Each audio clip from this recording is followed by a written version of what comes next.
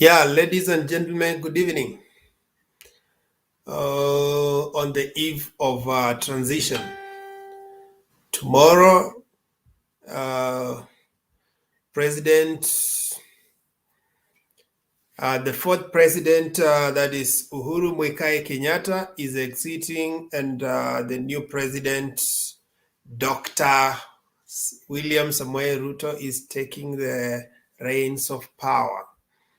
Today, there were a flurry of activities at State House. This included orientation of the First Lady and incoming president.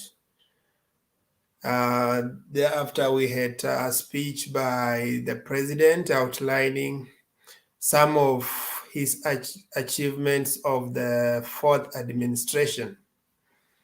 He also pledged his commitment to hand over leadership to the fifth president tomorrow.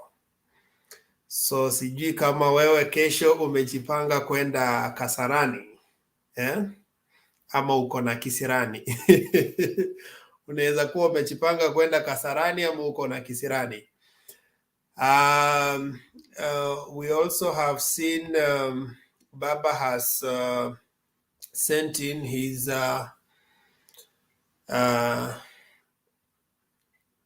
point of view on issue to do with Kasarani. He says he was given an invitation letter through a call and then also a written letter, but he said he is out of the country. He also said that there are a few issues that he wishes that they are settled before he can approve the new administration. So for now, he kept off.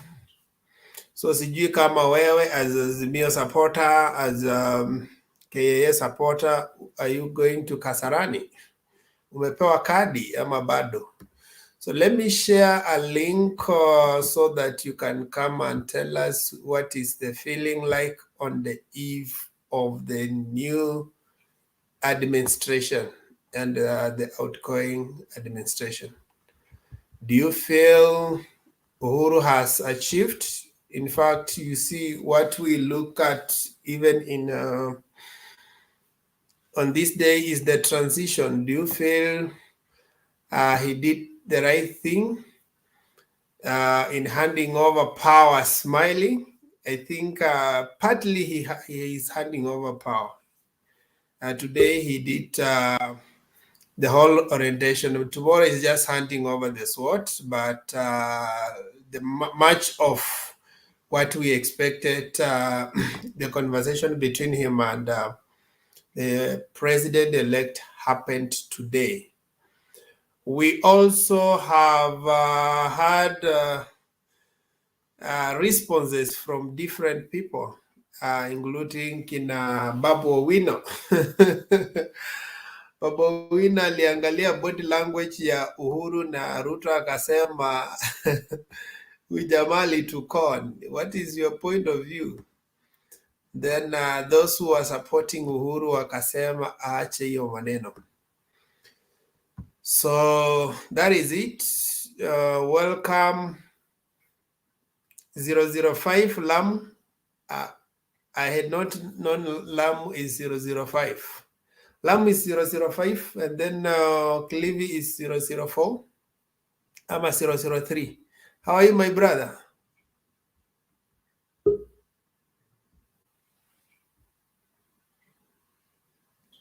Okay.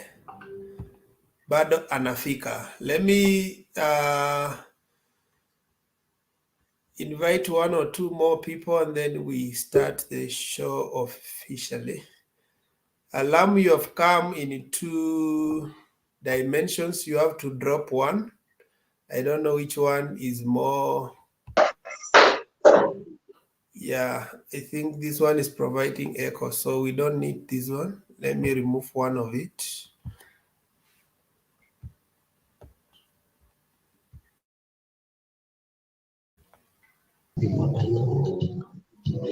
Thank you, Ekesa. How are you? Daily Watch, how are you? I'm okay, my friend. Is it someone I know, or the name is confusing me? That is Bruce Ogweno now. The Daily Oh, Watch. yeah. Yeah. You're welcome. So are we starting? Ujaenda kesha Kasarani, nasikia umekuja na bus. No, I did come. I didn't go for Kesha.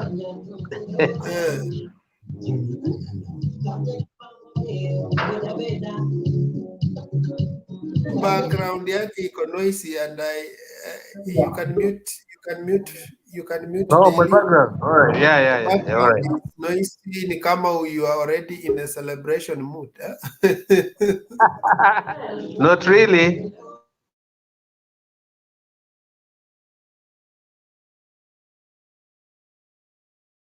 Let me play one or two short clips.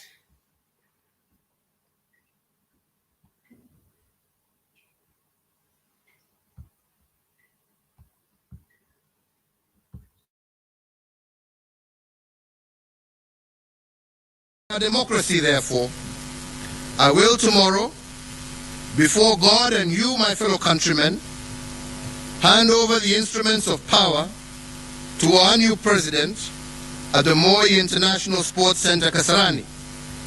And with that, the fourth administration will come to an end, and the tenure of the fifth administration will begin. My entire family and I join all Kenyans in wishing the very best to our next president, Dr. William Samoei Ruto, and extending to him our warmest congratulations for receiving the mandate of Kenyans to lead us as our fifth president.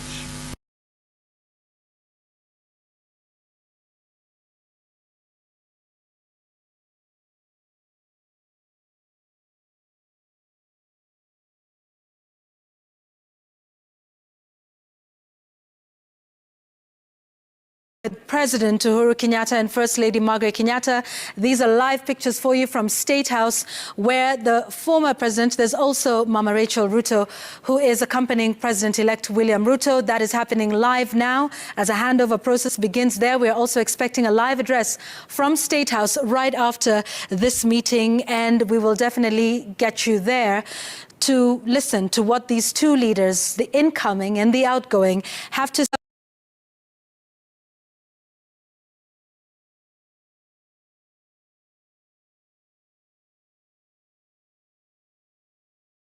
Okay, I may not know your view on what has happened, but let us know. So Elizabeth anasema Wekesa, we want to talk this issue of Savula. Savula alisema yeye niko governor. What do you want to hear? Alisema yeye pia ni governor, anapewa 50 cabinet slots, 50%. Yaani Barasa akichukua 5, yeye anachukua 5. Unataka kusikia hiyo mambo? Okay. I will get his clip, and then we can also weigh in on what Savula was saying, and probably what is inspiring him to say that. Irene anasema that is what leaders should do. He is a peacemaker, so he's applauding the outgoing president to be a peacemaker. Okay, there are those who see him as a peacemaker, there are those who see him as a playboy. Depending on which side you are seated and what the instincts are telling you. Okay, Molina anasema ukisikia ngoma kama hizo kesho kwa any house jua ni nyumba ya blue. Okay. So nyumba ya blue pia kuna celebration kesho. So how are you, my brother Daily? Give us your perspective.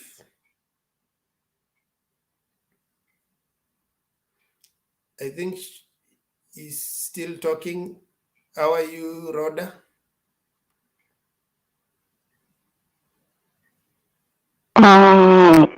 I'm fine.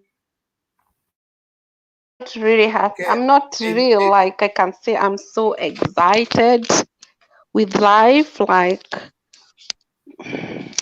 because we have people, they like to have fun. Some people, they like people when I think Kenya needs the fear of the Lord. Kenya need to fear God.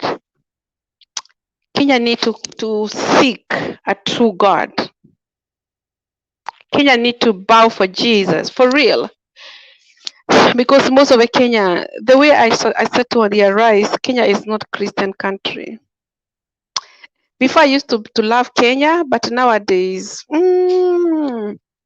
I don't feel proud to be a Kenyan than before, because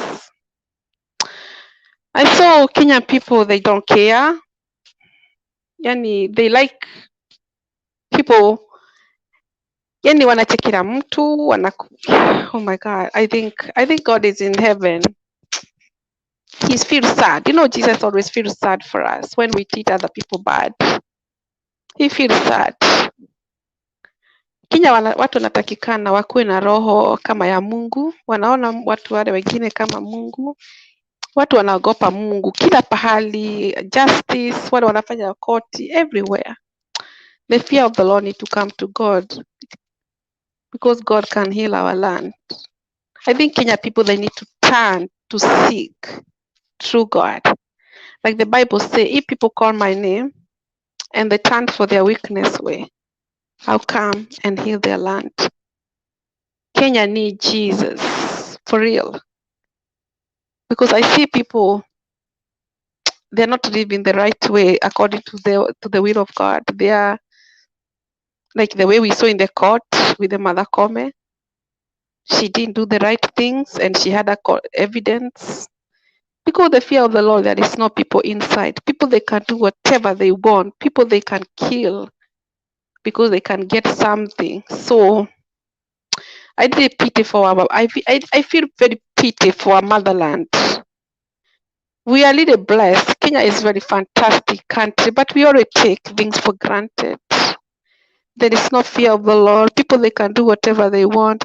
You see, like what happened today in Kakamega. I was very surprised. Governor, new elect, Balozi, he was a governor elect, and then the other man, DPK, he was saying that watapata mkate nusu.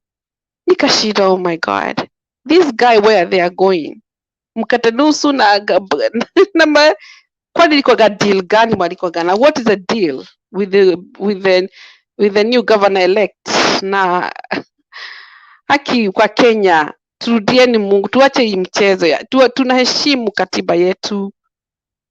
Unajua, Kenya people, you cannot get peace inside.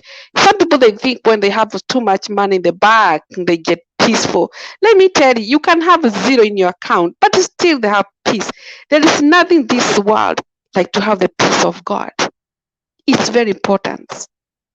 We uko na amani kwa roho yako. There is nothing. Like me, whether I have money or not, I'm always have the joy of the Lord, because the Bible said the joy of the Lord is my strength. I remember some years ago, I didn't have nothing. I didn't have even the winter jacket, and I remember my friend gave it to me, a jacket. She was from another country, from Iraq, and people was asking, "You always happy? You always smile?"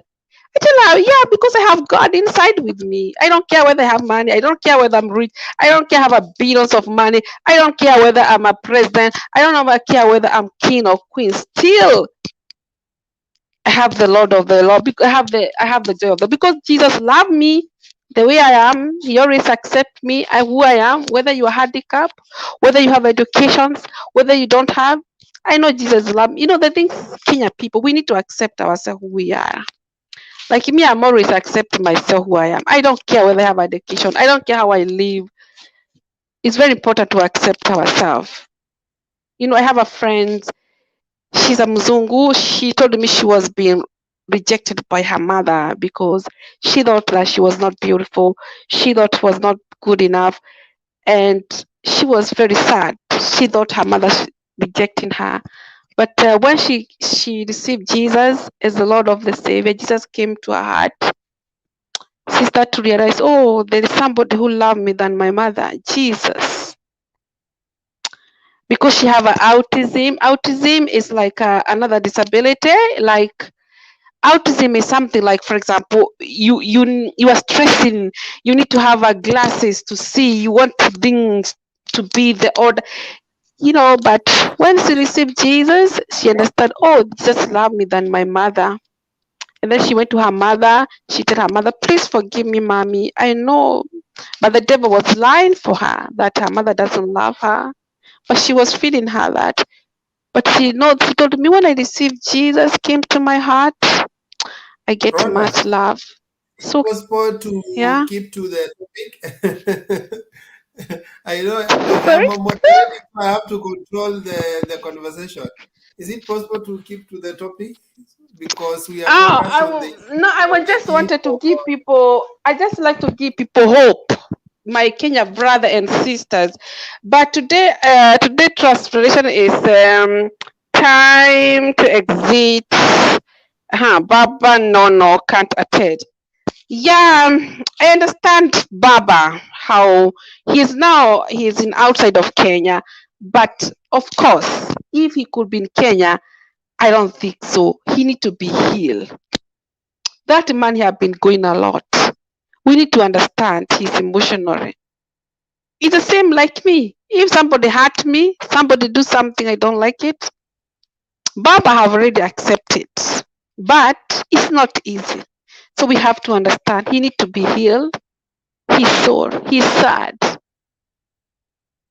We are human being. We are not animal. Animal doesn't understand, but human being is the same. Only robot doesn't have robot doesn't have a feelings. But Baba, he's not a robot. So let us understand him and we pray for him and we pray for his family. It's not easy.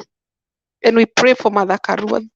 Those people, they need a lot of prayer. It's not easy. And Azimio la Umoja people, our governors, our MPs, our MC, we need to pray for them. They have been going a lot for the last 2 weeks. It's not easy, let me tell you. Let us give them prayer. I understand. I feel them.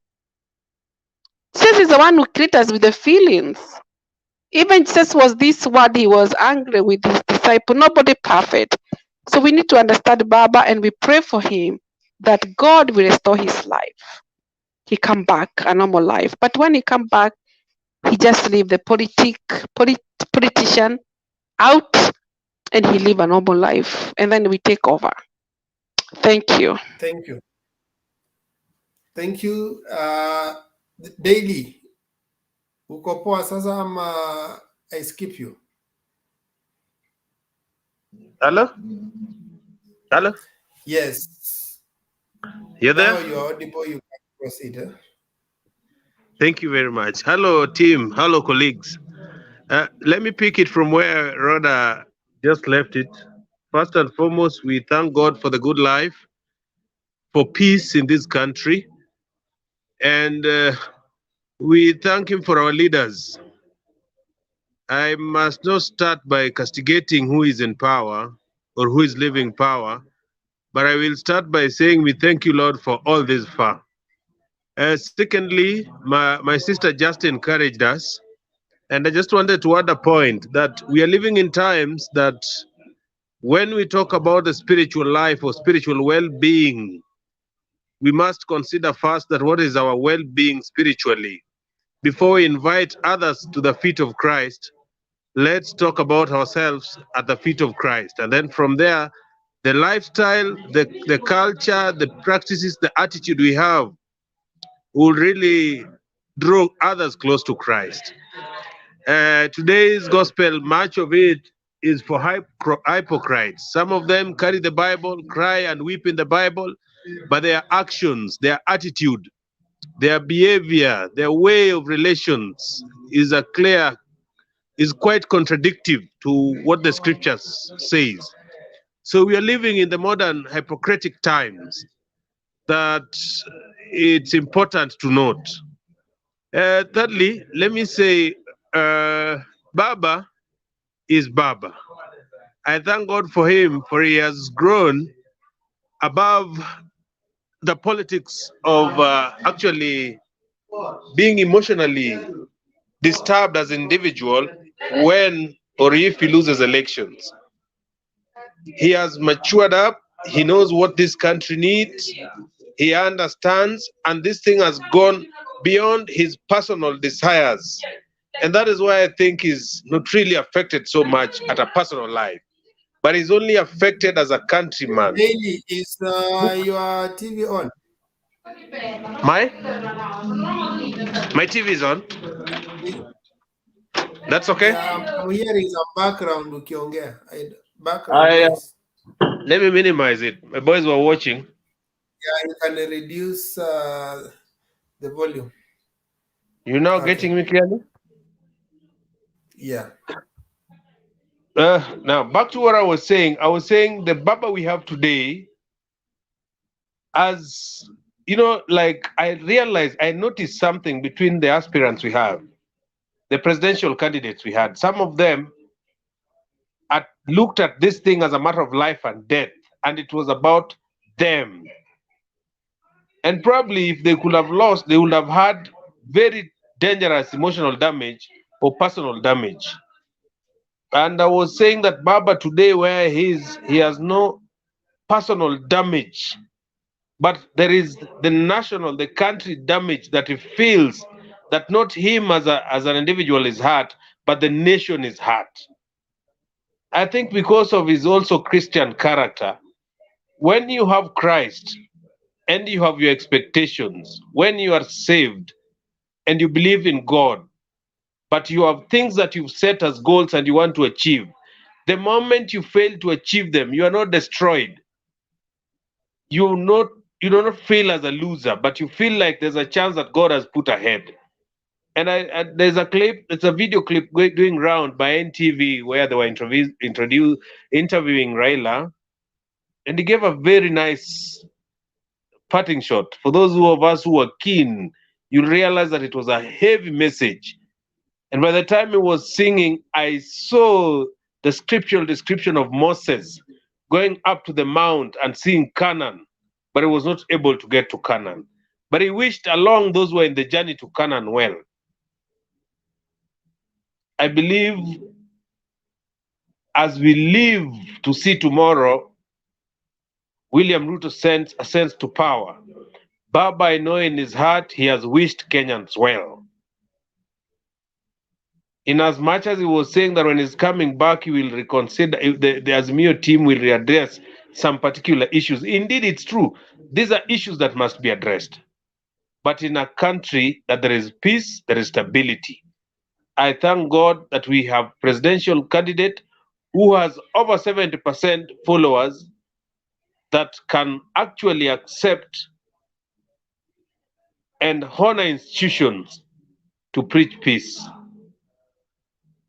And finally, Wekesa, as a good citizen and a patriot, and also a man of blue, Azimio, I am not attending tomorrow's ceremony. We leave it for good Kenyans of the yellow. It is their time. Let them celebrate. But our eyes are fixed on the course, knowing and believing that probably after this, they shall deliver. After this, we believe they shall deliver. We wish them the best. And I want to remind every Kenyan that as unga is 200 shillings in Kericho, that is it, how it is 200 shillings in my small village in Beta Suba North. So we must think that as we are supporters, let us not just cheer. Let us put our leaders to task and let us hope for the best from them. Thank you very much. Unless there's a question or any other input. Thank you. I'm inviting your comment in 30 seconds to comment on this. Esther Pasari says that a government that tells us it was and is installed by God, and God alone needs no opposition. So we cannot oppose God let William Ruto let government serve. Let the Kenyan people and let the Kenyan people let what? Okay, I think I've missed it. So he says that let William Ruto let government serve the Kenyan people and keep the promises they made to them. So do you support Esther Passanis that since UDA claimed that the government of KKA is God instituted. He was God's candidate. So as a citizen, do we need to oppose God? I support We may look Passaris. We don't satanic need to if we oppose oppose God. God.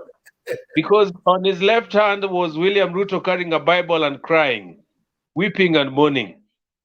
And unfortunately, today I saw an article going around saying that he said that after swearing in, he will drop the Bible down and start working to whip those who are cartels. It was a very deep statement. I don't really know what he meant by saying dropping the Bible down. That is quite unfortunate. But I will say they claim it's God. We expect to see a righteous government in place, a government that listens to common wananchi. They said they were hustler movement, Mama Mboga. But unfortunately, up to even last evening, I did not see Mama Mboga feature or appear in the list of nominations. It was about the who and the wealthy and the rich. People who do not know even how to cut mboga. People who do not know even how to roast maize. How I wish you would have nominated the guy in Kisi who sold to him some maize. You remember? So the God we expect to serve us in Kenya, it's unfortunate that it is mockery, but we'll have to live for it. ODM was not born for opposition. Our role as a party is not just to be in opposition. If the government feels they were elected by God and God dropped from heaven and voted in a particular polling station in Sugoi, that's where let God serve his people well. God needs no opposition. That is why Satan or Lucifer was thrown out of heaven. So I support Esther Passaris. Thank you for that. And I see buses are lined up for Kasarani. I'm not sure if Asalas will also be invited to the State House luncheon. It's for the chosen few. We want to see Mama Mbokas and wazee wa Nduthi wakipaka hapo Nduthi hapo karibu tu na State House na waende wakule mchere na pishori ya Kashagwa. Next. I'm just finishing with that. That's the last one. Interesting. Mambo ya Nduthi na mboga iliisha on 9.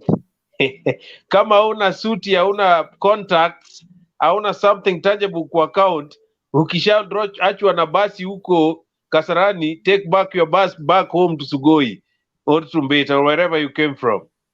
That is it. Thank you. Thank you very much. Thank you. Lamu, how are you? 005, how are you? Poa, mambo vipi? Niko poa. Comment on this one. Comment on this one. This is presidential standard for UDA. Ebu mute kwanza, naona mic yako iko na shida. Mute kwanza, then nikimaliza you can, yeah. So this is UDA presidential standard. We were told ile ya Kenyatta ilikuwa na more of black, then ya pili ya Moi ikakuwa na green, ya tatu Kibaki ikakuja some whitish, and then fourth ikakuja ya blue, somehow navy blue, and then we are back to green. So number 5 amechukua na number 2. Number 2 was Moi. Are we back to Moi season 2? Comment on this and we proceed. I think with regard to flag, I think it's personal choice. it's not that. But however, I think it should be like something resemble unity. On my personal view, kama yani venye ya Uhuru iko kulikuwa na white, kuna ndege kama dove flying, right? Who was that? It was a blue. Yeah, Uhuru. Yeah. The fourth. Anyway, yeah. They that's all. I don't know. I'm not that into details of that. The flag, any flag, yeah, president. However, colors, all men are colorblind. Wachana nayo. Yeah, I don't care which color it will be, but it's good it's not yellow. Otherwise, yellow it could be resemble a lot of food and all this. Anyway, on regards of Uhuru, what he has done for us, like what I would say that I'm from Lamu, and he has done a lot. Aki, nimezaliwa nimekuwa kukuwa na lami, but Uhuru have brought lami, which I think we were not expecting ati alete chakula kwa kila nyumba, but akiweka lami, something which everybody will use it, whether you voted for him, whether you did not vote, whether anything. Kwa mfano kama mtu anataka kwenda hospitali with business and everything, it's very easy. So I'll give him a thumb up with that. That's what I saw from my side.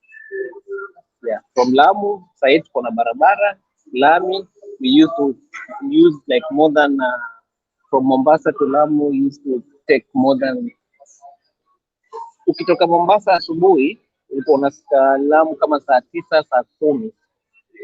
But now, more shorter, like hata unaweza tumia less hours. And then there is this bypass ya Garissa, Thika bypass ya kupitia Garissa pia. You can, from Lamu unaweza enda Nairobi within let's say 7-8 hours. Ukitoka asubuhi by saa 7 saa 8 umefika. Sasa mmetengenezewa lami, mmeweka basi ngapi inaenda Kasarani? Basi ngapi inaleta Kasarani? Kuna celebration kwetu, it's just there kama kawaida tu. There's no impact for us. It's fine, it's okay. Hakuna watu wana celebrate, kila mtu anaendelea na maisha yake. But I saw like Mombasa, kuna mabasi kadhaa, nimeona watu wamepost, kuna mabasi watu wanaenda, but I think at your own risk na pesa yako mfukoni. Sababu you cannot go that far kama una kitu. Mabasi ya bure, again, in case of anything emergency. I think wale watu wanaenda wengi ni those people who have nothing to do. Kama una kitu ya kufanya, I think hata kama umekuwa busy the whole day ama the whole week ama weekend, you just utapumzika nyumbani, and then the next day after holiday you do something else. But traveling, sijaona mtu yote akitravel, to be honest. Asante sana. Thank you. Okay, thank you for that update from Lamu. We appreciate your contribution. A man from Bondo. We want to know, how is the state of Bondo? There are people who get excited when they hear the name Bondo.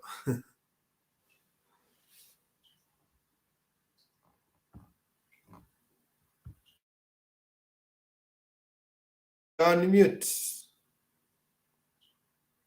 A man from Bondo, you're on mute. Yes, Bondo is fine. Everything is... Kenya ama Bondo ya US. Unajua Kisumu iko everywhere, Kisumu ndogo. So hatujui kama Bondo kuna ndogo ama ni ile ile tu. Saizi tuko Bondo ndogo, si Bondo kubwa.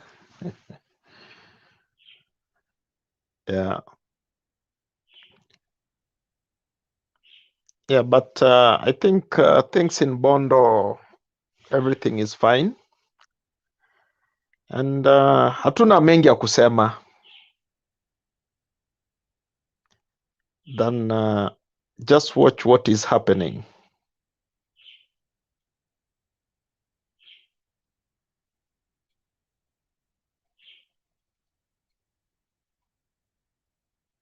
Hello? Hello, you are done. No, unless there's a question to ask, or if you just wanted to know how Bondo is doing, Yeah, and like Sasa, something I could after comment that, on, then or I've given you chance. You can comment on the topic. I think there's a transition of the fourth and the fifth. Today they met in State House. Maybe you have seen the news, the pictures. Then tomorrow, it's the D-Day for Hustler Nation. You can have your comment on that. Then Baba said he still has his reservation on attending the inauguration. So you can also have your perspective on that. Yeah. okay. The first thing I think the script is written, or it has been written clearly, and from my own side, I think either as a country or as individuals, people have made choices, and I think Kenya has decided, and they have decided the fate of what they want in the future. And in that case, at a certain perspective, we as maybe the Luo people, sorry to use that, of which many don't say that, maybe because they are shy to put it or to talk about it. But I think most of the people, as somebody had said, it's like we think it's a wrap for us being in the opposition or not being in the opposition. I think it's more than clear for us that we are either in one way, directly or indirectly, done with the country's things. And maybe personal individuals want to do their things or be part of it. They can be part of it, because this was so one of the most, maybe a stupid move that has ever occurred in the country. And I think that, in my opinion, is what Uhuru was trying to avoid at most cost. Because I'm more than 100% convinced Luos will not vote any other time or any other day. Take that to the bank. And the country will have their own things to do. And the reason why I think and speak so boldly about this is that Luos, they have their life fixed, their life is intact back in the village, and they don't depend on the government a lot or a lot of governmental services. Anyway, since independence, most of them have been marginalized, so they are used to it. They've been in the opposition, they have nothing to lose, and they've been living with it. So it's a new chapter for the country. That's what I think. And I don't know what is next for the country, unless somebody has an opinion on that or something to say. But I think it's a big wrap. So those people wants to celebrate, they can celebrate, is their democratic right. And as we say, every democracy has its side. So not being democratic to others can also be democratic for others. But all in all, what happened shouldn't have happened in such a country.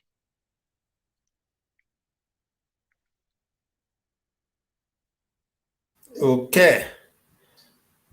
Thank you. Njoroke, Mike, how are you?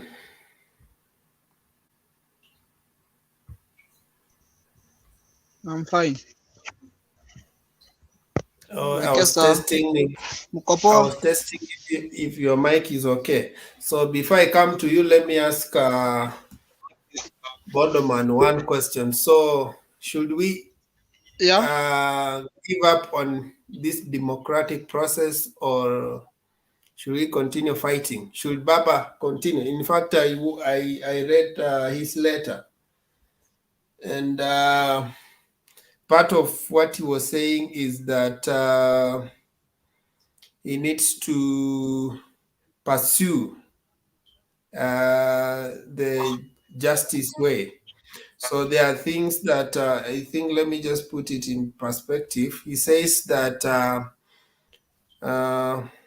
I regret, however, that I will not be available for inauguration because I am out of the country, and I also have other serious concerns. One, I believe that the independent IBC, the body which was charged with the responsibility of the election, did not conduct free and fair election. Second, I believe that the ruling of the Supreme Court was not based on the facts and the law, even though we accept it. Now, for these reasons, the outcome of the election remains indeterminate. Once I return to the country, I will jointly with Azimio la Umoja Kenya Coalition Party leaders announce our next steps as we seek to deepen and strengthen our democracy. Do you feel like Baba should continue fighting for democracy?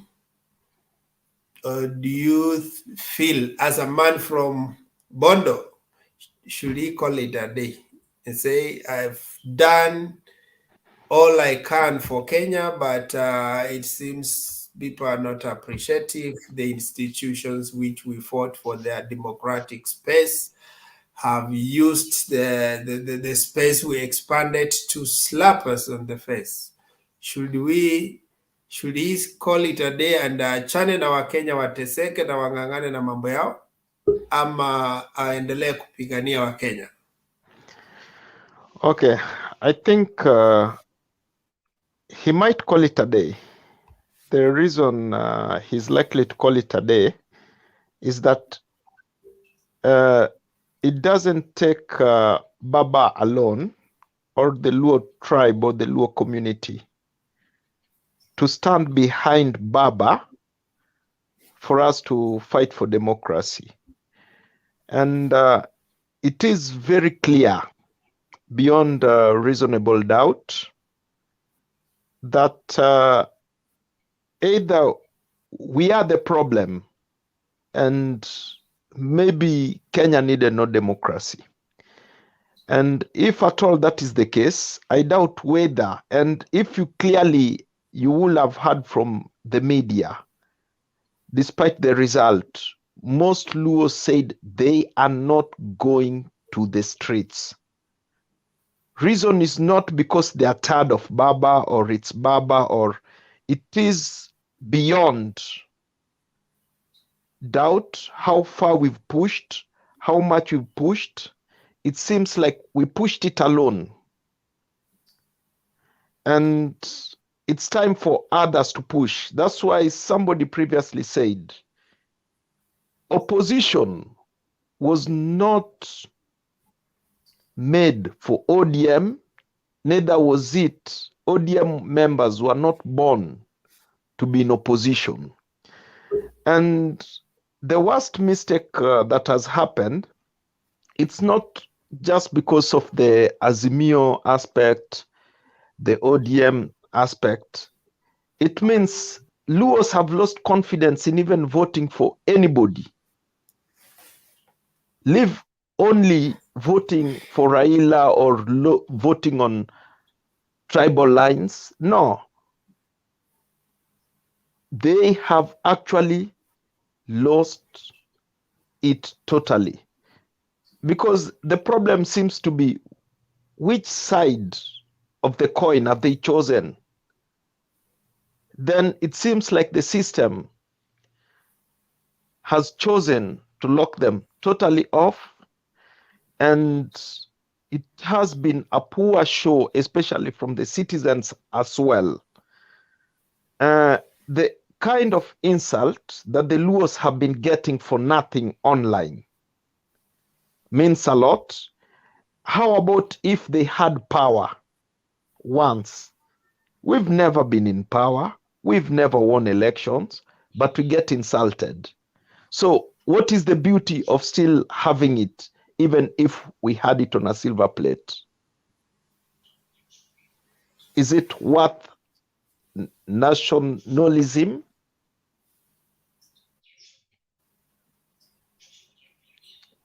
The flag of nationalism is totally tattered. We fought for democracy. We pushed hard. We came to the highest peak. Many Luos have lost their lives since independence to now, and it seemed like it was their own affair. The kind of insults they get online, and it is more concluded in most. They are not going to go in the streets again, whether Baba will call them or will not call them. Maybe other generation that haven't been part of this, they never saw this, they have no idea about this. Maybe they will fight about it. I, as a voter, have been voting for more than 3-4 times. It has been the same. And we are almost confident, no matter how much we vote, whoever we will vote, Baba was ever the strongest candidate that the Luo people ever had or could have ever had. He was the best that could have ever been picked. Somebody wrote a small script about him. And since he was the best that you could have been given, that the country got, and we fought to this point, I think the rest, it will be a choice of the Kenyans to see what they want to do. It's not going to be again from the lakeside. That one, take it to the bank anywhere.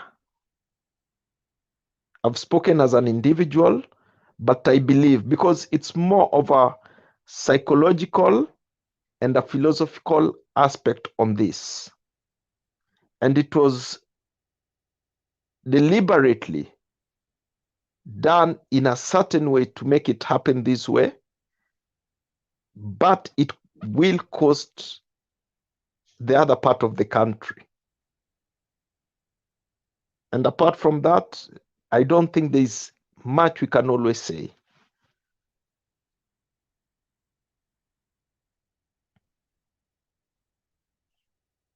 Okay, let me ask you this way. Yeah. Do you believe that someone who has been amputated 2 limbs can still have hope for living?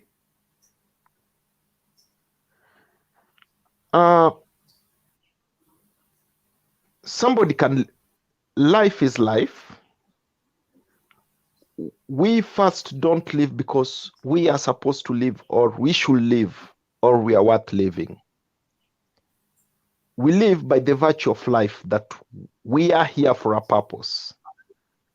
And the purpose is the greater aspect that push everybody into wanting to do something.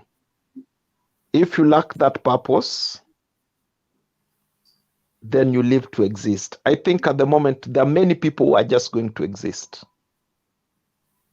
And as you've heard, the celebration, who knows the celebration? Some people have started existing. oh, something is happening at Kasarani. Who wants to be there? People have begun existing, not being part of something. Kenyans had a choice, or that we have always had all the choices to be present, to feel our presence. And historically, I will tell you one very powerful thing from independence. The people like Tom Mboya, the smartest people, they represented the country and the government used them. That the meaning of the country Kenya could be felt. And that's how it was built. Who's going to do that job again?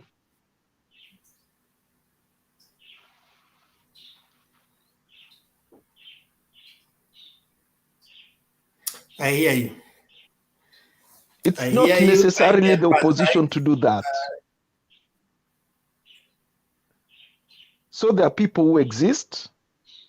They have existed before a nation was formed. We had our own system of governance, structures within the families, how people are governed before the government was consolidated. And when the government was consolidated, everybody had the spirit and we fought like, oh, we are one thing. The cake is for everybody. The cake is for anyone who can fight for it. But they are kids of not lesser gods, but I think there are people who don't exist. And maybe they shouldn't have existed. And it's very clear, powerfully clear, and there is no doubt about that.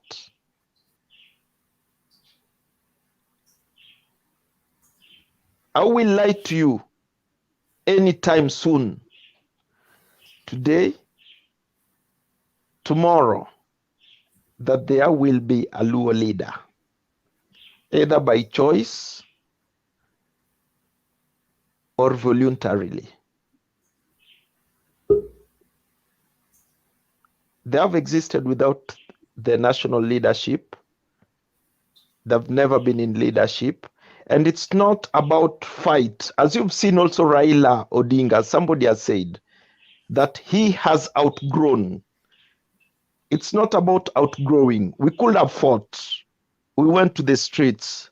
We've done everything. Came the international body with a threat of ICC and other things. So what do?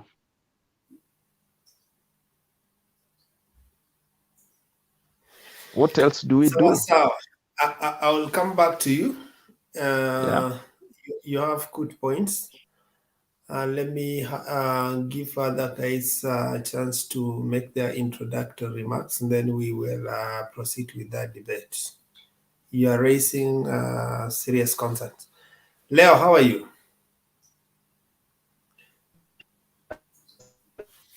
And I believe, is it Njoroge who has dropped several times?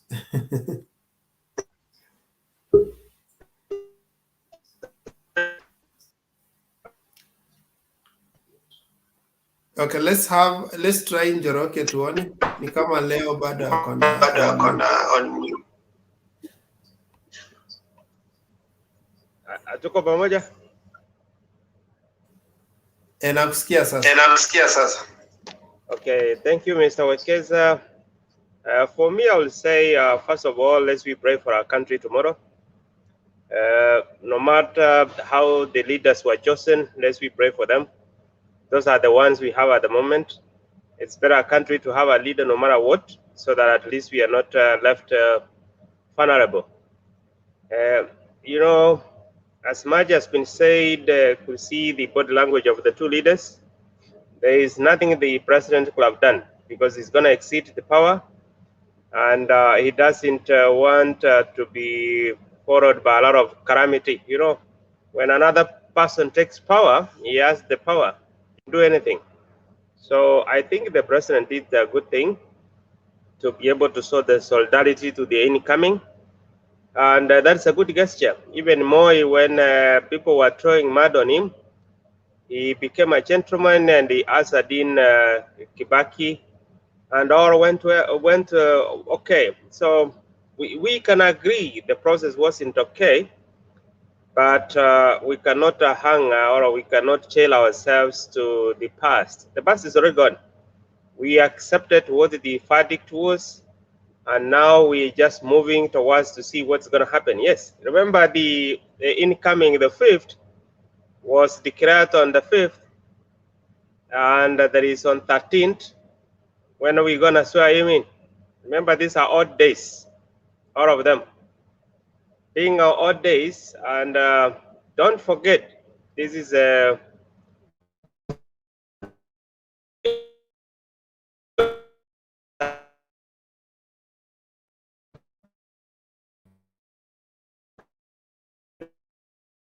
I think you're having network challenges. I don't know.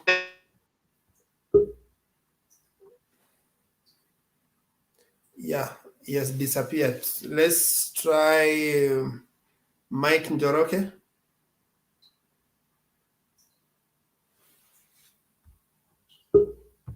Mike, how are you? I'm fine. How are you, everybody? We are good. So you can make your introductory remarks based on what we are discussing today. The eve to the big day for the 5th. And then what you saw at the State House, the whole process. What is your comment?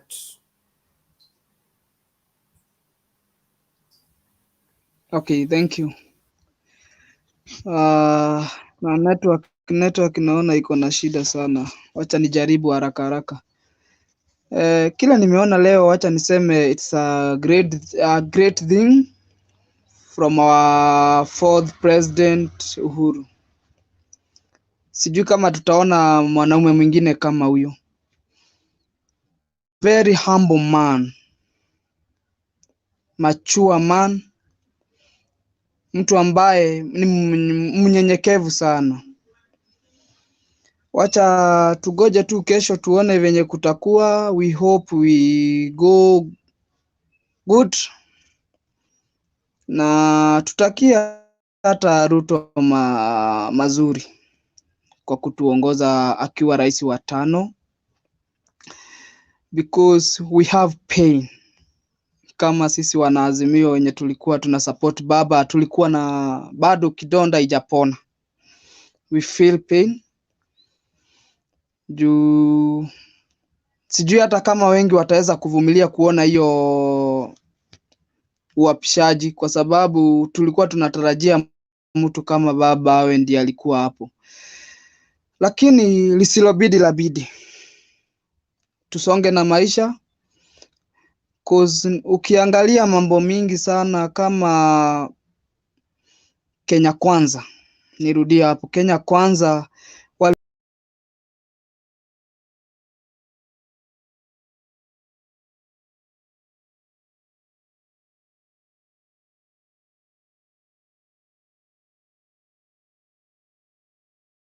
Yes, dropped off. Let's have Walter, how are you?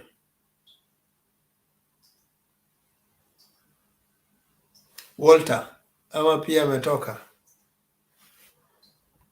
Okay, Benson, how are you? Thank you, Wekesa. Tuambie maneno. Thank you. Is freedom coming tomorrow? Yeah, is freedom coming tomorrow? It's still a long way to go on freedom, because 2022 have taught us a lot of lessons. One, I would say, finally, at least we see the president coming out and congratulating the president-elect, which is a good sign for our country. You know, for a young democracy, you know, you need that peace. You need to bring everyone together. So that handshake and bringing the two former and the first family together, it's a sign of peace in the country, and that have cooled everyone of both sides. Although there were some few comments here and there, but it's a good sign that the handover will be peaceful and the country will stand tall. Everyone was worried that we will have 20 presidents coming to Kenya and Uhuru is not sure, and that would have been a big reverse of the gains we have over the last years among the other countries of equals. Number two, I think 2022 is also a reflection for communities, and in terms of their leadership, I think that some of us from the mountain, we were trying new things, like trying to revolt against our own, and trying to keep promise. So it's a reflection about how communities value their leaders and leadership. It's also time for leaders to reflect on how the communities cannot be taken for granted. I think for us in Central Province, I think that was a big message. No one can take the masses for granted.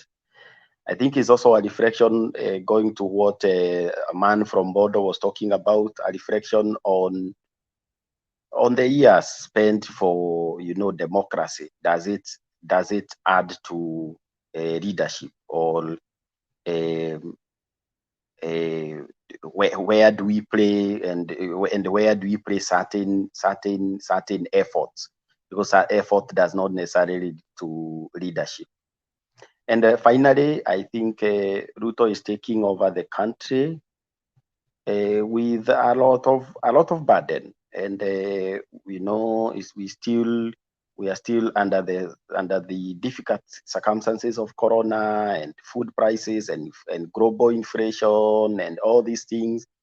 So it's not easy for Kenya Kwanza. I can tell you, in the next 3 months, it will be not easy for them. But we wish them well, we wish the country well, and we hope that in the spirit of the nationalhood, the country that we want Kenya to be, that we shall bring everyone on board. And I want to wish the serikali ya awamu ya tano all the best. Thank you, Wekesa. Asante sana kwa huo mchango wako.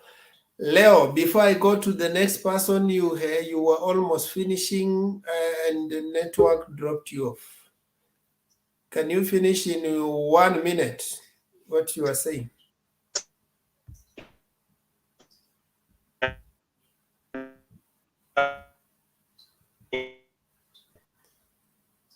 I don't know kama mimi niko na shida ama I'm not hearing you. I think you still have network challenges. Wacha tukuweke parking for now. Joroke, you also dropped off? Yes. Ama bado uko na challenges ya network? Yeah, network ndio shida hapa. What I say, ongea haraka ndio nilikuwa nasema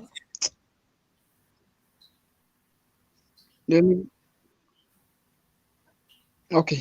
Sasa ndio nilikuwa nasema let we wait tomorrow, tugoje tuone venye kutakuwa, kwa sababu kuanzia kesho tulisikia Biblia ikiwekwa chini, unga inashuka, mafuta inashuka, everything. We are ready for that, na tubanduki hapo,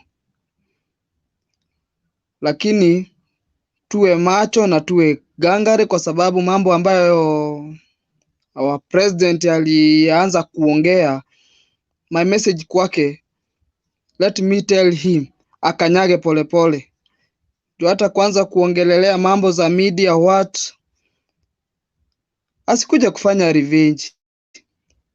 Uhuru alimwambia vizuri, akiongoza Kenya aongoze kila mtu ajue ni wake, asianze kubagua, asianze kuangalia huku na huku, nani alinifanya, nani alinitenda.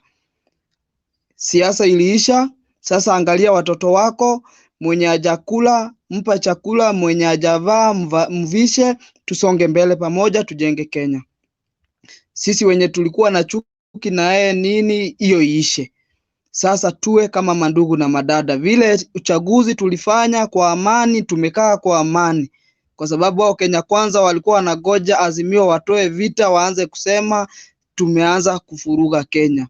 But God alisimama na akaonyesha ushujaa wake. Baba kukosa kuja kuonekana kushuhudia, amesema ako na shughuli zake.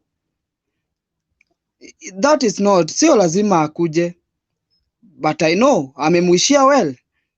Ashakubali. Na Kenya lazima itaendelea. Na hiyo ndio ungwana. Kwa hivyo wacha na sisi tupatie Ruto nafasi, atuongoze tuone. Inaweza kuwa uko mbele atatupeleka vizuri, lakini sahi tusimjaji. Sahi tuponye roho zetu na tuwe watu waaminifu, watu wenye wanatenda. Kenya isimame. Na hapo ndio tujue 2027 haiko mbali. It is around the corner. Iko tu hapa kwa kona. Sisi ndio tuko. Hayo ndio mangu.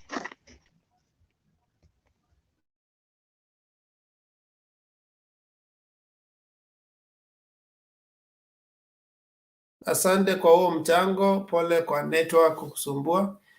Walter, how are you?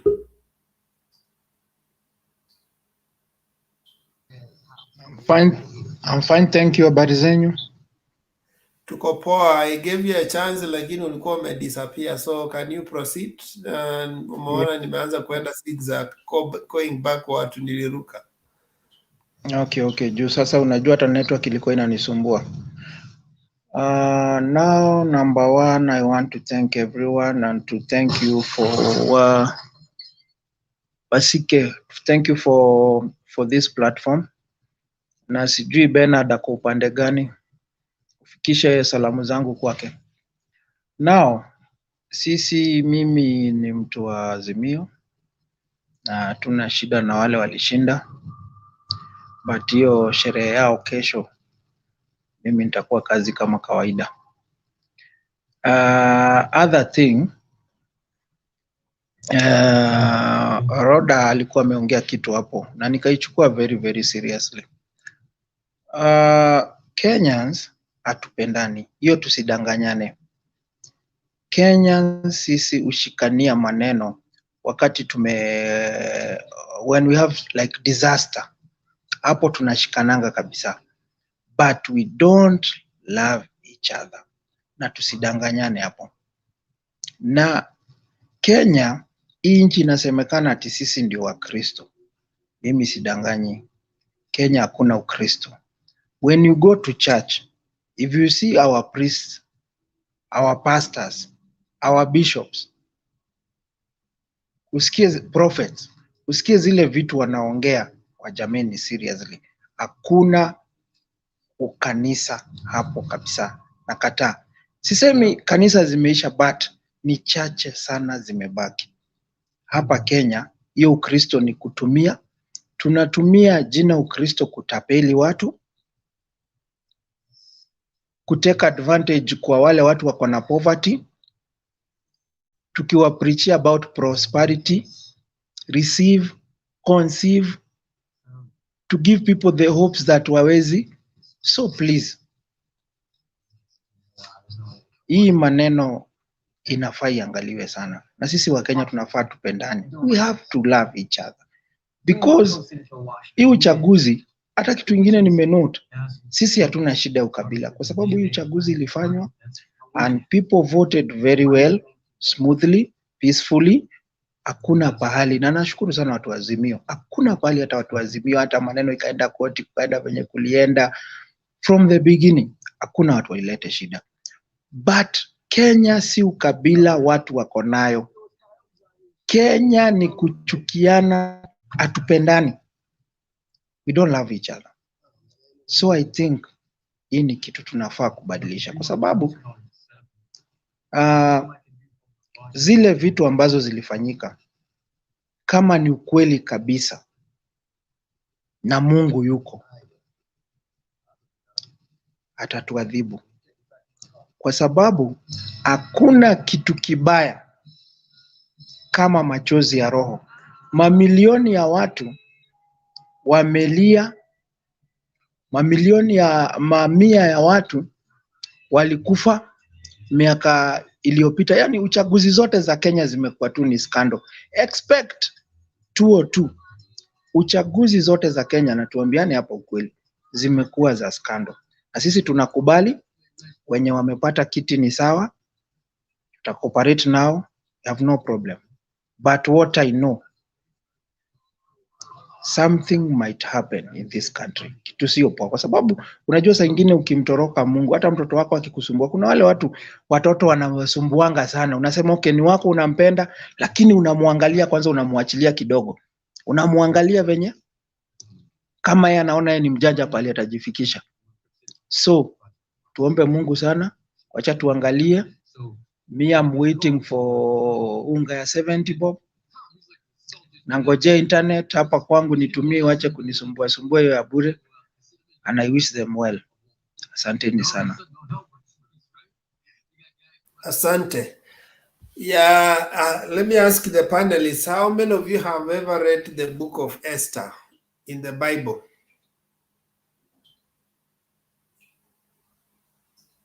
If you haven't, I'm giving you an assignment. Go and read it, the whole of it. From chapter 1 to the last, it only has 4 chapters. It does not mention God anywhere. The word God. Hakuna mahali. But yet, when you read through the book of Esther,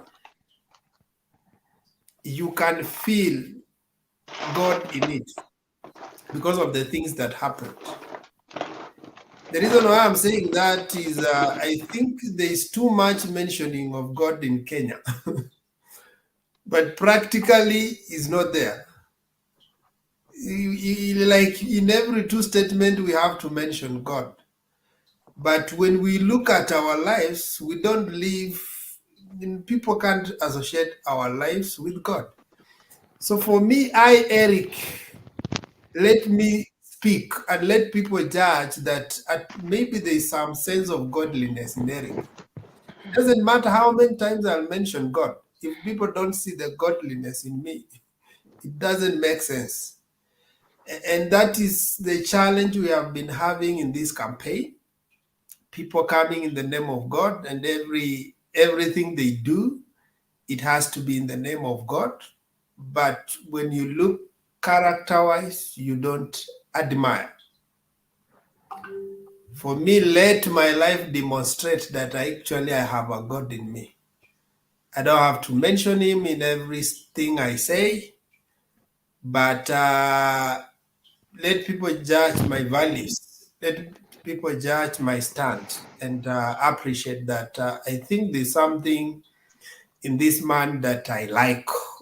Maybe there's a sense of godliness. There's a sense of, for me, that is what I want.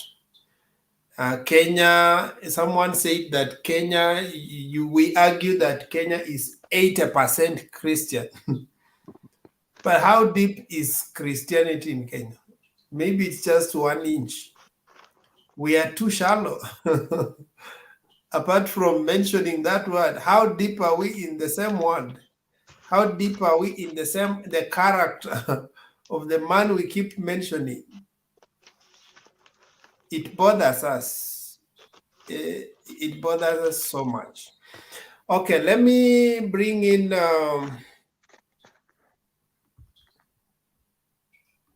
anajiita nani? Olara, you dropped off, so I don't know if I skip you. Ama you are still eating, waja ni kuskip. Ibrahim, how are you?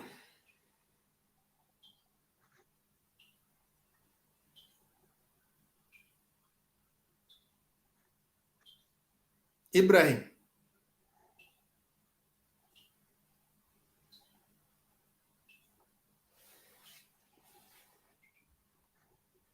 Okay. Munanisikia ama shida iko wapi? Ibrahim, you're on mute. Can you unmute?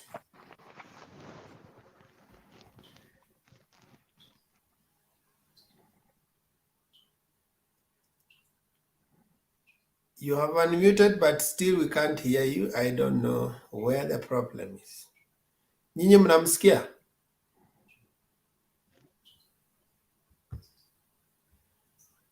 Yeah, I can say something, please, about for the forgiveness.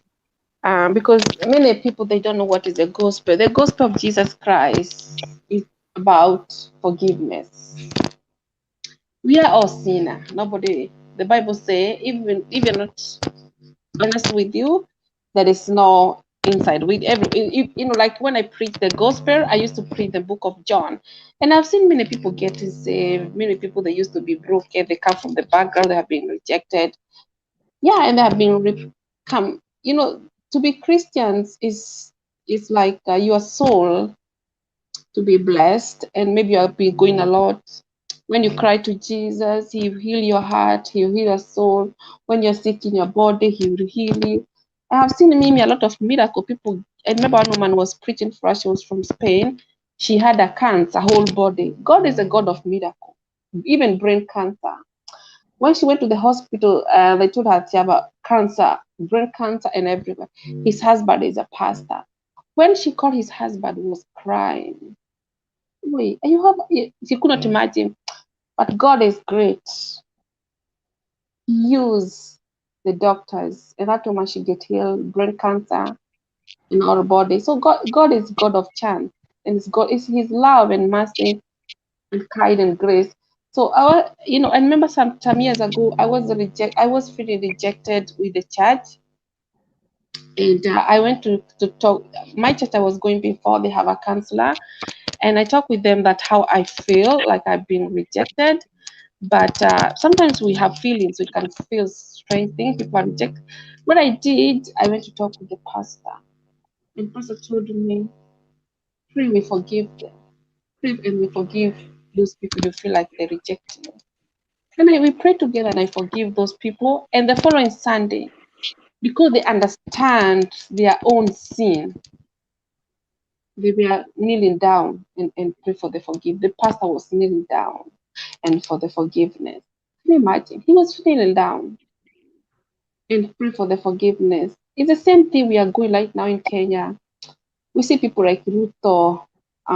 He have been taken over with dictatorship, manipulation, controlling. We don't know whether he is using witchcraft. One day, one time, he will cry to God and he say, Jesus, have mercy on me. He thinks that he's going to sleep tomorrow in the state house, that everything is fine, everything is good. I'm going to sleep in my state house. I'm going to be the president. But there is another thing, big, like the way we have been sad, like me, I've been crying. He can get punishment to God. He can go to the state house to get sickness like cancer. He doesn't know where he comes from. I'm not going to curse him because people are sad. So he need to repent. If it is him tomorrow, when I take the Bible, I could be bow for Jesus. He said, Jesus, have mercy on me. He had been rejected, the owner of the Citizen TV, I will not be there. That's not fair. And he said he is a Christian. A Christianity is about forgive. If he's a really man of God and he says born again and he have the Holy Spirit and he have peace and he love himself and he love his country and he love his family, he could forgive even the owner of that Citizen TV to watch everybody to watch TV. Like we cannot come here and then we are seeing. We have to talk. In fact, especially Kenyan people, they need to repent. One thing, we have been feared, Ruto. We have been feared. I remember one time we were stuck with the fear in our church. We repent for the fear. We were bound for Jesus. How much we have been feared? We think fear can control you. So if it is me, William Ruto, tomorrow in Kasarani, he need to take the Bible to tell Jesus, have mercy on me. He pray for the forgiveness to us Kenyans. What he have done for us. Many Kenyans, they have been depressed. Many Kenyans, they have been sick. Many you know, he prayed for the forgiveness, the owner of the TV, because they want to get, this is a business. We have seen even people like even billion. I remember one man, he's a lawyer, he live in America. He live in New York City. He's the richest man. And he was saying that every time when he wake up in the morning, he make the vision. Where he get the vision? When he's walking in the nature, that's why he get the vision. And he said, I'm humble myself that I have a nature close to my home. And he's a neighbor to the Bill Gate. And he was saying that I'm so humble. Huh? Because when he go to that nature to take a walk, God give him visions, and even think, you know, like me, when I feel stress, I used to take a nature. So, Ruto, if it is me tomorrow, you need to humble yourself in the front of God, because God can bless you and can bless your children, and the grandchildren will come. That's the message I could give you. Thank you. Thank you. Kakamega County. Mtu asikudanganye akisema alirudi kwa udepute. Hapana, sisi tumegawanya serikali ya county government of Kakamega mara mbili. Baraza amechukua nusu na Saluna amechukua nusu. Kikatiba, ministries za Kakamega County ni 10 ministries. Baraza amechukua ministries 5 na mimi nimechukua ministry ngapi? 5. I am not a deputy governor. I'm a co-governor. Na mimi kwa hiyo ni hii kuanzia Shinyalu, Ikoromani.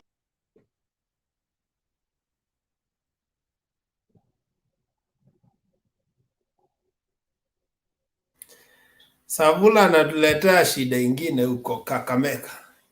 They are the last people to be sworn in as governors. Huh? Ameanza already serikali ya nusu mkate. Tukawane ministries 5. Yeah? Yaani mnatuongezea stress huku Azimio, tuko na stress mingi, mnatuongezea vitu zingine as make sense. Okay, and when you carry up your hand is 1 minute, and then tuende kwa Brayo sasa. 1 minute Bondo, alafu tuende kwa Brayo. Okay, the Savula case, I agree with him. 50-50. You know, the reality about life, to keep peace, is equality. Hata kama tunakataa. If you want to work well, make it 50-50. That is 1. 2, when it's 50-50, it's equal. And that's also what the BBI, they try to do, so that they can create, because still we refuse the BBI and got still back into the same problem that is tribalistic. And then tonge kidogo to Rhoda on religion and forgiveness.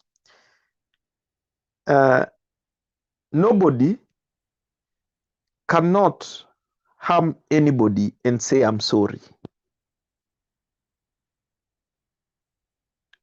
Anybody can do that and keep on telling you, I'm sorry. That's what religion tells you. Religion, Christianity, was brought around with the colonialists to do what they did and say, I'm sorry, and continue doing what they do. That's the script. Treating somebody fairly in an equal matter. Best friends are people who share things equally, treat each other well. Why can't we share equally and be best friends? Why should I feel better than you or lesser than you? We all eat, we all see, we all feel the pain, and the reality about the pain. That's why you hear we say that when we have a problem as a country, then Kenyans come together. Why? Because we feel the pain. Unless we've learned to share, we have a problem. Christianity will never solve. Your God will never solve. Is the equity of sharing. I'm in a country where people share. And if somebody doesn't have something or needs something, ask whatever you want. You'll always find somebody who will give it to you. And that's how I learned the meaning of sharing. If we share, why do we fight over power? Why should we use all other things? It's because we have refused to share. Even the reality now is two communities. They want to share among them.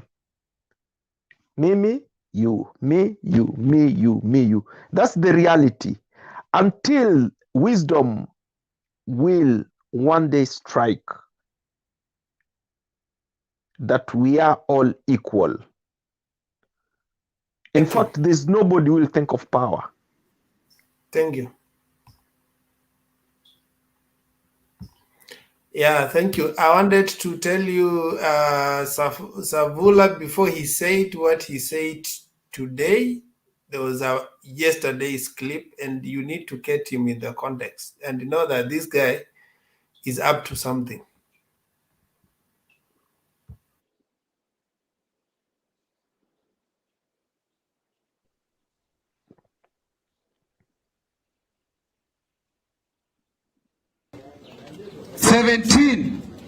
Baada ya uchaguzi mimi nikaingia mrengo ya William Samoei Ruto kama jirani, kwanza kusupport yeye awe rais wa Jamhuri ya Kenya. My friend, ile nilipitia Mwenyezi Mungu ndiye anajua. Nilishikwa saa 8 usiku kwa nyumba yangu. Bibi akashikwa saa 10 usiku kwa nyumba nyingine. Bibi mwingine naye akashikwa, mimi nilishikwa kwa hoteli. Bibi naye akashikwa kwa nyumba nyingine saa 11 asubuhi. Wote tunawekwa cell. Tunaambiwa tumeiba shilingi 1.5 billion ya serikali. Naambia leteni ushahidi. Tukaenda kotini. Hakuna chochote. Nikaambiwa na mtu ya DCI, wewe toka kambi ya Ruto na sitakusamea. Nikaambia basi mniue basi. Mniue. Nimepitia tabu. Na mimi naeleza Mheshimiwa William Samoei Ruto, usiwe na chuki na Mkenya yeyote mwenye hakusupport. Wewe endesha serikali bila chuki. Weka maombi mbele. Weka kanisa mbele. Unganisha Wakenya wote. Yale yalitendeka DCI kutumiwa vibaya, kuanzia leo iache. Kila kiongozi aache hiyo. KRA wakaniwekea ushuru ya shilingi 2.5 bilioni. Nilipe 0.5 bilioni ushuru. Mimi tu nimepitia. Mimi nikaenda kusupport hiyo kambi nyingine. Nilikuwa na support bila roho moja. Nilikuwa na shurutishwa kwenda kusupport hiyo kambi nyingine. Kabisa nawaeleza ukweli. Lakini mimi nikasema waacha nivumilie. Haya yote yataisha. Mtu ashike bibi yako, sir. Wewe mwenyewe, sir. Bibi mwingine, sir. Nani atalipa bond hiyo? Na nyinyi wote mko ndani. Si mmoja atakana baki nje ndio aende kwa banka atafute pesa alipe bond. Wakafunga account zangu zote. Wakafikiria mtoto wa pasta ataumia. Mimi ndio huyu hapa deputy governor. Nyinyi watu wa DCI, shame on you. Tumeelewana Lugari? Uongozi usitumike vibaya. Tafuta kura yako kwa amani. Saa hii mimi nitafanya kazi na William Samoei Ruto, Kenya iende 2027 uchaguzi kija, wewe mwananchi utaangalia sera ya mtu. Lakini Ruto weka maombi mbele, na wale wamekosea usiwafanyie madhambi. Sawa sawa? Na ule rais wetu Uhuru Kenyatta, sisi tunakuombea retirement mzuri, na mimi kama deputy governor nitakuwa na kutembea.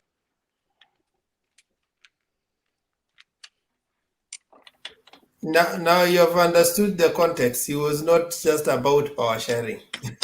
He's trying to carve out something so that he can be part of the new system that is there. So he's creating his own center of power. Yes. Okay, so let's have Brio Kitty. Hey, Mr. Wekesa, how you guys doing? We are good. Go fine. Oh, okay. Okay, I want to say that I want to agree with Roder and I want to agree with was it Carlton?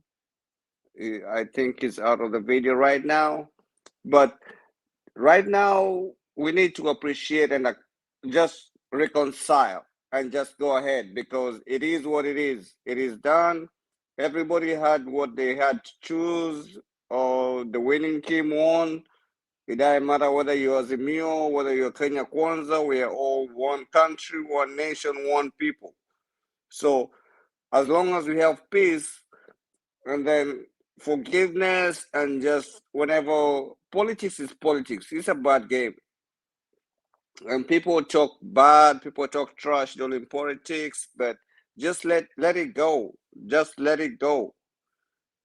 And then right now, I know Mr. Wekeso, maybe Azimio and everybody else, but some of us couldn't even vote because we couldn't even travel. But at the end of the day, we just accept like whatever the Supreme Court said, that is it. It's just 5 years and then we'll go back to the drawing board again. But let's just have peace,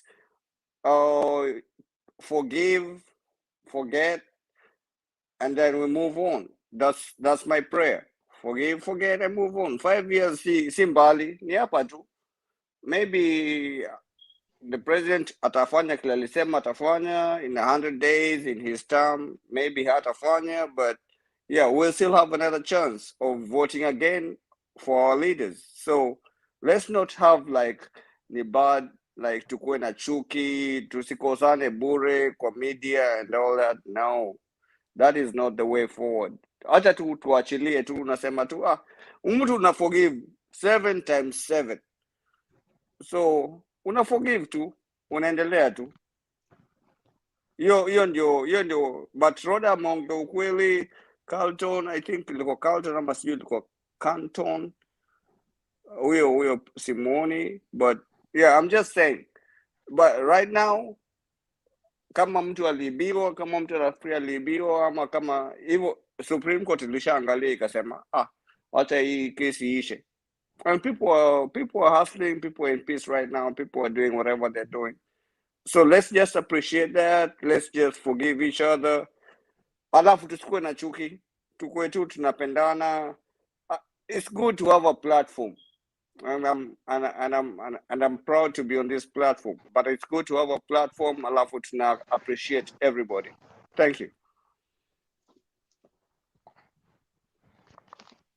Asante sana kwa hiyo maoni yako mzuri.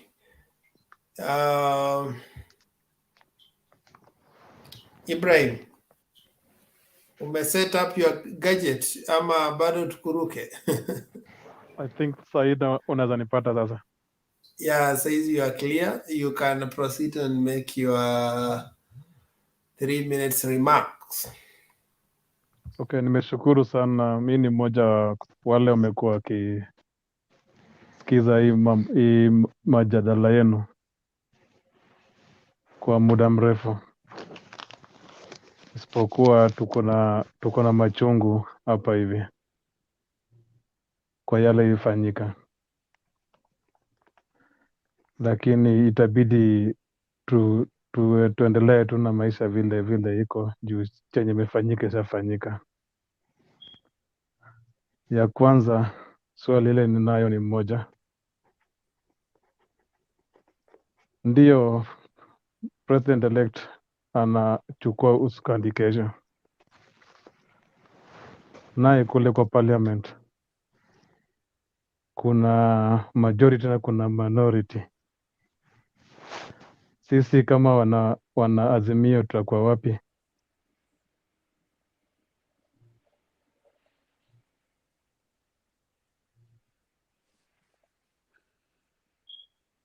I think hey, part Ibrahim. of just was that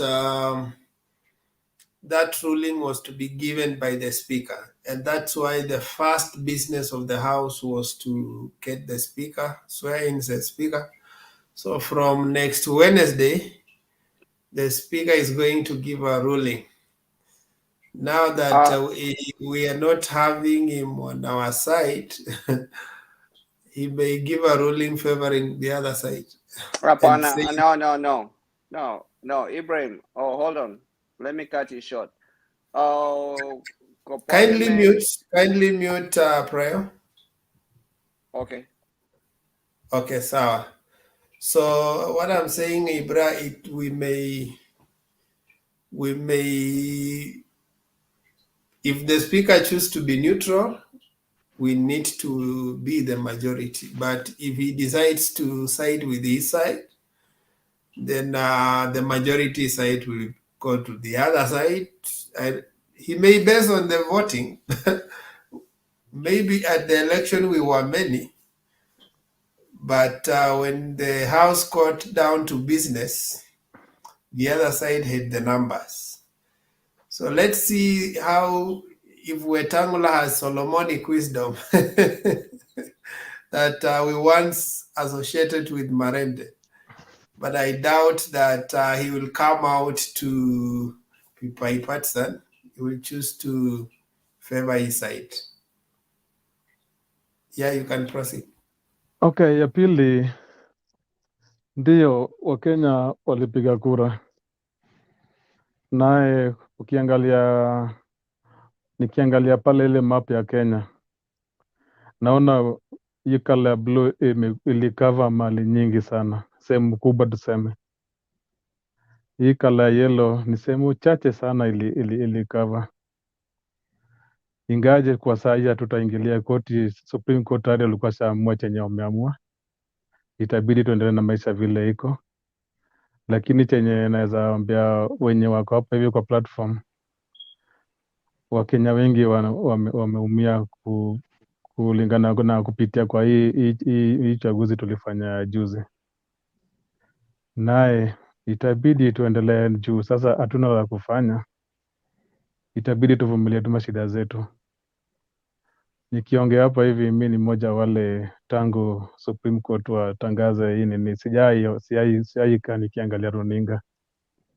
Mara nyingi naendelea na hii madala yenu wakati ile imeanza, ama nisikize muziki kwa hizo masaa zingine. Mara nyingi huwa nasikiza muziki. Hii kitu ukiangalia Kenya kwa ukweli kabisa, Wakenya wengi wanaumia.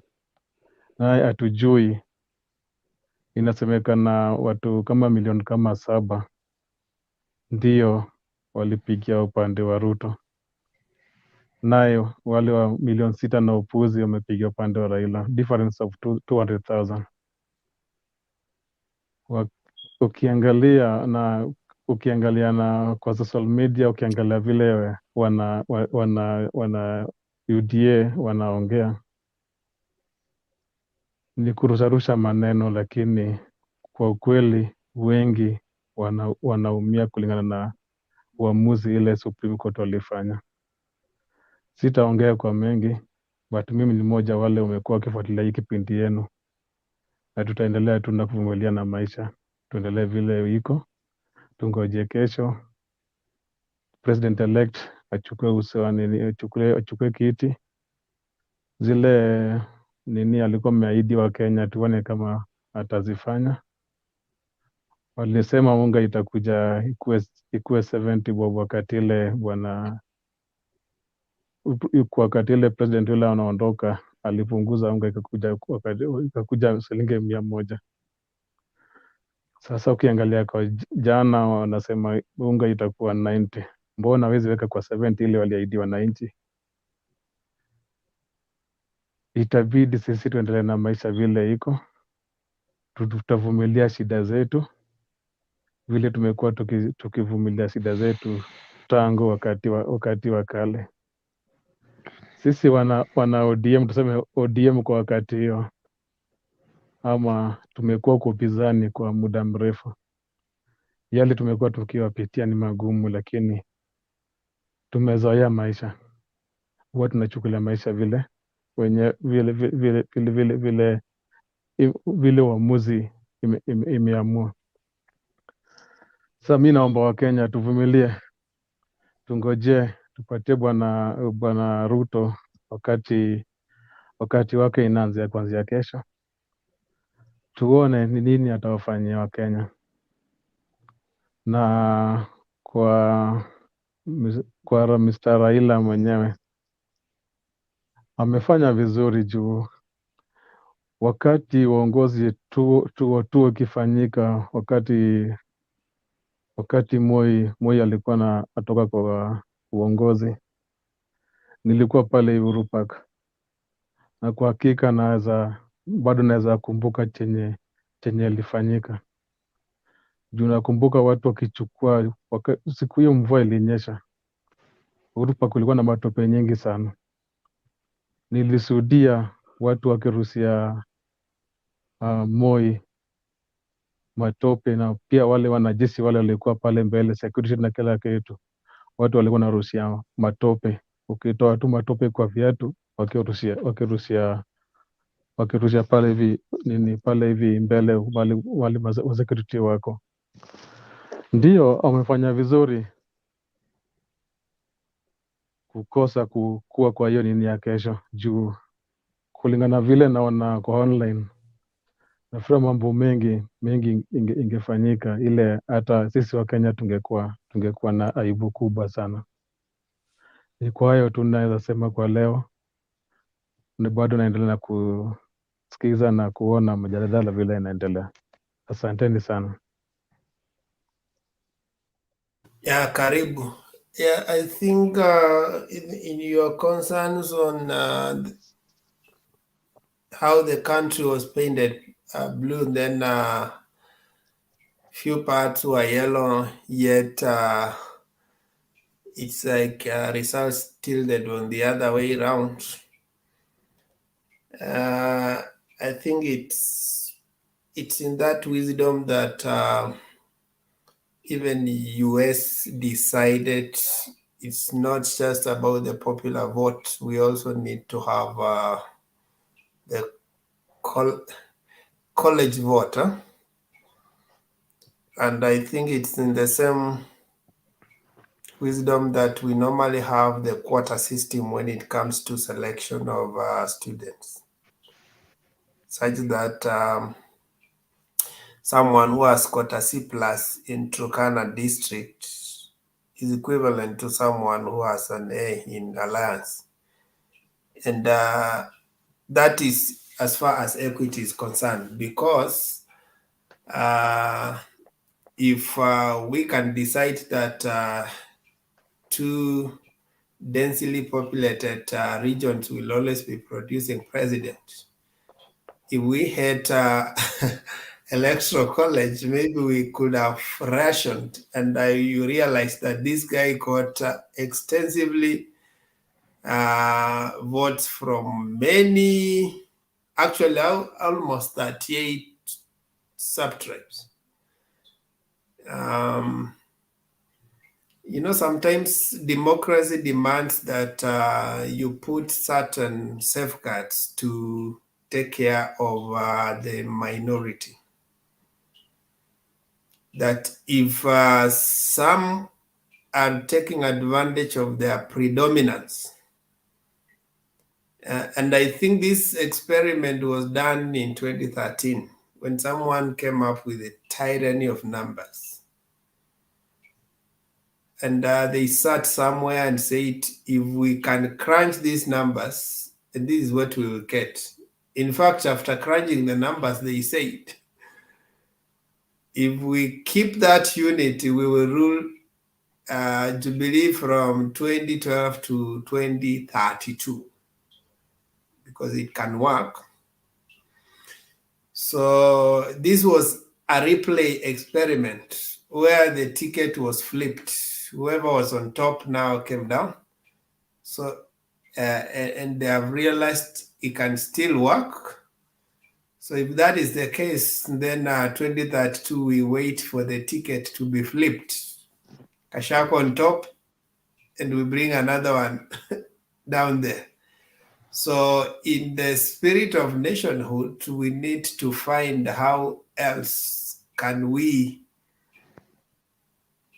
get majority of someone who is popular across the board, not just in a chosen few. Yeah, and that I think Raila said when he come, we will keep a way forward. Maybe there will be a different conversation on how we need to approach this. In democracy, you never give up. You keep fighting. To keep your democratic space, you keep fighting. The moment you drop the ball, that will be the end of you. So let's have Simba. Asante sana Waekesa. Yeah, you can make your 3 minutes contribution, alafu tuendelee. Yes.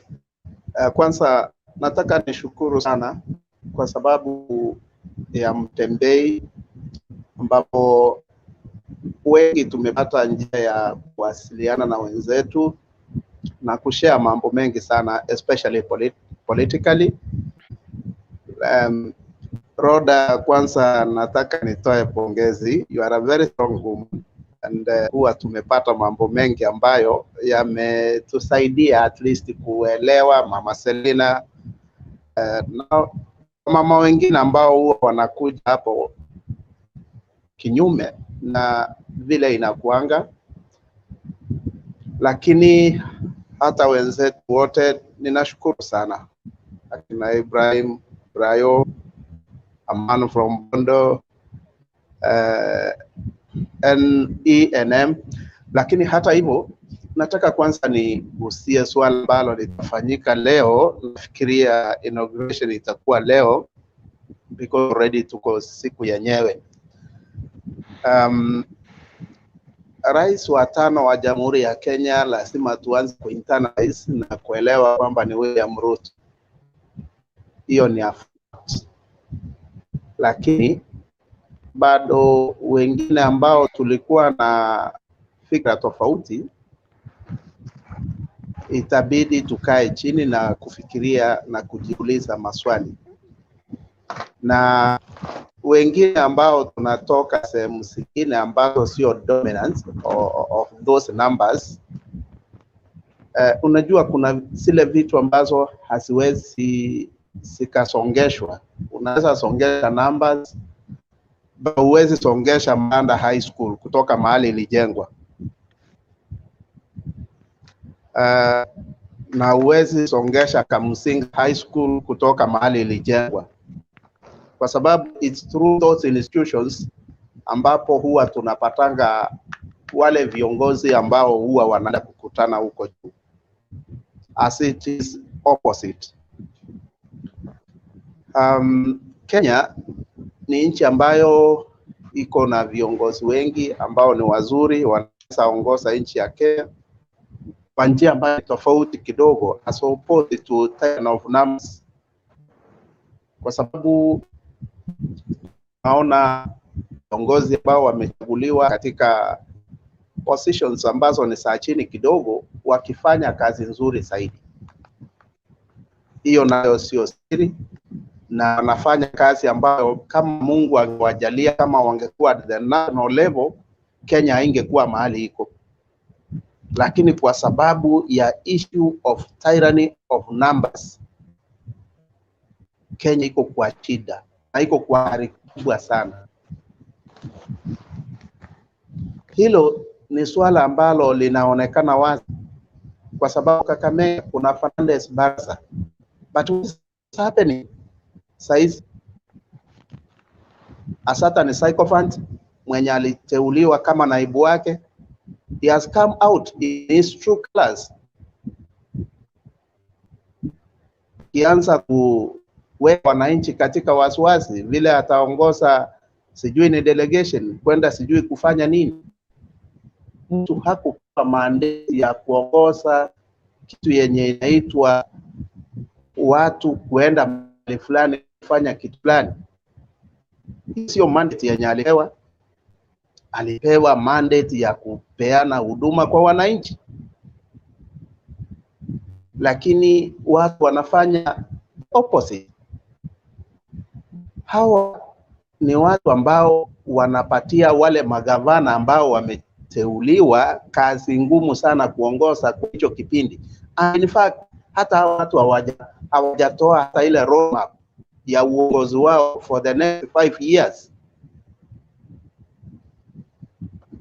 Kenya inaonesha watu ambapo mtu akiteuliwa kwa jamii fulani, ukiona naweza shake, ndio hao watu waanze ni kama kuabudu, nasema hivyo, ama kupiga magoti ndio uoshie tu. Sasa inakuwa kama hiyo miaka 5 inakuwa haina maana kwao. Hata before Opanya hakuwa kwa government, lakini alifanya kazi ambayo alisifiwa all over.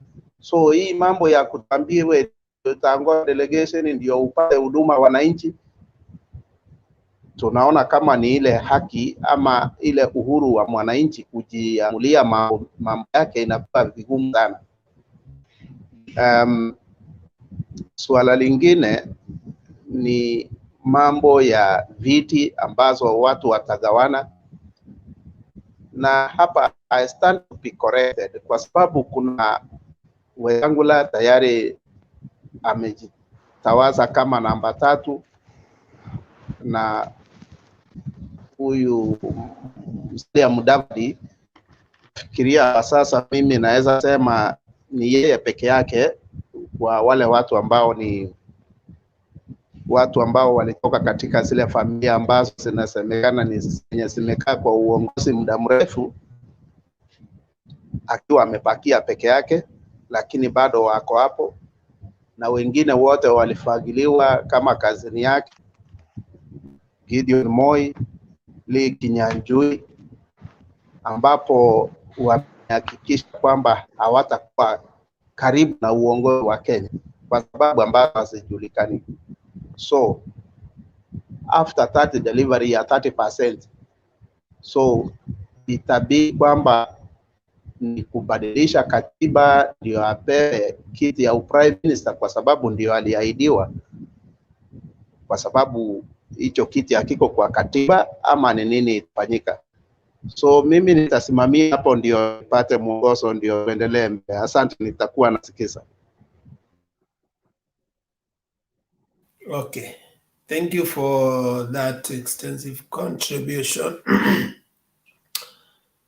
We now tumebaki na ENM and Ellie, and then we go second round for people who had already made their submissions. So let's have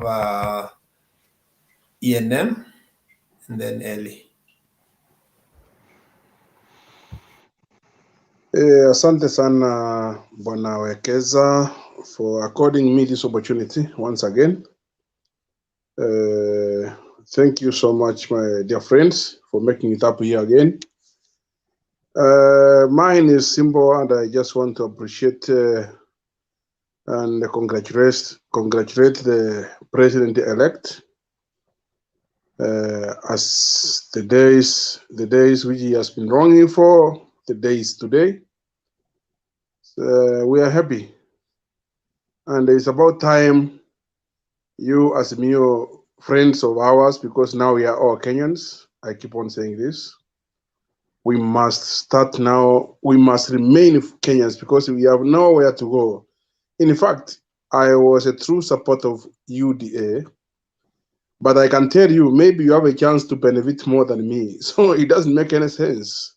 If there is something that can be shared outside there, it doesn't matter whom you supported. You may have been supporting Azimio, but you might be in the right position to gain more than those of us who made a lot of noise. So it's all about waiting and praying for him. The one who has won is a Kenyan, and we must move on. So when I hear the spirit that is too low here, people, like my friend whom I found here speaking, Mr. Ogalo, is this? Oh yeah, he's so down. My friend, you must move on. You must stand up, dust yourself, and move on. William Ruto is a Kenyan, like Kenyatta man. He has won. And even if Raila had won, actually, I couldn't want him to win, but if he had won, I had no choice. I have to submit and move on. The majority could have won, and the minority could have had their say. So mine is to encourage you guys, as we preach the gospel of the Hustler Nation now. Let us move on as Kenyans. Let us now start to appreciate each other, because the numbers don't lie. What I want to remind you guys is that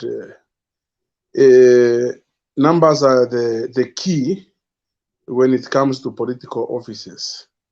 The president-elect is not a Kikuyu, but he knew the secret behind maintaining that Mount Kenya vote. And then he managed to get the other votes from some other places, almost everywhere.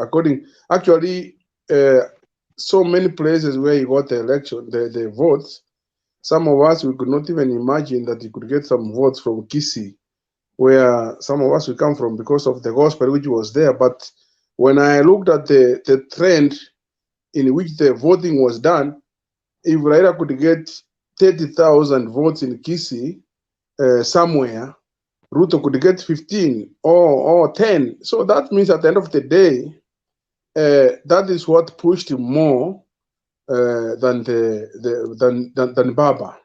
So in the actual fact, this is all behind us. Now all I can say is, let us move on.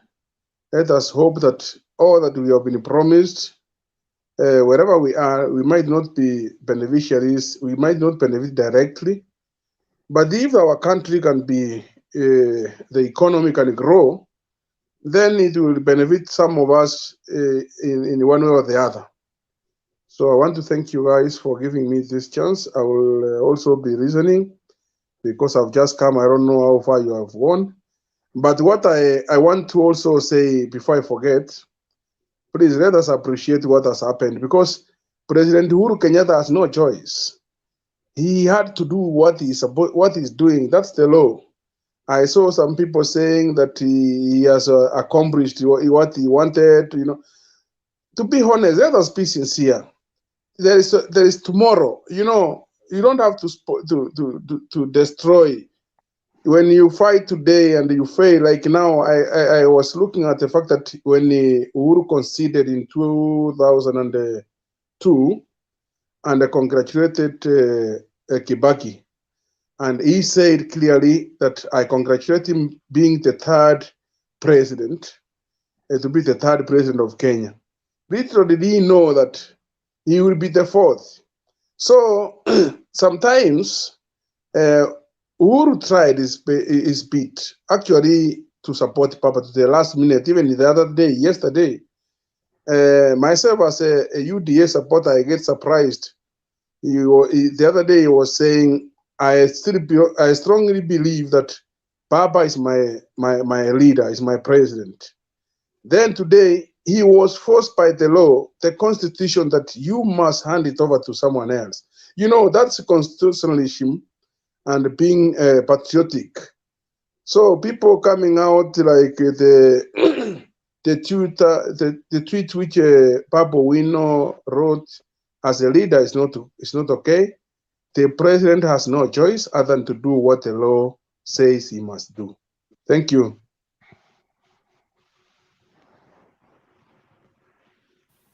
Okay, thank you for your perspective on that. And yeah, I know even as as much as people expect people to move on, moving on is a process. I normally say when you see someone in an obituary, daily you buy a newspaper and there is a part called obituary. You normally see people, but you never even bother. Maybe after your part ndio nawashianga jiko. But the day you see someone that is familiar in the obituary, that's when you will stop. And then that's when you realize the obituary is that serious. So it's, there's a difference between saying move on and there's actually the real moving on, because it's a process. You have to process it. And for me, even when people vent off, is part of the process of healing. So when people, let's allow people to do what they can, because the reality is we are going to have Ruto as our president, yes, but let's allow people to emotionally process. Thank you. Let's have Ellie. Can I talk after him, please? You know, Yes, I cannot after move Ellie, I'm forward coming back. like me. After Ellie, wait. After Ellie, and I'm coming back now. We will be done with the circle. I'm just coming back to you. Okay, I'll be very short. I just got here and I'm still trying to get the feeling of the room. I just want to touch on what Wekesa said about the tyranny of numbers. When we say it's only the Kalenjins and the Kuyus, that's not really true, because first, politics is all about numbers. And we want, as Kenyans, you go out there if you want to be president. Somebody like Alonso Musyoka, at some point, the guy was like my favorite politician of all time. But look at him. He cannot come to Nairobi and talk to people. He sits at home, wants to be on TVs. You have to move around the country. You have to meet people. In my community, we say, if a boy comes to a house when he's young, and then at some point he comes back and says, I want to marry your daughter, you'll be like, you know what? This boy has been coming to us when he was young. Let's give him the girl. So William Ruto is not from Mount Kenya, but the guy was able to sit in Mount Kenya every single week he was there. He became one of them. It is not about switching back and forth. We want somebody from Turkana or Northeastern to start coming to us now and say, hey guys, I'm looking to do something in 2027. He'll be accepted. You just have to be consistent. You have to be very aggressive. And that's what William Ruto did. When it comes to whether services will be rendered equally across the country, I think we have now devolution, which is our counties. And I don't know how many of you have been watching what Simba Arati has been doing. It's just an example of what happens in the counties. A lot of money is being squandered. And that was an ODM zone county. So you cannot say the government did not give them money. They got money, misused it. I think for my short submission, I will stop there, and then I will come back again the next round. Thank you, guys. Thank you. Rhoda, you had an interjection? Yeah, for me, I think even that speech President Uhuru was speaking today, I feel somewhat maybe it's William Ruto decide for him, because he could not be himself, because I can see the body language, how the President Uhuru used to be. He used to be himself. And for me, the way I saw William Ruto, he take this power with the dictatorship. And I'm not afraid to say this, whether you like it or not, Mushabi EM. Whether you like it or not, he have taken this president with dictatorship, with the manipulations, controlling all Kenyans. Unfortunately, it's very sad. It's very sad for us as Kenya. He doesn't respect us. He doesn't respect our democracy. He doesn't respect katiba yetu. I respect katiba yetu. Kenya yetu ni Kenya tumejenga, washosho wetu. Kama nyanyangu alikuwa anaamka asubuhi kwenda kufanya kazi kwa wazungu ya shamba boy, ajenge nchi yetu. alafu mtu anakuja doesn't respect my constituency, no, our constituency, katiba yetu vile inasema. Do you think we can be moved forward? People, they don't respect us, Kenya citizen. He doesn't respect our democracy. Can you read about what the Kenya democracy say? Read it now and tell me. I cannot move forward when people doesn't respect us. It's not about anybody. For me, I'm fighting for my democracy. And I'm a Kikuyu tribe. I'm not fighting for my tribe. I'm fighting for all Kenya to be respected, to be treated the same equal. Whatever you are, whatever you speak with this language with hands, whether you're handicapped, whether you have a nose or not, everybody need to be treated the same equal in Kenya. We come very far. We have built that country very far. We come very far. Everybody know where we come from, and we know where we are going. We can't assume that he can go, okay. But I will continue fighting. I'm a fighter. I'm a warrior. I'm a mtoto wa Maumau. Hata wa Maumau, walipoa damu yao wakifightia nchi yetu. I will fight until we get the victory. And I'm sorry we get the victory. Mimi simtoi. No, akaye hapo president. Lakini I'm continue fighting for my democracy. Our voice must be heard.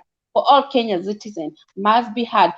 It's not they say because you are this and this. Everybody Kenya need to be treated the same equal because we are all Kenya. Everybody have to pay to pray for our own. Me, I'm praying for my own, fighting for my democracy. Because of the next generation will come. They say, wow, our country is a real democracy. I want my country to be like United States of America, where in America is the biggest democracy, whole world, and Europe and India. I don't want my country to be like Afghanistan, where they don't like the freedom of speech, freedom to say how you think, freedom to say how you feel, because they put people pressure. You can't be yourself. And we know where we come from. Come on, Kenyan people, we know where we come from, and we cannot forget. Thank you. God bless Kenya and bless everybody.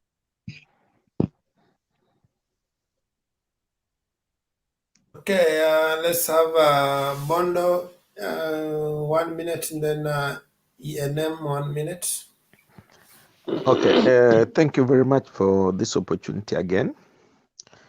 And I will try to be brief, though I have a lot of things to touch about, and most of them I think you have tried to touch a little bit on them without realizing.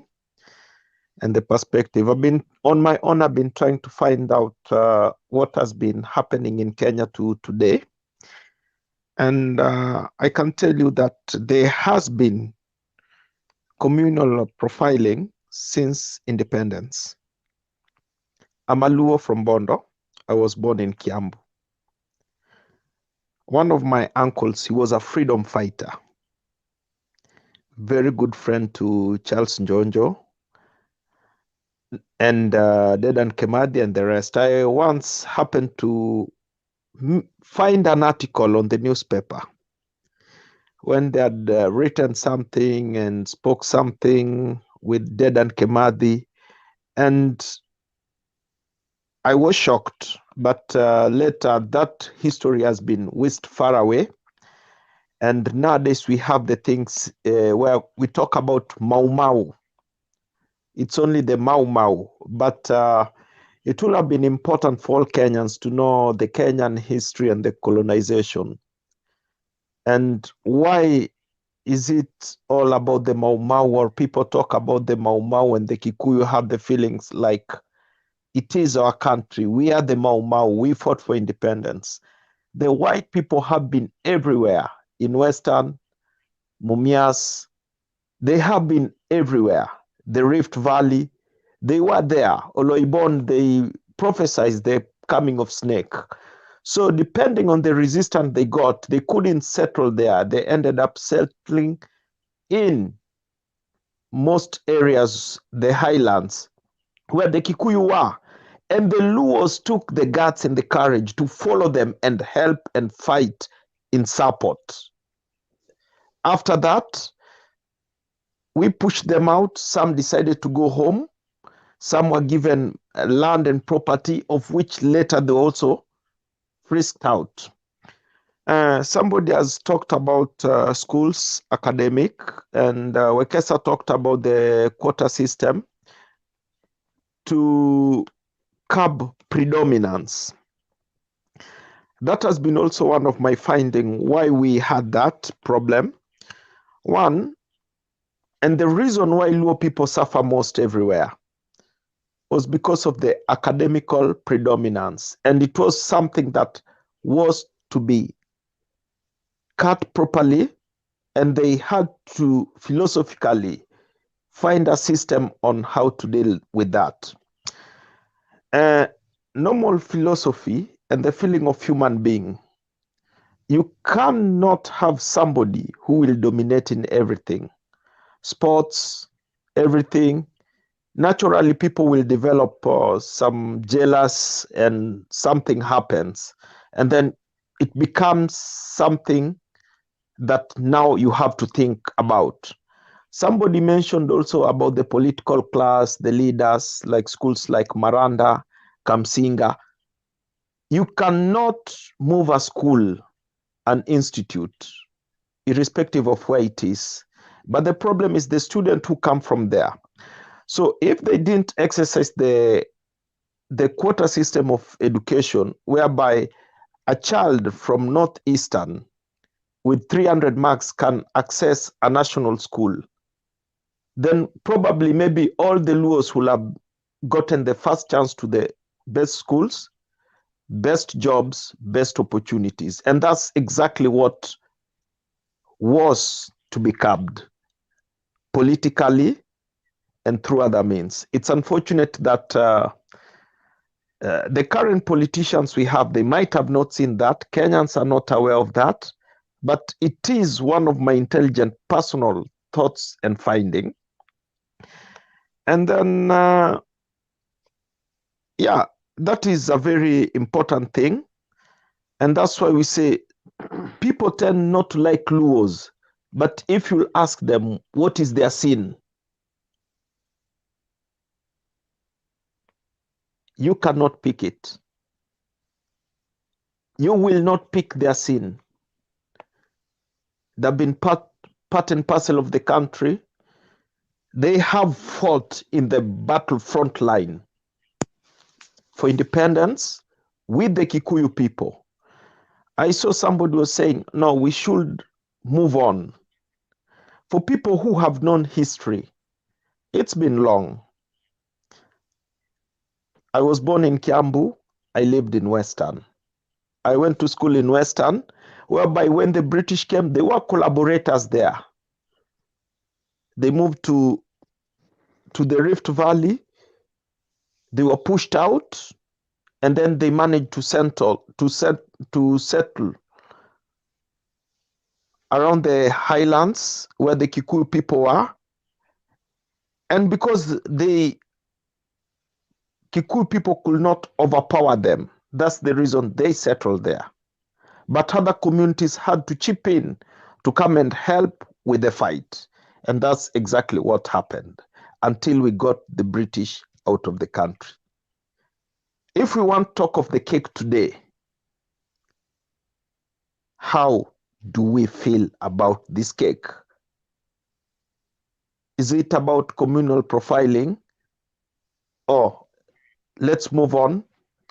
It's all about numbers. It's not about how the numbers were acquired. It's not about the process. And then we are told, heal and move on.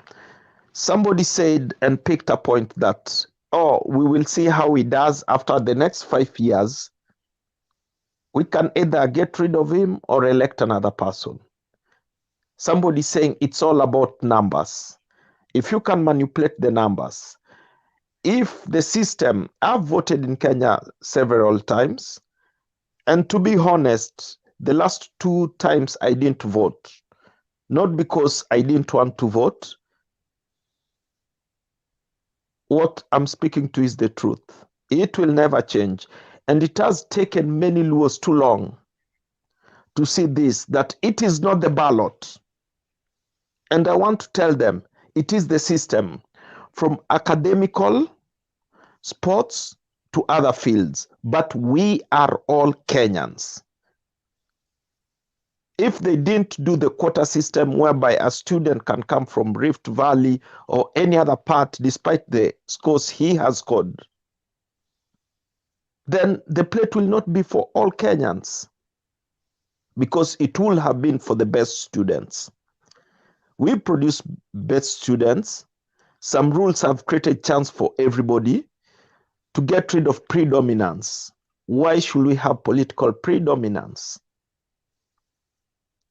It's a challenge that I think, since I've spoken about it today, we have to go back and look at it.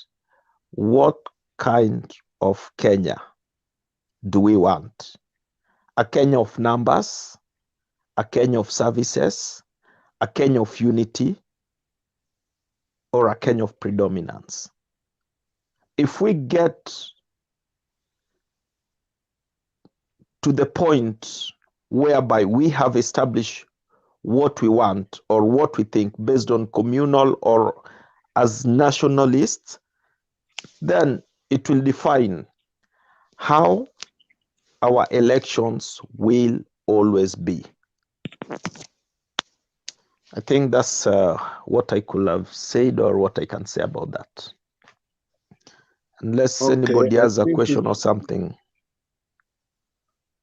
Okay, I think it was okay. Loda, you wanted to ask something?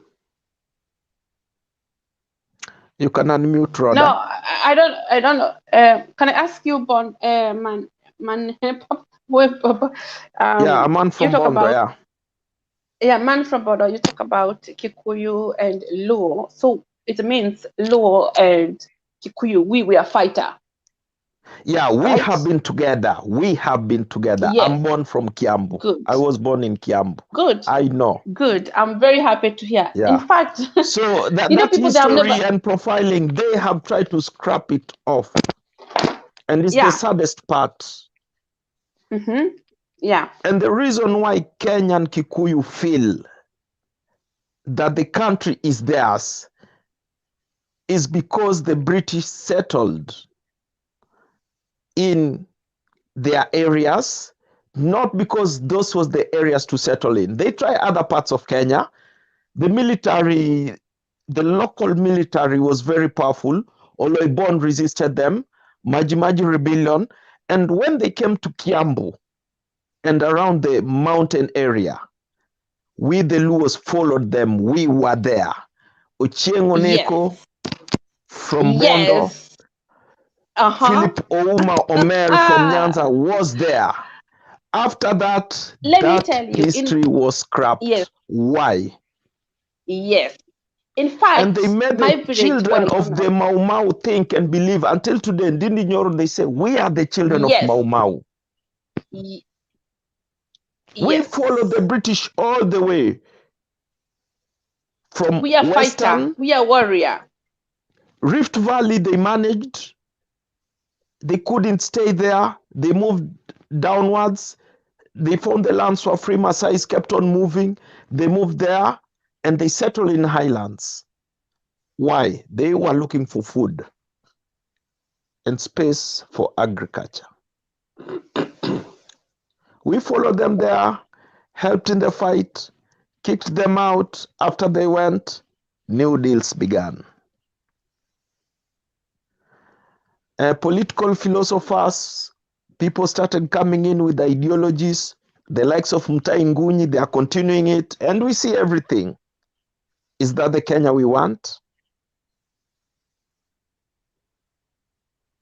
Okay, I think you have made your point, my brother. Yeah. I wanted to, I think I wanted particularly to talk to Rhoda, because she alluded, she said something here which I thought maybe she was not being candid. As in saying that Ruto took it in a dictatorship way, I think that is being dishonest. Let us be honest. Ruto and Raila, if there was anyone who had a chance to take it by force, Baba would have taken it by force. The truth of the matter is, we, just like Eli said, if you are persistent, even I can give you an example. There are those people who scrap cars, old cars. You can see him having an old axe, which is not sharp, it's very blunt, it can't even cut anything. But that person who is cutting that house, and it's a metal, he will persistently hit one space. He hits one space until whether it crashes or it does what, but he will end up breaking that metal into pieces. If you came with a sharp object, for example, you might not be able to cut that metal. So it's all about persistent. Ruto doesn't come from Mount Kenya, so there was no way he was supposed to command the votes even from where Uhuru comes from. The only thing that gave him the votes is because he persistently stayed in Mount Kenya. He persistently stayed in other regions. That is what gave him the victory. If there was anything to say to do with the dictatorship, then the regime that was so powerful from the parliament, all the parliaments and everything was with them, they would have taken it. That is when we would have said, you know, I want to answer my brother from Bondo here. One thing that you have forgotten, my brother. It has been long years. As you have said, I agree with you. In 2007, I voted for Raila, I campaigned for Raila, and I felt the pain of someone being denied his victory. Because for sure, in 2007, that is the only time I can attest to you that Raila won the elections. But what I'm saying, what am I trying to say? Keeping your house in order is very important. In 2007, Raila got it, but he was not a chance. But can you check the people whom he moved with from 2007 to 2013? The people who voted for him in 2007 did not get to 2013 with him. That was another big blow. If you look at it again, the people whom we moved with them from 2013, at least in 2017, they managed to be together. But, I mean in 2013, he did not go with them to 2017, most of them. The same thing, from 2017, he did not go to them with them to 2022. That is the trend, and that is what has killed. I cannot say what is killed, what is killing. That is what has killed Raila's political journey, because he is not able to sustain his group or his friends from this election to the other election. So if you are not able to do that, you suffer because you are going to have new people again. You see, like for example, if I can give you this, in 2007, President Moi, the former President marehemu Moi, alikuwa na sapoti Kibaki. Ruto managed to get all the MPs from the Rift Valley. By then, I think they were about 17 MPs, if I'm not wrong, from the Rift Valley to ODM. But guess what? Raila did not manage to sustain Ruto from 2007 to 2013, so they can face the animal in the house together again. So at that point, you will always find that you have a deficit. You are behind because you will be looking for new friends. At the end of the day, you cannot be sure. Raila had a support in 2017 in the coast region. Guess what? Almost many of his friends from the coast region, including Kingi, who gave him the whole of Kilifi, from the MPs, MCAs. He could not even, even if when you know that this person, ENM fighter, ENM lifestyle melodies, can make me achieve this. Kama ako na ujinga, utajaribu kuvumilia hiyo ujinga yake, kusudi wewe unajua unataka nini hapo nyuma. Lakini Raila, being focal the way he wants to be, and that's what is killing him. He wants to be him when he knows that these people like King. Okay.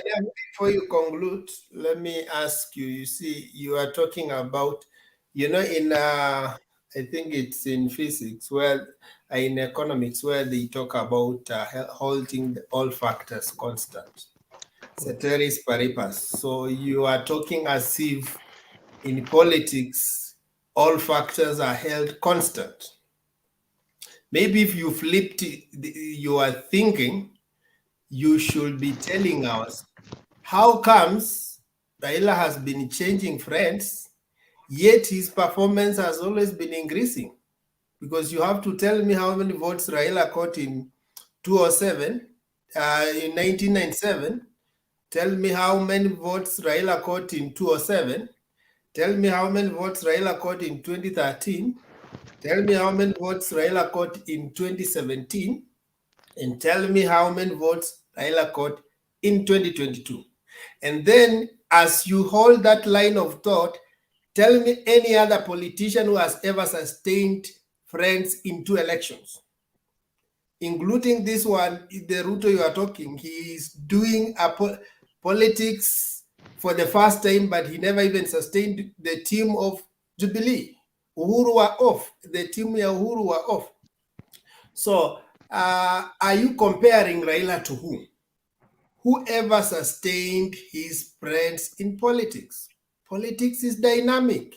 And for me, give him credit that even when politics is dynamic, he manages to come up with a new team and makes, in fact, this team, when he was going to election 2022, we were being told that Raila is finished.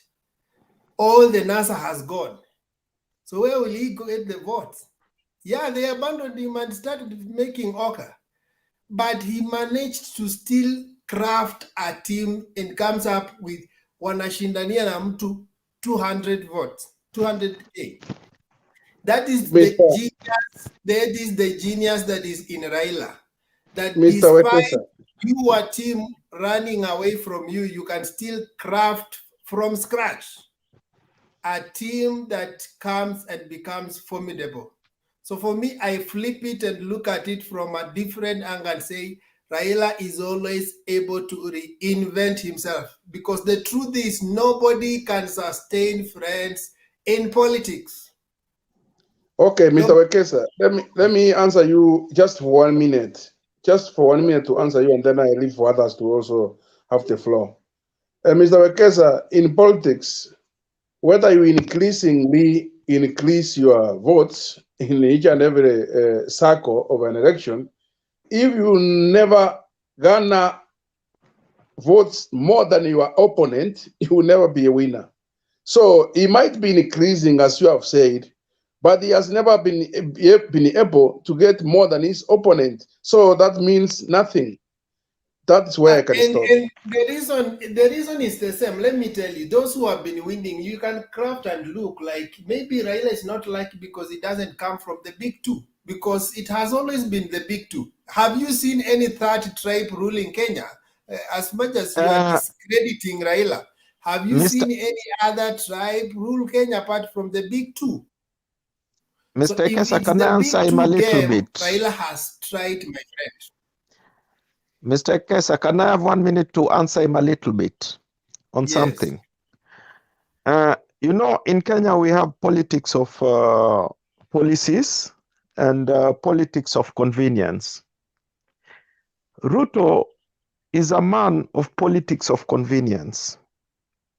Ruto has rose to power with policies of convenience based on historical and aspect matters learned.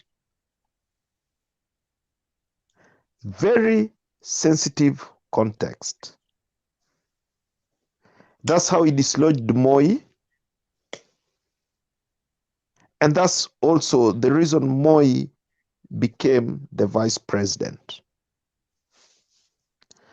When he got the ideology how it is, that is what he has used. Even right now, you hear the Mau Mau say, the sons of Mau Mau, their land went. And then we have politics that is also international,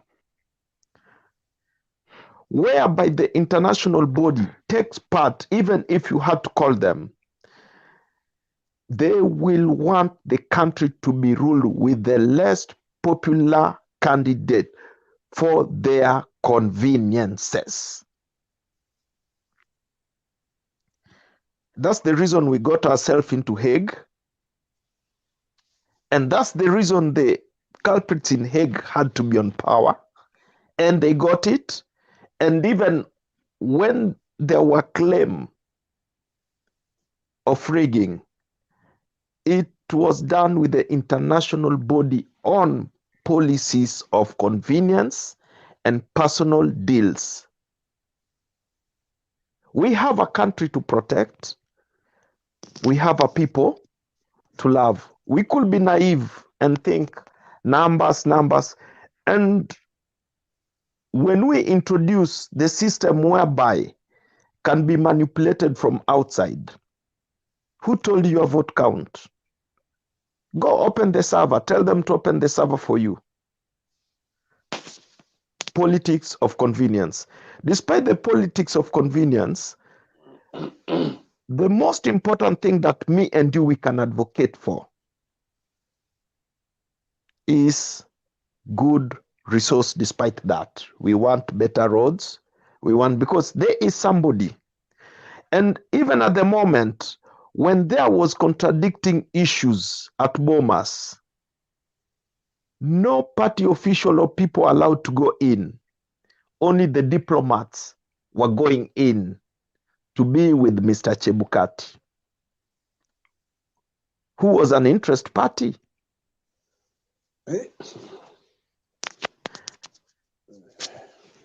I've lived in Europe, studied in Europe, done also history in Europe. I know what I'm telling you. Thank you.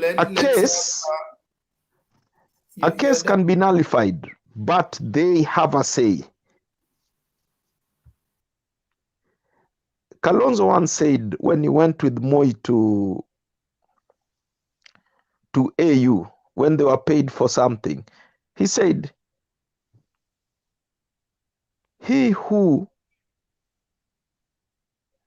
when you get paid by the piper, it's the piper who called the tune. And Moi told him, my son, you're in politics. Always remember that. There is a statement Moi once said, dunia ina wenyewe, pia Kenya ina wenye. So we are entangled into something that also Uhuru, through goodwill and Raila's handshake, the two people, they also wanted to get us out of. But there will always be somebody ready to do the politics of convenience. My friend, who was stronger than Uhuru and Raila in this Kenya? Stop lying to us. I want to tell you this. Take note, believe it on me, all the politicians, no matter what, Raila is not a politician who is made on alliance. Raila is a politician on... Raila is a man of citizen, the Kenyan citizens. That's why you've asked about the people who abandon him. They will abandon him. And why did they come to him? Please let someone else also give his views. This guy here, bro, has been waiting here, so that we cannot be. It cannot be on that. Simba has been raising up his hand. Simba. Asante sana Wekesa. Unajua nasikiza hapa brother yangu ENM ameongelea swala ambalo linaweza kuwa kwamba naweza liita emotive. A win cannot be a win just because it's a win. Like now amegusia swala halo ni la Kisii. Hata mimi natoka Kisii, by the way. Why Ruto managed to get some more votes in parts of Kisii. And I want to bring to your attention, kwa sababu wewe ni Mkisii and you know the fourth parties in Kisii. Kisii, they have never, except in 2002, voted in a certain way. Like they live anywhere in the parts of Kenya, that's how they vote. It was only during the Nyachai time they voted as a block. So hii haikuwa muujiza whatsoever. Lakini my brother, let's try to reason it out. The Kisii and the Kalenjins are neighbors, so even you were expected to vote otherwise. But one thing I would like to remind you, Raila's presidency this time was to matter so much to the Kisii nation than William Ruto. That's a fact. In 2007, the Kisiis suffered most than any other tribe during the violence. They had no candidate. They were nowhere around number 2, and they got nothing. Simply because they participated election in one way or the other. So hapa to champion for a certain candidate ambaye obviously tunajua kwamba, and I think I will be very sorry to say this, that most convinced the stadium came from Rift Valley. We cannot rejoice for that. Na uambie watu eti huyu candidate alipata kitu. I cannot take your reasoning. You are not being fair. Let us forget about those things you are talking about. Move on from those ones. We are talking about the election just ended. One person at a time. Very fair. It was about we cannot give this guy a chance to start telling us about COVID here, at which came in 2007 from wherever it is. No. It's a fact. Lifestyle, I gave you your time, you had your time, allow others also to make their contribution. Yeah, proceed, Nete. These are the people who mislead other people in making decisions in such a way. Kwa sababu one way, hatuwezi kuna champion for someone mwenye unajua hata kwa leo, he has never even said sorry. He has never. And in fact, hata yule mtu mwenye hajakukosea, unafaa umwambie kwamba pole hii yenye imefanyika. Sisi hatujakataa kwamba Ruto atakuwa rais. Tumekubali hayo maamuzi ya koti, lakini ingawa kuna maswali ambayo ni very open na kila mtu anayajua. Lakini kwanza lazima tuheshimiane kama nchi na tuambiane ukweli. Hayo tu ndio nilikuwa nayo. Thank you.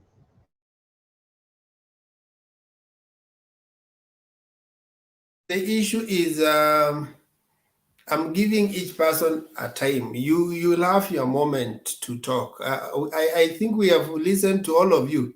In fact, it doesn't mean that what you are saying we agree with you. The fact that we kept quiet doesn't mean that whatever you are saying was so good, but it's just that we respect each other. So allow every person to say what he's saying. If you have a rebuttal, raise up your hand and you're given a chance to rebuttal. That is civility, my friend. But now if you start overlapping comments on what he's saying, at the end of the day, debate is about challenging somebody's ideas. If you can't listen to him, so why do you want to challenge him? And how do you even expect him to listen to you? if you can't listen to him? Let's be fair to each other. I have given you more than enough time, guys, to make your contribution. So when I give someone else, you don't have to overlap or stop them to what they are saying, unless they are abusing you, which is out of order. Bro, you had something? Prior? Is it me? Yeah. Okay. All right. Oh, okay. I respect everybody here in this panel right now. And I just want to tell you, like I just said earlier, let's respect everybody's opinion. I know Wekesa, Mr. Wekesa, my name is Wekesa too. I respect everybody else. But at the end of the day, let's just focus, because everybody has a point. I'm not saying that. Everybody has a point. But at the end of the day, we know who the president is, the fifth. So let's start from there. Whoever is healing, let's heal slowly. And then whoever won, who's in Kenya Kwanza and all that, let's stop abusing each other on social media and all that. That is what we're supposed to be looking at. That's what we're supposed to be pushing for. Because if people are attacking, people are still hurting. Losing is not a good thing. And then if people are you're feeling tormented, people are still engaging on social media, attacking you, you feel worse than where you are right now. Ni kama kidonda, tena unaweka ndimu hapo, you know? That is my opinion. But I'm saying the country has to move on. We have to move on. We need a good opposition. We need a strong opposition. As much as Raila will not be there during the inauguration, no, he'll still come back to Kenya. And he will be a strong opposition. And he will put the government in check. That one for sure, I know. So they were from Kimwarer and all that, like whatever, he will make sure he follows up whatever Ruto's things he promised and he said he will do in the first 100 days, in the first 1 year. He will push on. It's a strong opposition. That's what we need in Kenya. We need them both. We just don't need one side. That's what I'm saying. That's my contribution. Thank you. Thank you. Ibrahim? Ya, nikimalizia nataka niongee na bwana ENM. Wengi wana pressure, pesa zilipanda na wana control pressure. Na ya pili, uchaguzi imefanyika juzi. Wakenya wengi hawataisahau. Kwa sababu gani? Ukiangalia kule Nakuru, vijana wa Moi, unapata mpaka watoto wale tuseme ni mayatima wame kulingana na vile uchaguzi ilifanyika, ndio inaonekana kuna wenye wameshinda kwa njia ile ya haki na kuna wenye wameshinda wenye wametolewa kwa njia ile isiyofaa. Uchaguzi wa huu mwaka ni uchaguzi ile haitasaulika, Wakenya wengi hawataisahau. Lakini ndio tunakubali President the Fifth tayari amechaguliwa, kesho anaapishwa aanze kazi. Lakini nikiangalia sehemu nyingi ama nikiangalia marafiki wangu wengi, Wakenya wengi bado hawajaamini chenye ilifanyika, na bado hata hawajaamini mambo ya vile Supreme Court waliamua hiyo kesi ya uchaguzi ilifanyika. Sina mengi ya kusema, lakini Wakenya tuendelee na maisha. The fifth president anaapishwa kesho na tuendelee na maisha kama kawaida. hatuna la kufanya kwa saa hizi, lakini itabidi tuvumilie. Ni hayo tu kwa sasa, asanteni sana.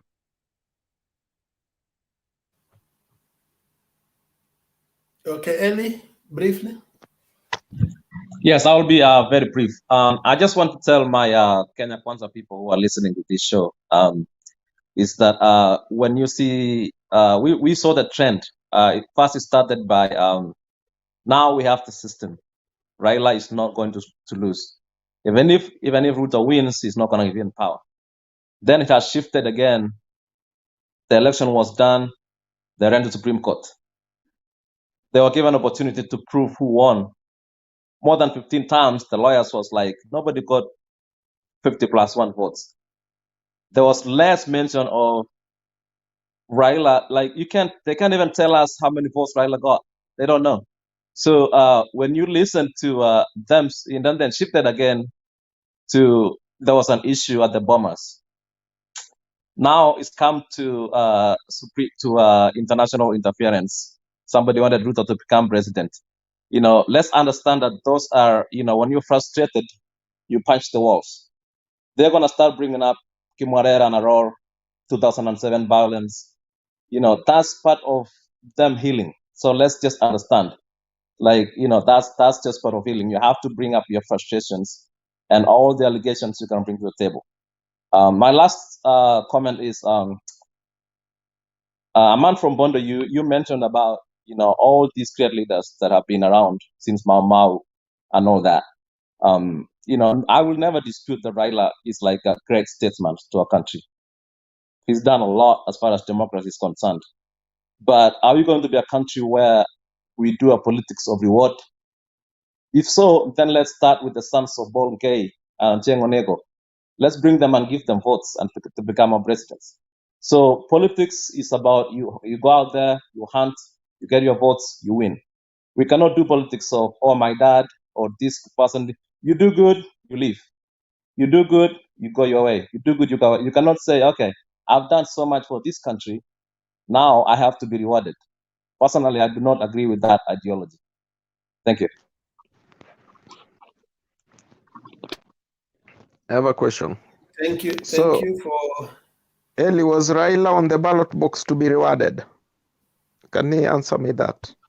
According to what we've been told here, Raila is a no, you are the one who is telling us, because I think people go there to vote. He was on the campaign trail. Unless there is something you mean to demean, that is not the worth. In fact, I will tell you one point. Raila has come too late. And Kenya is very young. It's not even 60 years since colonization.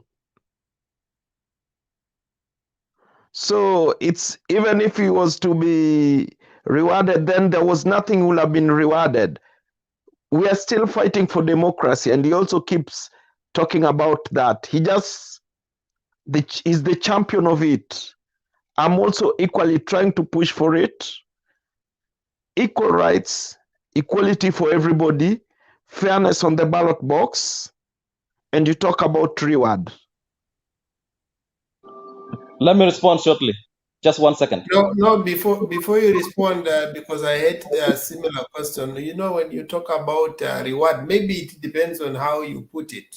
Some call it reward, some will call it promotion, and you promote someone who has done well. If you have failed at the lower level, you don't merit for promotion. In fact, on the converse, those people who are saying Raila should be promoted to the next level were also telling us that we entrusted Ruto with the deputy president, and all he has done is to campaign for 4 years. So he did not deserve a promotion. So it depends on how you look at it. Does this person deserve a promotion or a demotion? Just 1 second. We all have, I have a lot of Azimio supporters around me. And according to my understanding and all the arguments we've had, is Raila just deserves it because of what he's done for our country. Yes, he does. But it came out to me like we just want to reward him because of what he's done. And that is not politics, because it comes with a lot of background of development agendas and all that stuff. So if we argue this point, it's never going to end. So I'm just going to end my points over there. Excuse me. Okay, kulikuwa na swali lingine, we want to move. Francis? So to me, actually, I voted for Raila, not because of reward, but because of the kind of the ideology that man holds. For contrary opinion to what Eli said, because one thing I hated about Ruto is about the populist politics. That man, when you look at the populist politics, these are politics whereby people are subdivided into groups, the elites and the other people, the rich and the poor. That's why you see the question of dynasty happened. Even you hear in the when they are referring to Raymond Moi, they said that this was a son of a former president who is not supposed to have won the seat, and he went to the UDA. And you know, one of the biggest problem with the populist politician is that these are the people that will gang up not because of a common positive thing, but because of a common enemy or a common thing that is not productive. Then the question is, after you have gotten the power, because you have said maybe the dynasty are the problem of this country, what do you do with the power now that Raila, Odinga, and Moi family are no longer in power? What will you do with it? These people will not even stay for 6 months or 9 months before they start disintegrating. These people will start moving in different direction because populism has no any tangible things. They were very simple answer to a very hard question. When you look to the problem of employment, Kenya has not experienced employment from yesterday. It started even 1963. But when you're asking these people that are telling you, you know, trickle down is not working, we can have bottom up. Then when you look at the bottom up, this economy of bottom up, can you use really poor to empower the rich? Look at the, for example, I can give a very short example. For example, if you look at Nairobi, how much money can you give to an investor, the small scale investors, for them to do trade? You find it's a very large amount of money that the government cannot afford to give every citizen in this corner of this country. Therefore, that one, chances of it succeeding are very low. Then when you come to the side of Raila Odinga, the reason as to why that man, to me, I felt that he was much better to lead the country was in terms of the socialist kind of politics. This man could stand for socialism, even though socialism is somehow backwards, but at least it has some kind of solution. Look at the Baba Care, inclusivity. Look at things to do with the one county, one product. That is also the kind of socialism. Look at the way he used to empower the kind of institution. You could say, let's have a strong institution that will have built a better Kenya. Today, the court that you are saying have said Raila did not present an evidence. That court, I can tell you, together with the late Crispin Odhiambo Mbai, Okuro Okot, those people that were involved in devolved units of government contributed greatly to it. So to me, I think we might leave and say maybe Raila was to be rewarded, but to me, I think as a country, it's like we were enclaved in a certain memory to believe that populism can work. Populism has failed. I can give a good example of country that populism has not worked. Remember of Trump. Trump got in power saying, let's make America great again. But did he really make America great again? He actually wanted to kill America. Look at NATO. He wanted to pull out of NATO. He even made a call to Ukrainian President Volodymyr Zelensky, instructing him to cross-check about Biden's son, who is Hunter, so that he could blackmail United States of America. Remember the 2016 scenario whereby he collaborated with Putin, a fellow foe, so that he could have control over USA. Look at people like Recep Tayyip Erdogan of Turkey. They are not working. Look at, for example, in Africa, look at somebody like Lazarus Chakwera. Chakwera is not working. He only got there telling them whatever Bingwa Mutharika did was not good, but he did not have any positive thing. And that's why when you see the UDA people celebrating, they are not celebrating UDA win. They're celebrating Raila's loss. This mzee amepoteza mara ya tano. But they are not celebrating that our president has won, you know? That's the biggest problem. Actually, I'm telling you here, and we'll keep it in record. In Kenya, we have entered in a trick of allowing populism in our politics, and that marks the end of any things to do with strong institution or anything to do with good industry. Because look at, even I can give you a very good example. Even the swearing that is likely to happen tomorrow. This person has already given this tender or contract to KBC, another DSTV, I think is from Canada. So one thing about characters of populist politicians, they will always try to taint the media, so that whenever the media will come out later to condemn any act that is against them, they will say, remember, we told you this media was biased. What would be the problem if they could have combined all the media houses, given them the license and the rights to broadcast that inauguration ceremony, instead of paying, using Kenyan money to spend in international channels, which are even far away, miles and miles away? So that clearly tells you, we Kenyans, we need to learn very well that Kenya ideology, socialism, and or conservatism or any capitalist can work, but populist has never worked for any country, and I can tell you that for free. And we are here, we shall just watch it.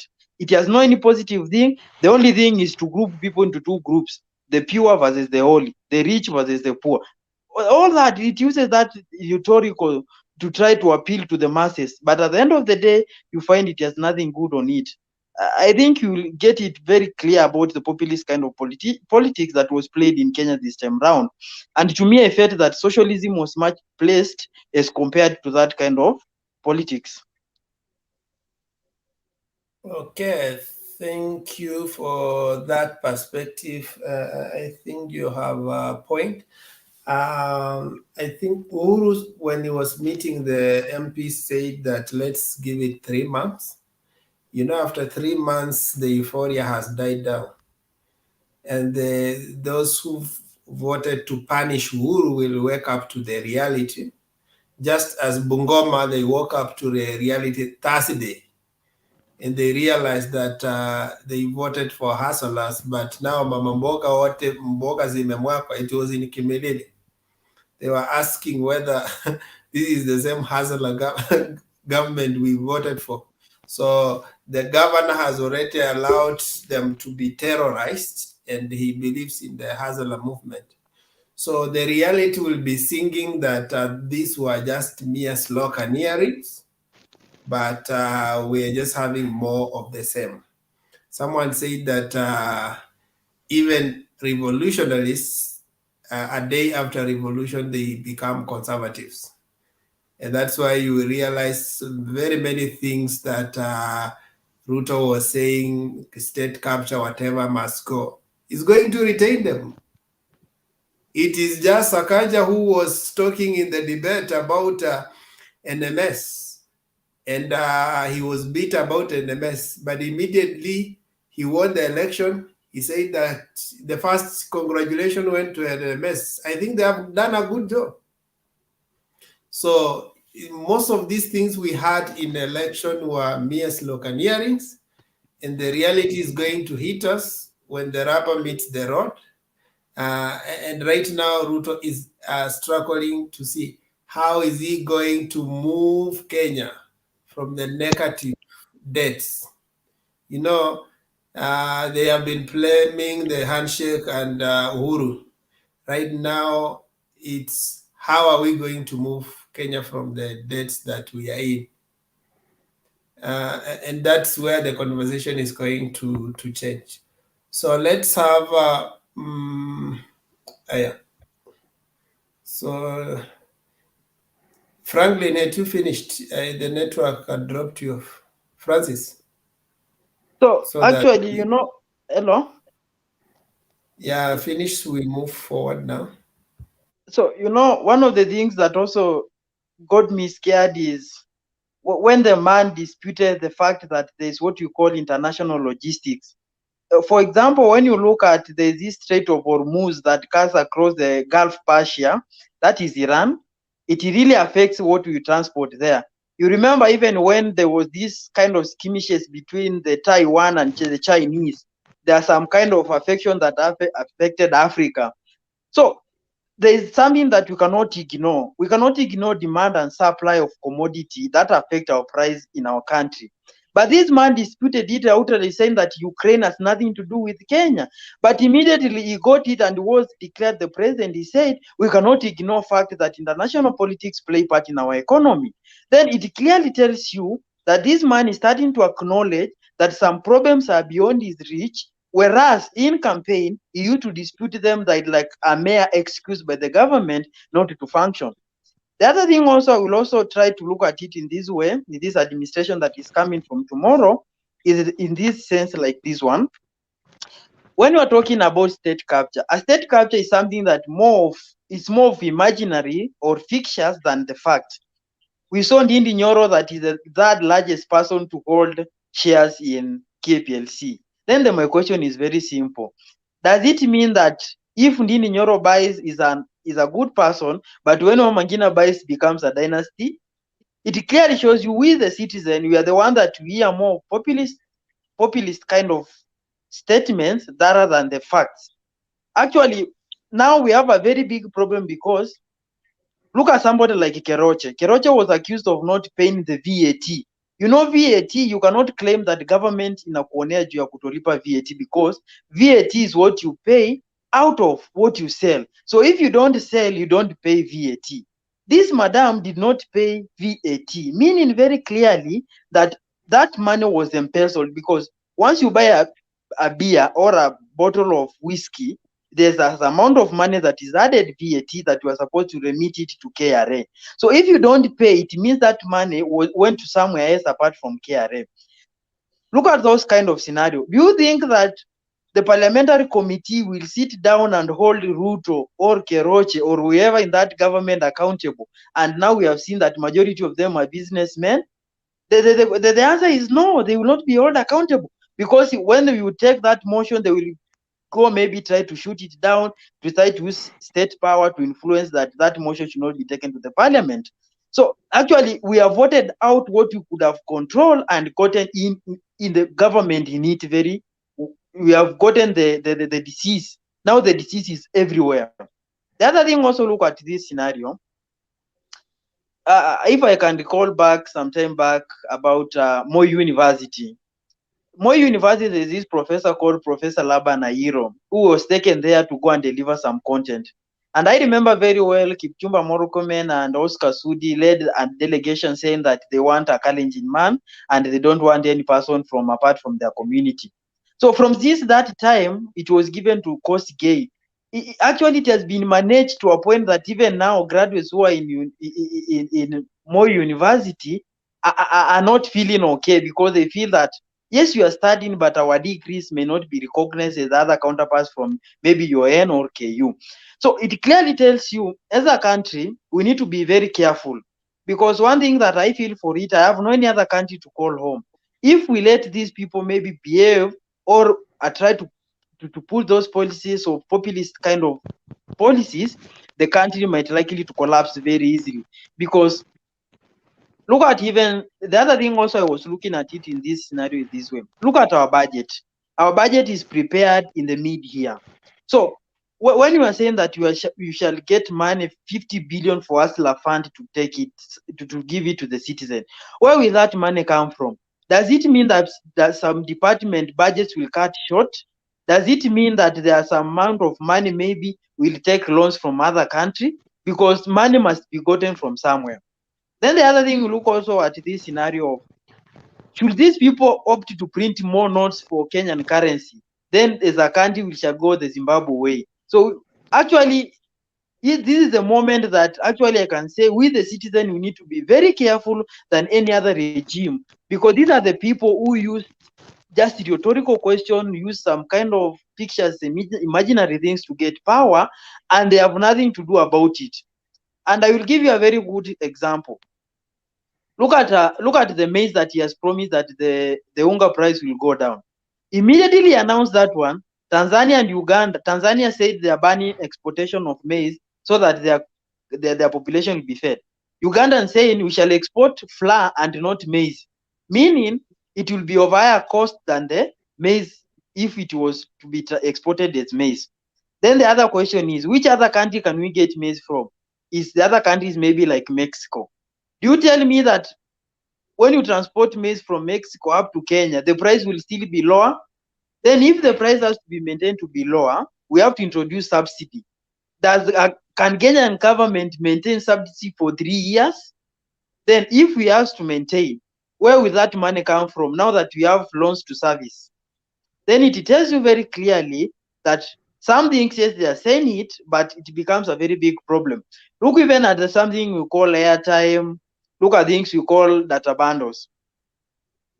When you look at something like airtime and data bundles, the reason as to why we introduce a unit cost for those items is to cut off idlers. There are people who use internet because it's readily available, but if it's not readily available, they will not use it. So imagine when you are calling 24 hours without any charge. What does it mean?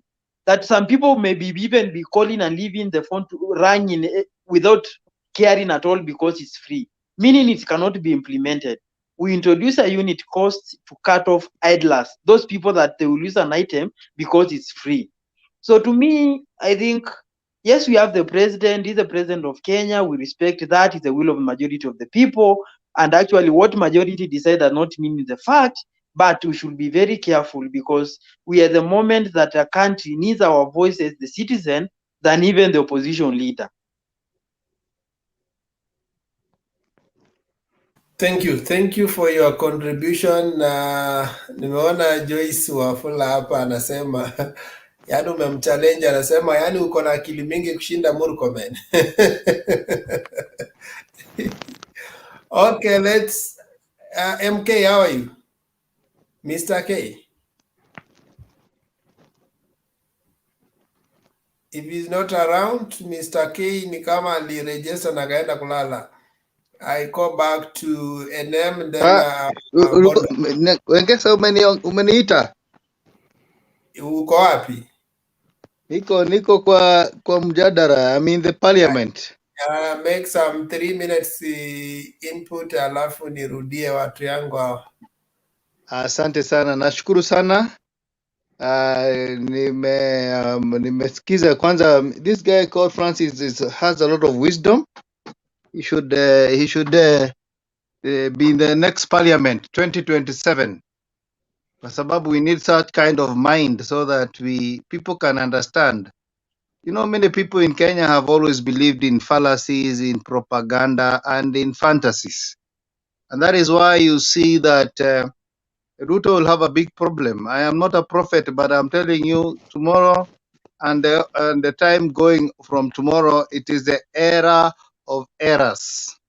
Yeah, I know I'm a Kikuyu, sometimes L and R zinasumbuanga sana, but let me pronounce it. It's a ERA of ERROR. This is the beginning.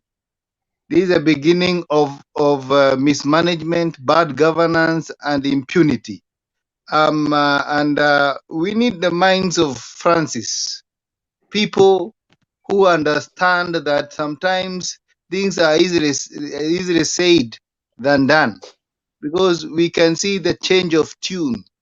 Yeah, and we know that the governance needs a lot of wisdom, because sometimes when you are the president and you become a person who believes in attacking small issues, becoming a micromanager, then at the end of the day you lose it.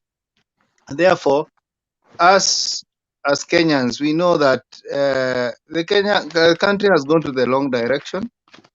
There is nothing like something will happen that is miraculous. I'm sure with the budget we have for Kenya and the kinds of commitment they have promised and the many other bills and of course operations of the country, then I can assure you without fear of contradiction that this country has gone to the dogs. And therefore, Mr. Wekesa, we what we can do as Kenyans, because it's beyond us now, is just pray and keep enlightening people, because it doesn't mean that we should be hopeless. It means that at the end of the day, it is important to who anaitwa EM lifestyle melody aweke nini mute Yeah, melodies. Weka mute. Yeah, that is good. So as I was saying, Bwana Wekesa, Kenya is an important country, and we are proud of Kenya because we have one of the finest human resource in the world. It is unfortunate that we have a lot of brainy people who are working in other countries. I'm told, like in South Africa, the middle level managers are from Kenya. We have so many professors. We have so many technocrats. But the only problem we have in Kenya, we have never gotten the governance right. And that is why many of us, and many of you who are listening to me, are not in Kenya. They are not in Kenya because they hate Kenya. They are not in Kenya because they have no opportunity or they cannot grow in Kenya. And that opportunity is deliberate, where you find people without, whenever you go for interviews and whenever you get an opportunity, your name matters, your tribe matters. And that is a governance issue. That is a governance issue. And I will say, like Martin Luther King, I see a time, I don't know whether it's in my generation or the generation of my kids, but I see a time when the name will not matter, when your tribe will not matter. Because sometimes I don't know where we went wrong. I'm a one person who believes that things are not right, are not going on the right way, and we know these things began with in the days of independence, and they have escalated to where we are today. Because today I can tell you without fear that whoever is going to be sworn tomorrow, despite the fact that we have been told by a Supreme Court it is God, he didn't win the election. That's a fact. But people don't want to talk about these issues. They don't want to talk about these issues because they are scared. They don't talk about these issues because they don't know what happens. But it is a country where nothing makes sense. And I can tell you, Bonakesa, I don't know what it will take. Maybe a collapse of the economy. It is what is going to take. Maybe a revolution is what is going to take to put this country into the right track. Because and I can tell you, majority of Kenyans are not celebrating. And they are not celebrating because they don't love Ruto. They are not celebrating because they don't see the difference. They don't see the difference of what they have been getting since 1963 and what they are getting tomorrow. They think it is continuity of impunity, what we call segregation, nepotism, all these things mentioned them. I wanted to see a society where everybody matters. And therefore, for me, Wekesa, I accept that Ruto is the next president of the Republic of Kenya. That one I accept with all my heart. But I also accept that Kenya is going in the wrong direction. These are not people who can change the country because they have not changed their families. They have not changed their lives. They have not changed anything in life. They have not fought for anything. And it will only take God now to return this country on track. Kwa hivyo tunagojea sana kesho. They are saying freedom is coming tomorrow. But as I said yesterday, I think Today is already tomorrow. Oh yeah, today, 13th. The number of misfortunes and errors. The funny thing, the most absurd thing and the most sad thing is that even as they suffer, we also suffer in that in that government. Therefore, it's a sad day for Kenya. It's a sad day for the world. I'm sure in the next 100 days we'll be like the people who voted for those guys. What did we do? Therefore, let's wait. I will be following remotely and see what happens. And let's hope for the best. Thank you, Bwana Wekesa. I want to say one that you are very prophetic when you talked about Martin Luther the King. Actually, that clip was the one I was downloading. It is already ready there. I was to play it, but then I gave you the chance. Maybe I will play it to echo what you have said. And then two, I wanted to say there's something that Kenyans have overemphasized. But it's good sometimes to put spirituality in the context. The fact that something can even be God ordained does not mean it's good. It is the same God who sent Prophet Jeremiah to Babylon, to exile, to tell the children of Israel. I know people love Jeremiah 29 verse 11. I know the plans are for you, the plans for prosper you, but not. But before that 11, there's verse 10, which says that, behold, you will be in the land of exile for the next 70 years. That was not a very good message for Israelites. So what am I saying? The fact that even something can be permitted by God, it doesn't mean it's good news. We might be in for a very bad season. So we may not have to celebrate. In fact, he told them, you guys plant, take wives, marry, participate in the economy of that country because you're going to be in slavery for another 70 years. That was bad news.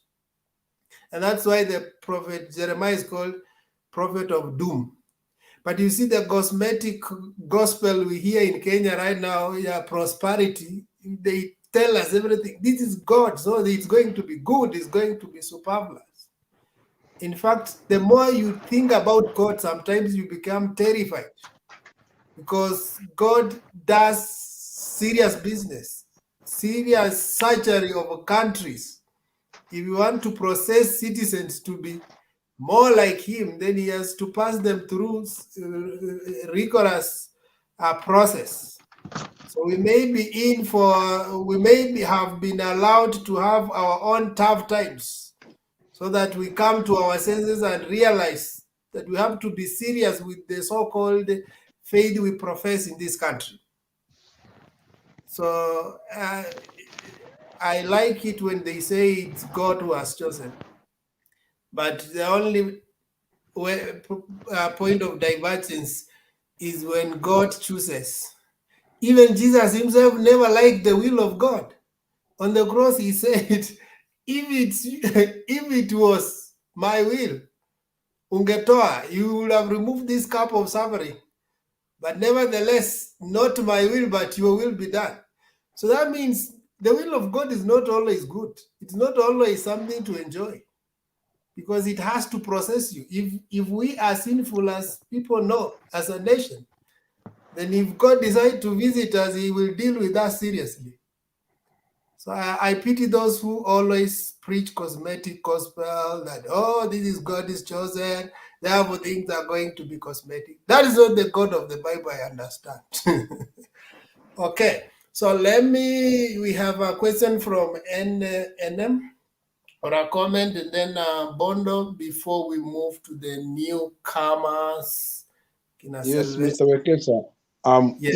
ENM Lifestyle Melodies. This name gives you a lot of problems. So It's a sentence, it's not a name even, it's a sentence, so that's why I'm truncating. Okay, let me say this. ENM is my name. ENM, stop it there. Lifestyle Melody is another name. It's another thing. So what I'm saying is this: Francis, you did a very good presentation, but there's one thing that you guys really need to appreciate is that when you get you find yourself in a hole, you just stop digging. So we are finding ourselves in a hole whereby, like Wekesa said, we have a lot of debt. The country is on a very serious crisis. So we might not be able, the Kenya Kwanza government that has just come might not be able to achieve all that it was suggesting to the people or proposing to the people. But if they can manage to stop and refocus, then we can have a way forward. So what I'm asking from you guys, in as much as your candidate not win, let us be positive. Let us give them a chance. Like this guy who is saying Simba Netaya. Simba is my actually Simba Arati is my governor now.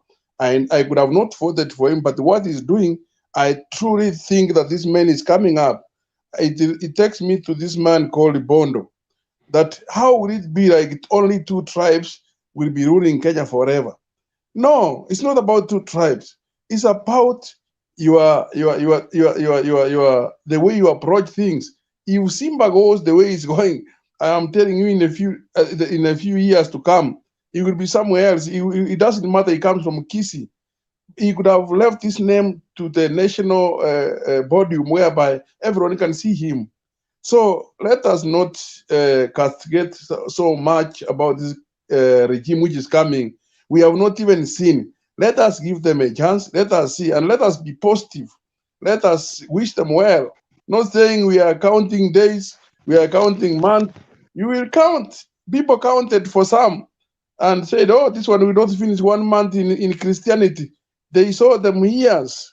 So you can what I can advise, or I can my suggestion or my proposal could be, let us give the new government in place a chance, and let us wish them well. Thank you. Okay. Akesa, can I ask 1 minute? Akesa, can I ask ENM a question? No. Let's Bondo finish first. Okay. One thing, we've talked politics a lot. And there's one thing I want to pick on all of us, apart from Francis Mukungi. First, I want to tell you congratulations, as you've been told. And it's high point that from today, you should pick this very serious. As you see in this panel, most of us, we are old. Some of us have participated in Mandamano. I was once caught in Bomas of Kenya trying to fight until there's a point I said I never voted again. And some people have confessed that, yes, Raila has also won election, even if it's not this. But they say sometimes the tendency of what we create or we breed is likely to continue always. So we who are here, I started fighting from high school. Today I'm gray. I also have a daughter now, she's 18. And she no longer lives in Kenya, but I'm with all my children here. The thing I want to say is we have a huge responsibility. As much as we complain today, it is not our fault. It is our father's fault. Today we still fight here. We support maybe people because they're from our tribes. But the honest truth is, even if you go and vote in the next 5 years, it has got nothing to do with your lives. Most of us, our lives is gone. The policies that Ruto is going to make is going to suit his kids, his family, and not yours, not mine. In a generation, when you vote,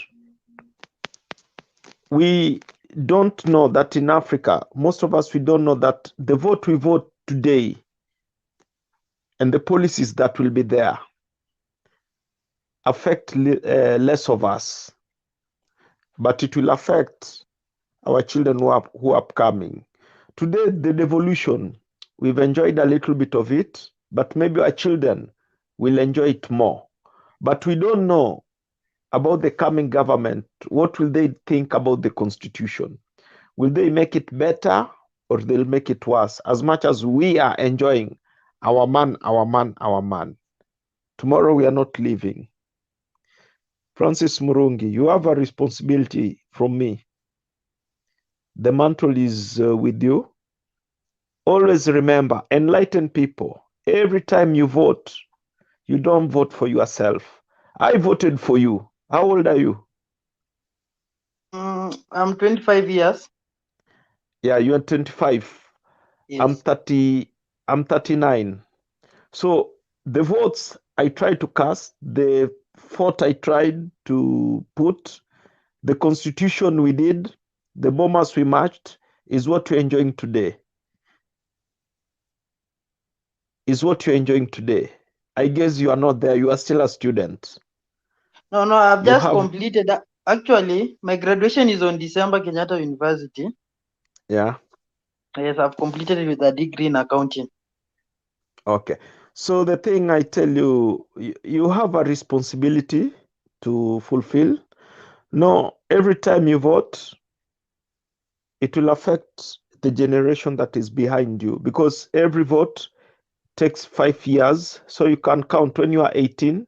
The next time you are voting, you'll be probably 23, and you'll have made choices for somebody who is in Form 1. How he will live. At the moment he's 18, but you are deciding his life. So today you might celebrate, my man, I'm getting this, a man from my tribe. But how about the person in Form 1? Don't make bad policies for them because of yourself today.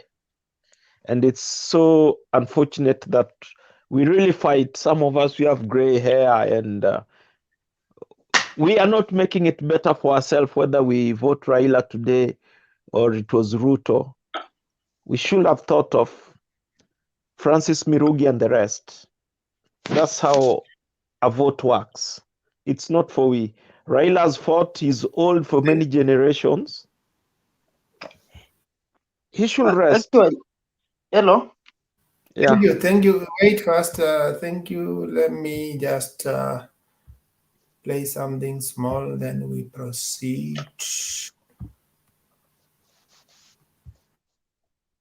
Several years ago, I was in New York City. It was a dark Saturday afternoon. The minute black woman came up, the only question I heard from her was, "You Martin Luther King?" And I said yes. The next minute I felt something beating on my chest. Before I knew it, I had been stabbed by this demented woman. That blade had gone through and the x-rays revealed. The tip of the blade was on the edge of my aorta, the main artery. And once that's punctured, you're drowned in your own blood. That's the end of it. It came out in the New York Times the next morning that if I had merely sneezed, I would have died. After my chest had been opened and the blade had been taken out, from all over the states and the world, kind letters came in. One of them I will never forget. I had received one from the president and the vice president. I've forgotten what those telegrams said. I'd received a visit and a letter from the governor of New York, but I've forgotten what that letter said. But there was another letter. It came from a little girl. It said simply, "Dear Dr. King, while it should not matter, I would like to mention that I'm a white girl. I'm simply writing you to say that I'm so happy that you didn't sneeze." And I want to say tonight that I too am happy that I didn't sneeze, because if I had sneezed, I wouldn't have been around here in 1960 when students all over the South started sitting in at lunch counters.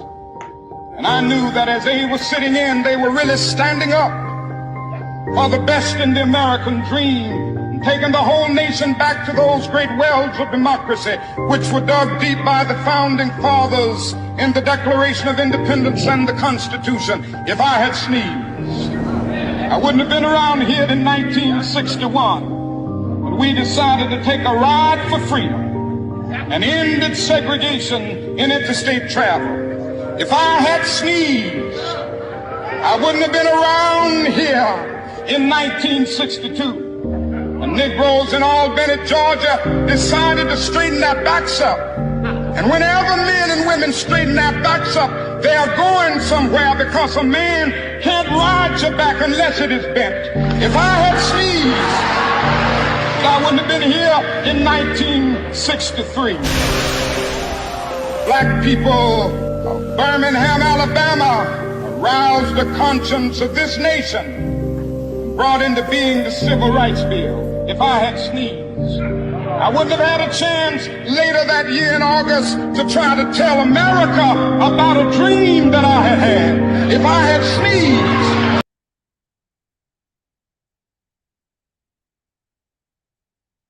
Yeah, as much as we are planning to celebrate those leaders we feel have made it to the echelons of power, majority of the people who moved the earth never had a chance to be celebrated, never had a chance to be inaugurated. Yet their names are written in the stones of history that cannot be erased. They are not written in the quicksand of history. So I have seen quite a number of comments in the comment section about Raila will never be president. For me, that is immaterial, because even me, Eric, will never be president, maybe. But I believe I live for something that is sensible. I believe that my voice matters. The reason why I've stayed up the whole night, not because my candidate was supposed to be president. Actually, my candidate will not be inaugurated tomorrow. But I believe my voice matters. And so we believe the voice of Raila matters. We believe that the voice of those who stood against certain ideas which are not progressive in this nation matters. That's why we are here, and we can labor the whole night discussing. So whoever will become the president is immaterial. But to us, what concerns us is which ideas are going to rule us for the next 5 years. What are we going to experience? That is what matters. At the end of the day, we don't remember what car Kibaki rode when he was in State House. All we remember is what he did to our economy. So what will he, if we are supposed to summarize Ruto's existence in State House for the next 5 years, what will be the summary? In one statement. That is all that matters. So Francis, you had something to comment, then Brian? So actually, the man from Bondo talked about education. And when he said that education, people should be enlightened when they are voting. And actually, I found it ridiculous in this matter that when you're in campus, most of us, we will go to library to read when the exam timetable is out, even some hours before exam, so that we look at if we can be able to cram and pass the exam. Actually, our curriculum teaches more to remember than to be creative. That's why you find it is very hard and a Kenyan citizen to compete with another citizen from a different country, because us, we remember historical, but them, they become creative for the future ideas. And that's why you are getting, for instance, actually I looked at it and this sense. In Kenya, when you look at the budget, when I'm looking at the budget, it's an idea, anybody can pick it, whoever will listen to me. What you have to do is to increase the taxable capacity of a country, not to raise the tax. How many people are paying taxes in Kenya? If there are maybe 20 million, can we raise that bar to be 40 million people, or maybe that 5 million people paying taxes? That's what we should be asking ourselves. And that's why you find the question is, how can we raise the taxable capacity of a country? We can raise it by making employment more. And to me, I have one suggestion, maybe for anybody who listen to me, should it be an MP or whatever, can implement it and can work best for a country. because we have a problem of corruption everywhere.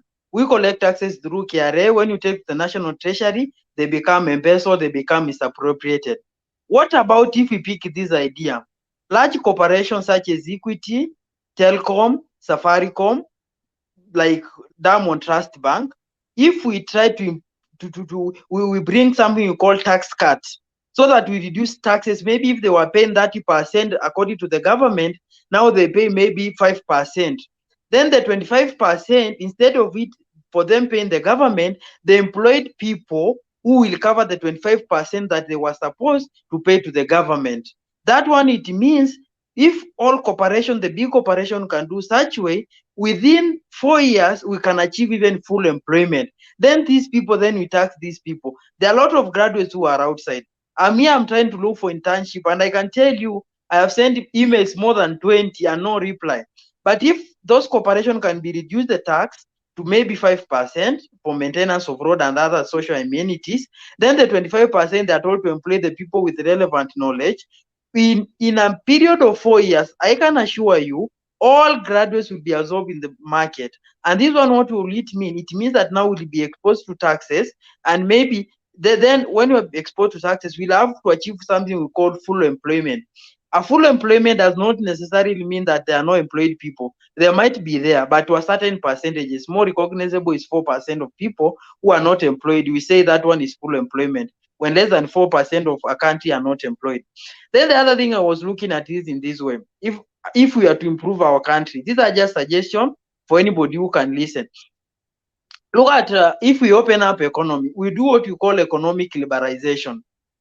Why do we have 3 counties that Kiambu, Mombasa, and Nairobi are the only counties that we depend on in terms of economy of our country? Should today Kiambu and Nairobi fail, where will be Kenya? Picking an example of Ukraine, if Ukraine depended maybe on Kharkiv for them to have a good economy, I can assure you today Ukraine could be a failed state. So we need to liberalize our economy. We need to have a good economy in Isiolo. We have a good economy in Turkana. We need to have an economy in Vihiga. We don't have necessarily to depend on Nairobi almost 98%. So that even in the time of emergency, our country can become sustainably. Then the other thing I would be asking is just a question. How do we justify that a country, we have almost 5 universities or 6 major universities along the superhighway? Does it mean that other countries do not have children who attend the grade 2 university? Does it mean that the Section 2 paper of what the late Tom Mboya drafted is the cause of this problem? So we need to look and review those policies. When you look at our economy, the reason as to why Mount Kenya is known as to be the backbone of economy, it came from the man Tom Mboya. When he was drafting about economy, he indicated in Section 2A of the paper, if you can read it, that it highlighted that Mount Kenya should be the economic background because of that time, agricultural was the main thing. And Central Kenya, from the fact that is around Mount Kenya, the rainfall is sufficient. So can we look at that one? Can we change that one so that we have an economy, maybe more advancing to technological? Then I will ask another question. 1 bag of maize costs 5,000. 1 laptop of good quality costs 100,000 plus. Don't you see that we can use a small space of land to generate more income in terms of technology than using land? Then the other thing also, I will also be looking at this way, in this way. Like a country like Kenya,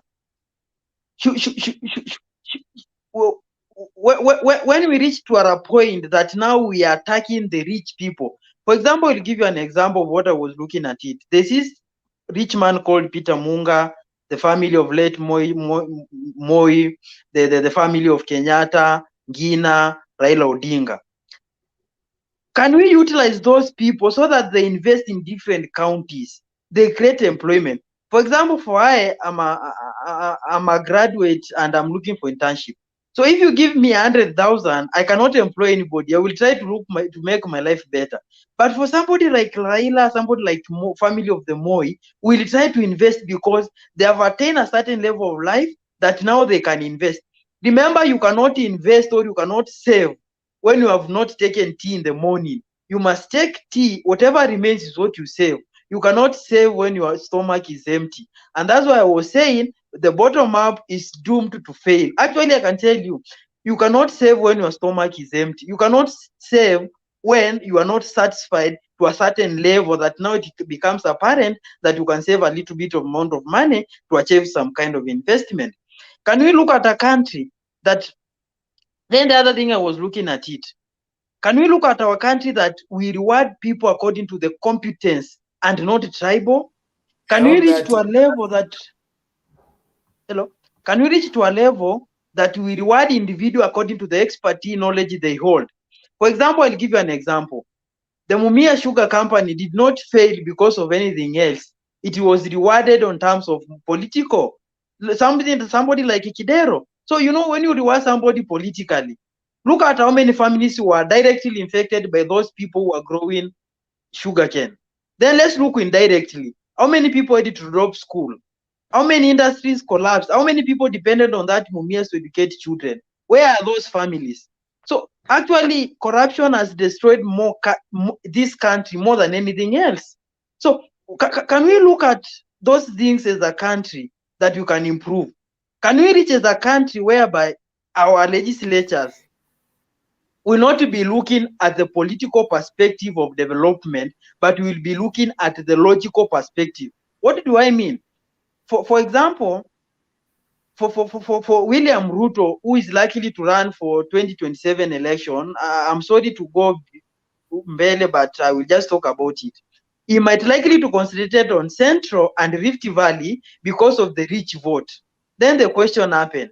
If you concentrate on the two regions because of the majority people are coming from that side, what happens to areas like Turkana who are having people who are densely populated? What happens to people like in Lamu? So we need to develop our country according to the logic and the expertise and not the political perspective. Let's not look at the number of people and everything else. Let's develop it and encourage people to do what we call delocalization, so that if you are in Nairobi, if you move to Turkana where you can get the services, then you are okay. You know, that's the country that I'm looking forward, and that's the country that I hope, and I really hoped that somebody could have brought such a way. I could be happy, man. But anyway, let's hope for the best. Let's pray for the president, maybe. And also the other thing I was also looking for, it should somebody be near to William Ruto or in the government. Hello? Thank you. I think you don't have to give all the ideas. We have another round. Let's put within the limit so that when we go to the next round, you have another opportunity to, so you can cluster your points so that when we come the next round, you also have an opportunity to contribute. Maybe just one challenge to what you have enlisted is that I think saving culture has nothing to do with the riches. I remember when we were growing up, when Mama could harvest maize, there that maize to cook and there's that maize to be stored for the next season of planting. So that means it's already a culture we need to inculcate, a culture of savings. If you grow it, if you're entrusted with small, if you can save just one bob out of your 10 bob, then that means it's possible for you to save out of 1 million. If we don't develop that culture, that how many MPs have left parliament and they are now a penury. They don't have anything because they never had a culture of saving or investing. And when they left that privileges, they came back to nothing. So, okay, let's have new guys who have come in also to make their points. We have Sylvester. How are you? Good, sir. How are you? Mr. Okesa, what happened? Yeah, let's have actually new guys and then we progress. So, Sylvester? Yes, good evening to everybody. Good morning to Okesa. I don't know where to start. The inauguration, I guess, preparation. I would say to me it was a this syllabus, you can cover it from where you feel comfortable. Yeah, I will start with that one because that's the core of the country, you know. It was a good show, you know, regardless of everybody have their own feelings. It was a good show for the president. It was a good show to the president-elect. I saw a smile to everybody. So whatever side you belong, I guess everybody I hear them, they are talking different.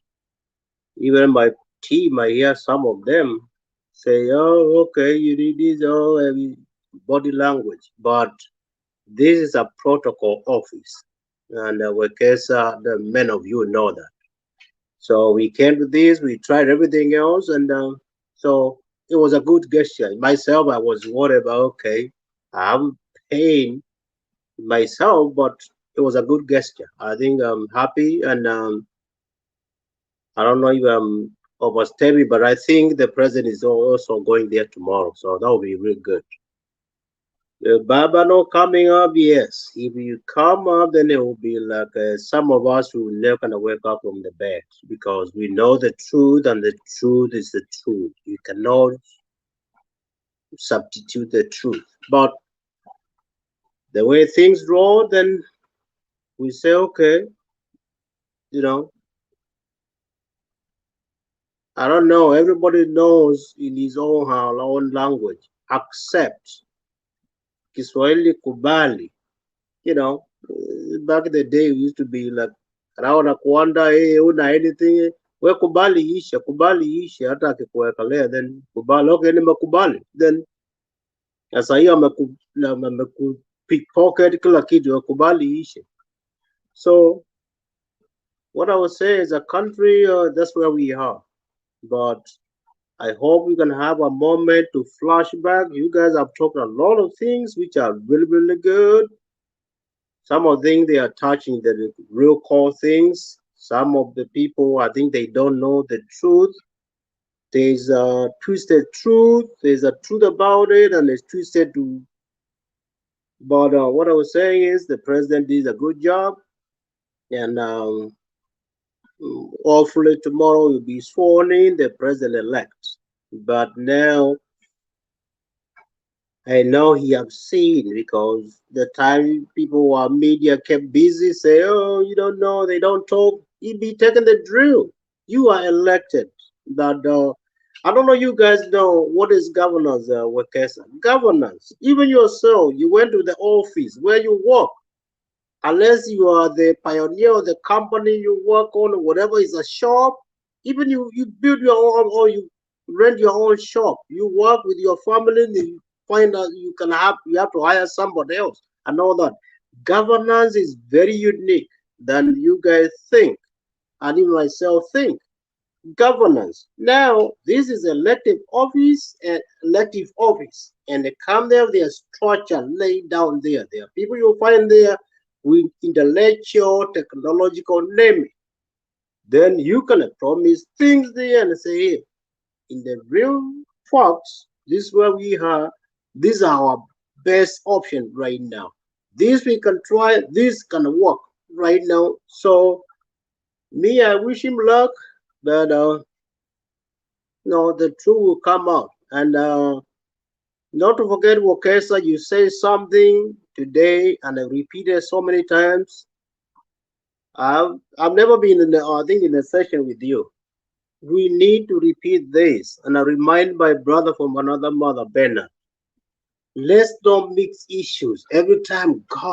God, really, really. Even the United States money, everybody see it where you are. Even in Kenya, go take $1. In God we trust, but they don't sing what you guys we are singing. Oh, it's God, it's God. Please, the actions. Action. You say, oh, thank you. God bless you. Why people do that? Because you did something. You didn't tell me you was a Christian, salam alaikum, whatever. No. But you did something, they acknowledge. They say, you gotta be a godly person. I didn't know him. You don't have to, you didn't have to do.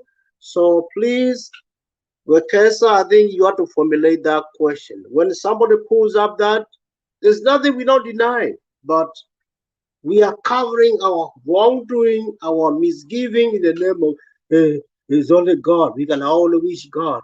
My brother, you don't wake up, wash yourself, go to the pot, sit down, eat. You cannot sit down and tell me, God, just help me. No. You don't have money, okay, go borrow a friend. Hey, man, I'm broke. Hey, can you help me? You cannot say, God, just help me, bring something. This is a hypocrisy I hate with ourselves as a people.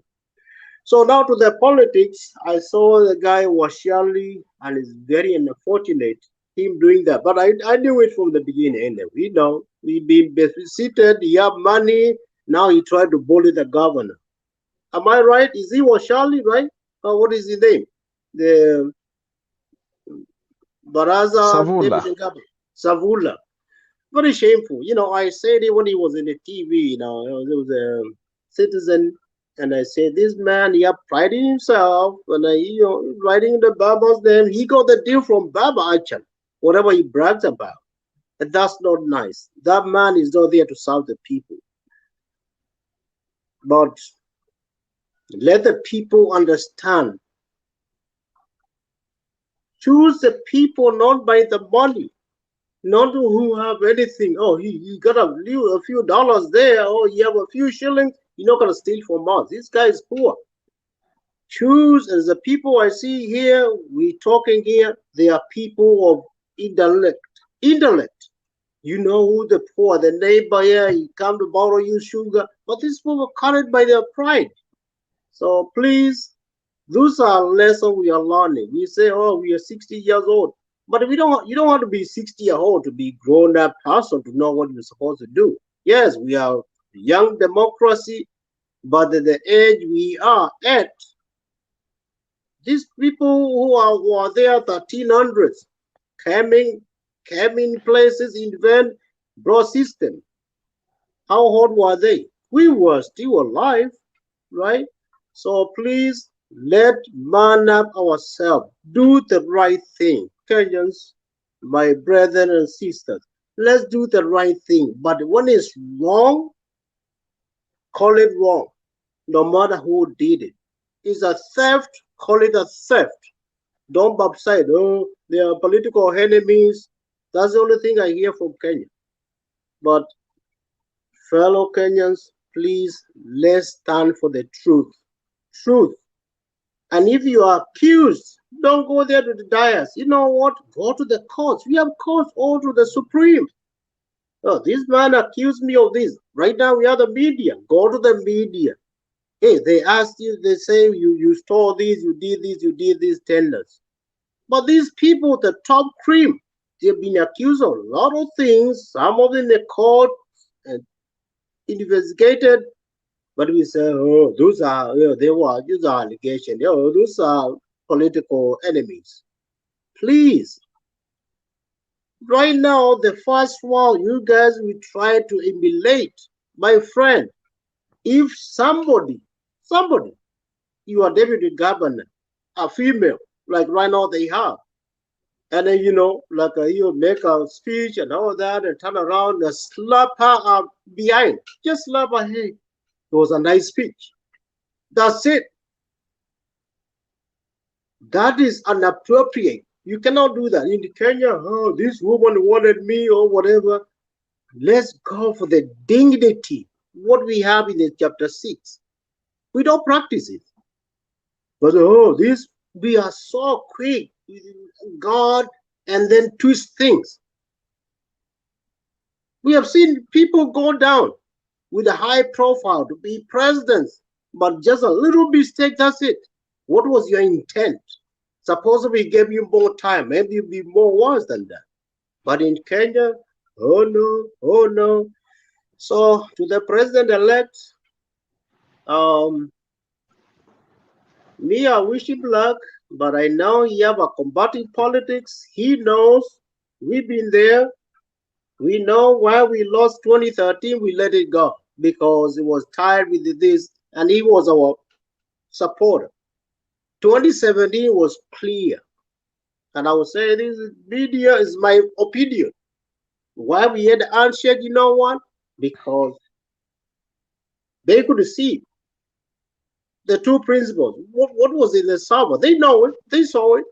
Now we know it. We say, yeah, okay. But then round two, why we supported this? Round two, we say, it would be no different. So we let it go. That's why people blame Baba. Yeah, okay. The first round, what was it?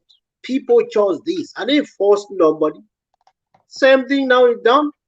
Him we going to revenge to Uhuru Kenyatta. Okay, we cheated this one. Now you jumping off me. People voted, and the fact is, he's the president-elect. We will support him where we can, but he was not validly elected by majority. Fact. But I don't know. Kenya yetu vitu zinafichwa until now we came to know who did what in the karaoke they spoke about it. I think you guys saw it. Look, why was Kariuki killed?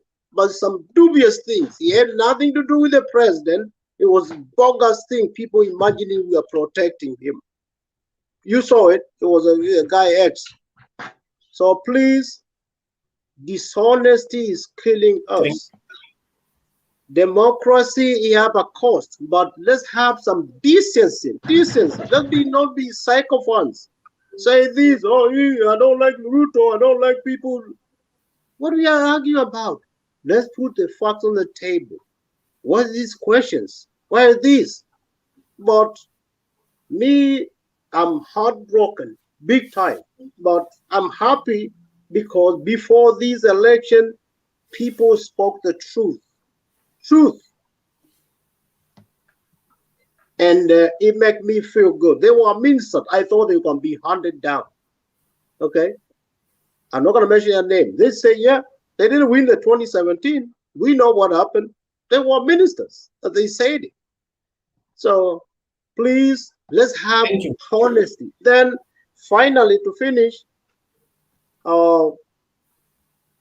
let's talk about devolution. Devolution, you guys don't know, is very expensive because we have only 10 years more. I promise you, 10 years more. If counties, 47 of them, none of them can not support itself. We're gonna go and collapse. Okay? Let's say like a Sendo Kiambu, whoever, like this one product thing, it was the only way we can uplift ourselves because those counties have to support some, at least basics. But the central government, our tax regime is what? VAT, the most, because the, what, 50 million, 45, they only pay VAT, buy sugar, buy milk, buy gas. You get it? So anyway, so our tax regime had to be changed, but we have to make sure these counties function. Not about the party. Those counties function. Thank you. Anyway, I will speak later. I'm sorry I was all over the place, but you know, I was listening to you guys, so I'll catch up with you. Let's try to regulate time. I will give you another chance. So Okay. don't worry about that. All right. All right. Thank you. Yeah, I want to. Brian, you had a question. I want to bring in Robert. Oh, I just if it's a comment, strictly 1 minute, kindly. A question? I will try to make it 1 minute, real quick. Kindly. I want to say Francis Mukunji. He has bright ideas. I don't know where he comes from, but yeah, he's skilled. He knows what he's talking about, and I will follow him. I will support him and all that. But at the same time, we need to make sure we accept what is going on today, not tomorrow. Today, WSR is gonna be the president. So, whoever who is feeling bad, just let it go. Just heal. Just take your time. Do whatever you want to do. You know, just heal. And then, other than that, there is nothing else. I'm supporting this kid. Francis Mukunji says he's only 25. He has ideas. He knows where he's going, and I will support him. Thank you. That's it. Okay. Kindly let me give Robert, and then I'll give others chance also. Robert?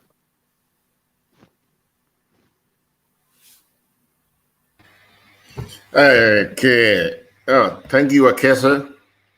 Thank you, everybody. I see Duke.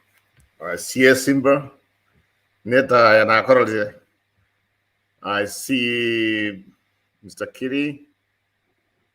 Francis, I see you. And Sylvester, we just spoke a few minutes ago. I don't know where to start. I don't want to go stories, but I want to concentrate on some issues here. When somebody comes here and tells us you want to have a transition, now, transition of what? My friends, we don't have a country. Kenya, for the last 60 years has been ruined to hell. Asimba na huyu mtoto huyu kijana ba Francis Bukungi. You know what he just said? He's looking for at least maybe an internship. Imagine if it was another country, it's just like he'll be a working man. He'll be working. Kenya, we are on the wrong track, my friends, whether you like it or not. The problem with Kenya, the few people who are there, wakiona kadogo, how to be fine. There's nothing here. I'm telling you, we have ruined our young people. We will never recover. We will never recover. It will take hundreds and hundreds of years. And that's why I want to make my point. Even mambo ya change Kikuyu Karenjin, I don't care. Some of you are telling us democracy. Democracy gani hiyo? The people who have ruined our country are a few cartels who are being supported by the Kikuyu and the Karenjins. Sahi William Ruto, when he wins, anatuambia, oh, this was an election ambayo kukuwa na ukabira kwa sababu they sit there. Francis, may I come back? What you said and nobody wants to talk about it. You were asking how comes the best universities are seated in Thika Road, somewhere in Mount Kenya. We are not Mount Kenya. There are nice people there. We have nice people, our friends. I went to school in Alliance High School, Kiambu. I went to school there. They are nice people. But that's the power of the presidency. That's why they will never give it up. Unaniambia where mahali natoka kwa Kisii, you want to compare it with places in Central Kenya? No. So my friends,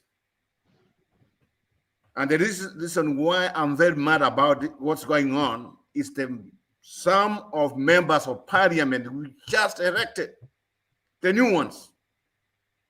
Yen tu hivi, when somebody said, oh, Raila ameshindwa, you know what happened? Then some of them now, instead of trying to find a solution, wanakimbilia mambo ya government Ruto now. Ruto is just like, he's the king. Why? Why are they not going there? It's because we have developed a tradition where we think everything comes from the government. And that's wrong. That's wrong, and that's where we go wrong. Anybody who comes on this panel and tells us, oh, the economy is going to improve, well, there's nothing. This thing is going to collapse, my friends. Because we are all, our politicians, the most useless people we have in the country. Starting from the outgoing president, who I admire and love, but him and Ruto, what they did 10 years, nonsense. Ask yourself, countries where right now, some countries where they can't even, they have jobs, they offer jobs more than the people. Do you know what their backbone is? They thrive on private sector. Kenya will thrive on government sector. Marry everybody. What's the difference between somebody like Ongwae, who the other day was just like lying to Raila, and now he's joining the government? What's the difference between him and a prostitute? There's no difference. These politicians we have, they are like prostitutes. And a prostitute can be a man or a woman. They are ruining our country. They are ruining the country. Wait. I'm waiting for the cabinet. What they will do, they start recycling some of these governors, fake governors, some fake MPs. Now they will be the people who are going to be the cabinet. My friends, what we need is a private sector. We start building this Kenyan economy. Otherwise, if we are here, we come here every time we are talking about how they grab jobs from the government. That one is killing. We are killing ourselves. And I'm saying that because I am not in Kenya right now. Because my country never gave me the opportunity. I'm working somewhere else. But you know how many people I employ? I employ more than 20 people. My payroll. I was just looking at my payroll. Yeah. It's almost 200,000 Kenyan shillings. We need to provide small jobs so that our economy will recover. But here's the problem. Our Kenyan people don't believe in that. We believe in corruption. We embrace corruption. And that's why you see like some new governors who have come in. Ask yourself. People like the guy in Kisii, Simba, or some other governors from Machakos. They come in and they tell us, oh, in here, look, the corruption has been going on. They have been looting.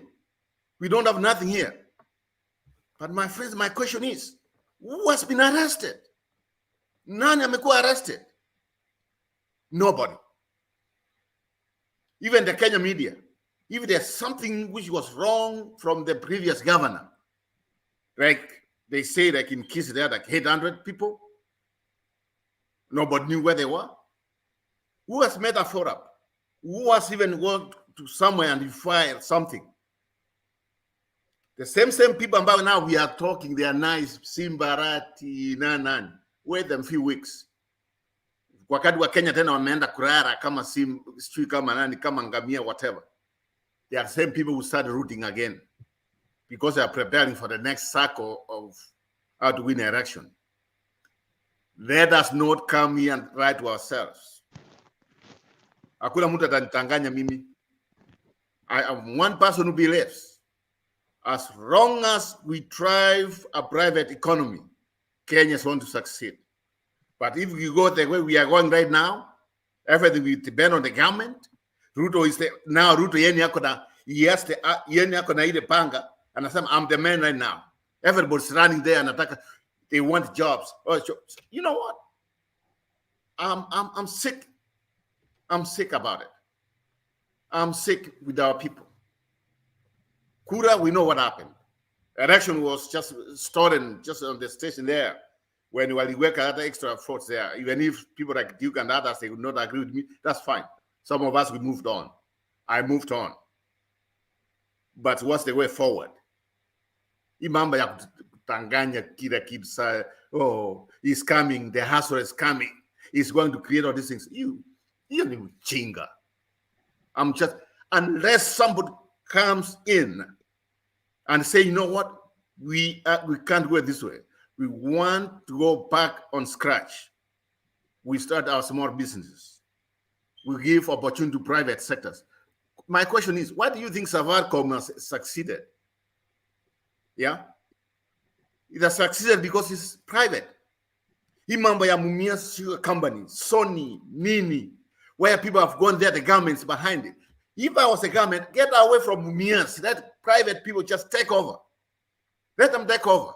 If it corrupts, it goes forever. Something else will come up. Every time they are taking millions and millions of shillings there, giving to people. And that's what's happening right now. That's what's happening.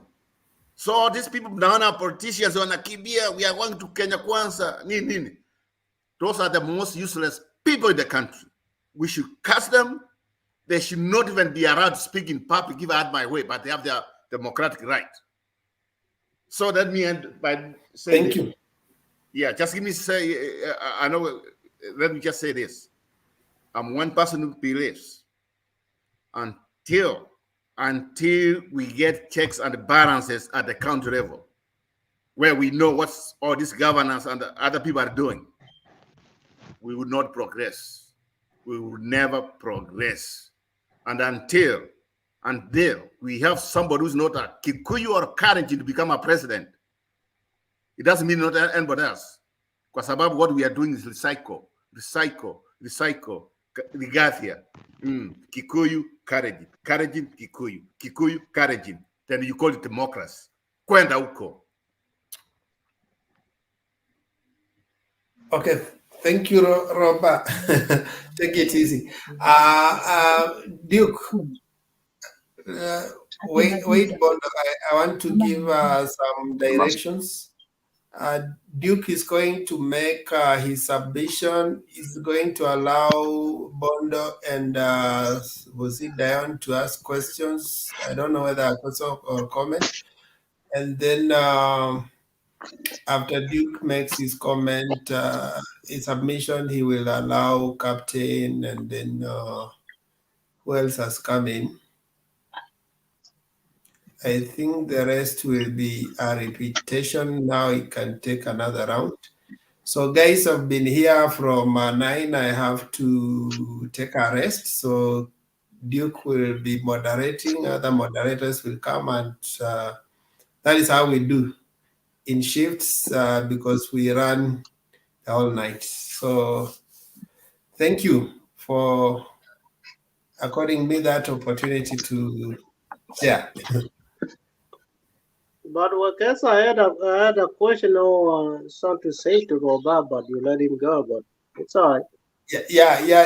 You Duke will allow you to. He will facilitate all the questions. So there are some things, Okay, that's all right. It's all right. What are you saying? No, it's okay. I'm disciplined, so I turn up. So yeah, I'll wait. Yeah, Robert is Yeah, Duke will guide you. He's a late time guy like me, so I always watch him anyway. When I get a chance, I don't get them many times to get in there, but I'll. But anyway, it's okay. But we have to be substantial, though. Anyway, I'm not gonna speak now right now. It's not on the time to speak. So yeah, it's okay.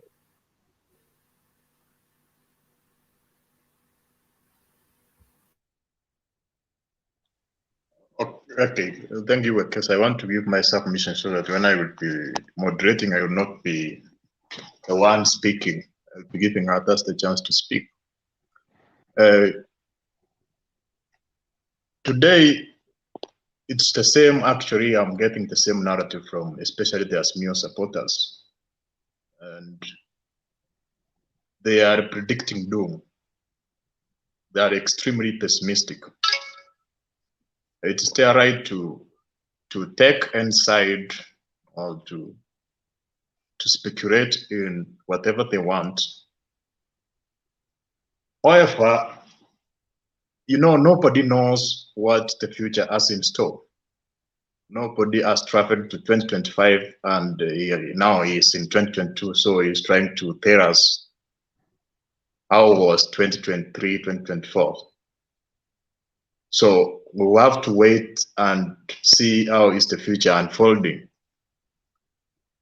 And one of the richest entrepreneurs in the world is Richard Branson. And once when he was interviewed on how he became rich, he gave a statement that a pessimist sees an obstacle in every opportunity, but an optimist sees an opportunity in every obstacle. So maybe William Ruto's win is an obstacle to many of you, But what opportunity are you seeing in that obstacle? And most of the richest entrepreneurs or the most successful people are the one who comes with solutions when we have problems. So what solution are you fronting? Because you are sure that William is going to bring down this nation. So that is what you should be thinking about, or that is what you should be explaining. They're just telling us that tomorrow is going to be doomed. It's not enough. Yes, that is true. What are we supposed to do? Or what are you planning to do as an individual? And the second issue I want to address is this statement about the Kikuyus, the current. That's true. And it's very unfortunate. Even me, I don't advocate for that. At one time, I wanted actually Raila Odinga to pick Kalonzo as a running mate and William to pick maybe Mudavadi. Therefore, is that we've got to move out from Mount Kenya in a way. But unfortunately, both of them went again to Mount Kenya. However, because of democracy, we cannot solve that problem in a democratic way, because if two of the largest tribes combine, they are always the majority. And in a fair contest, they will always win. That's why I'm supporting the proposals most of you are coming up with. We have maybe a different mechanism of determining who's the president. And that's are the key changes which must be captured if somebody is contemplating about changing the constitution. For instance, we can talk about maybe counties. So we have, or we can say a person cannot have a president from one county at least within 20 years, something of that kind.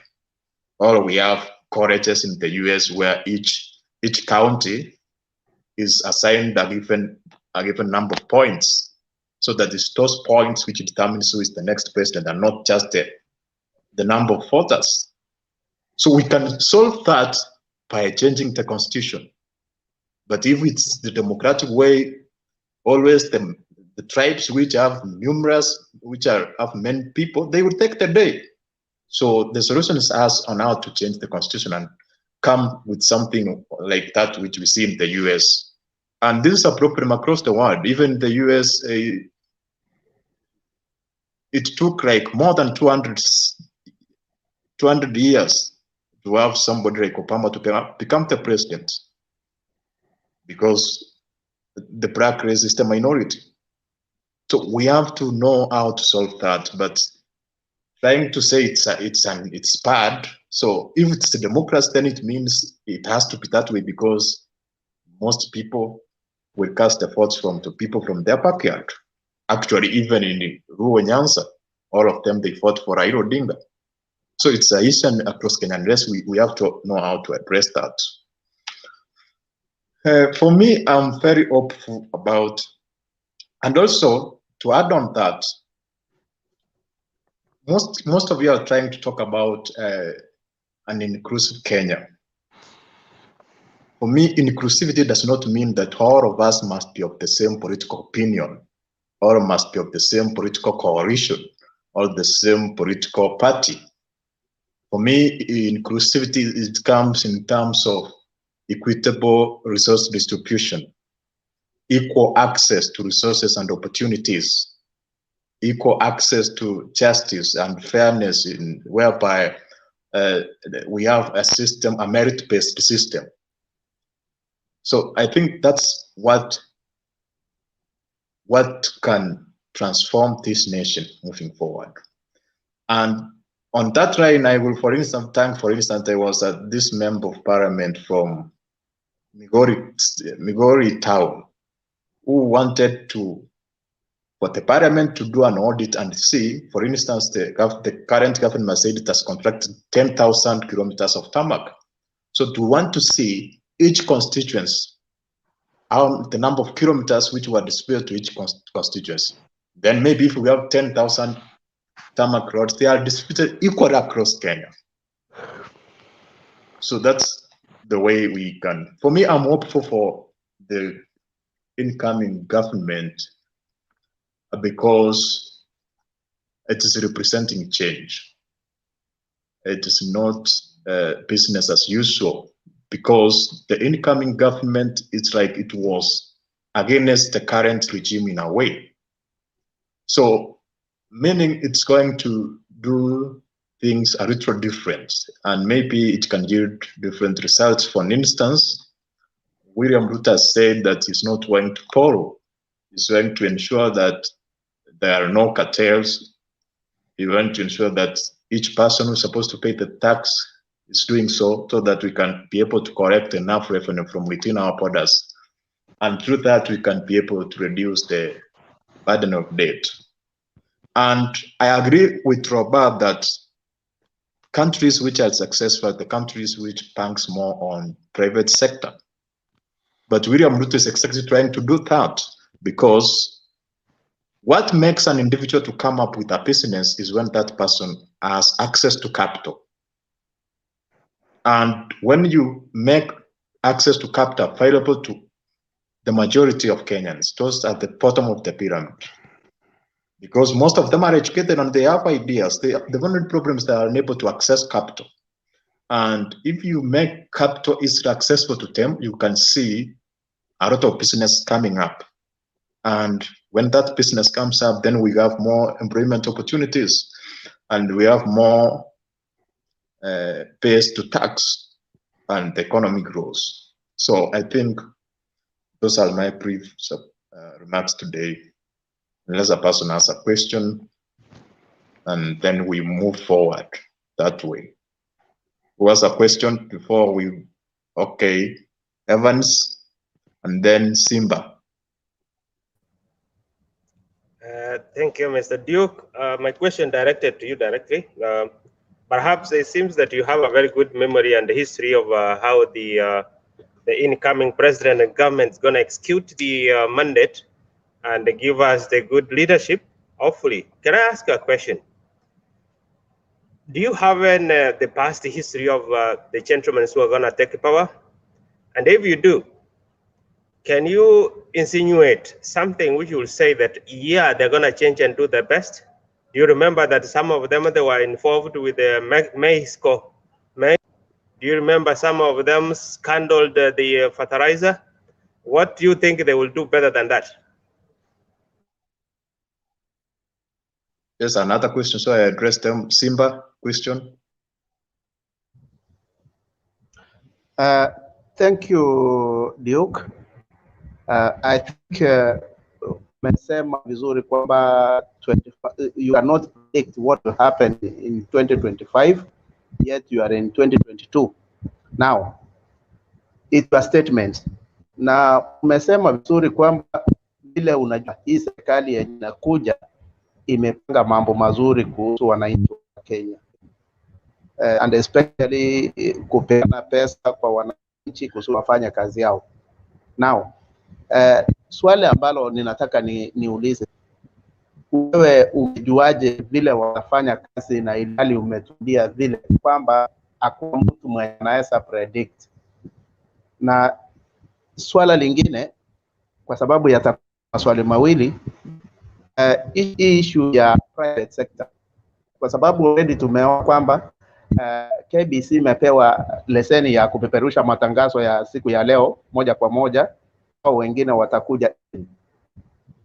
KBC is a government owned broadcaster, na Citizen ambayo ni popular radio station, it's owned by a private individual.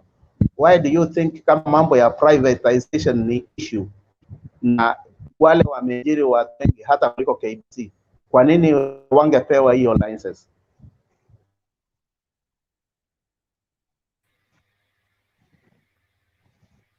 Okay, Robert.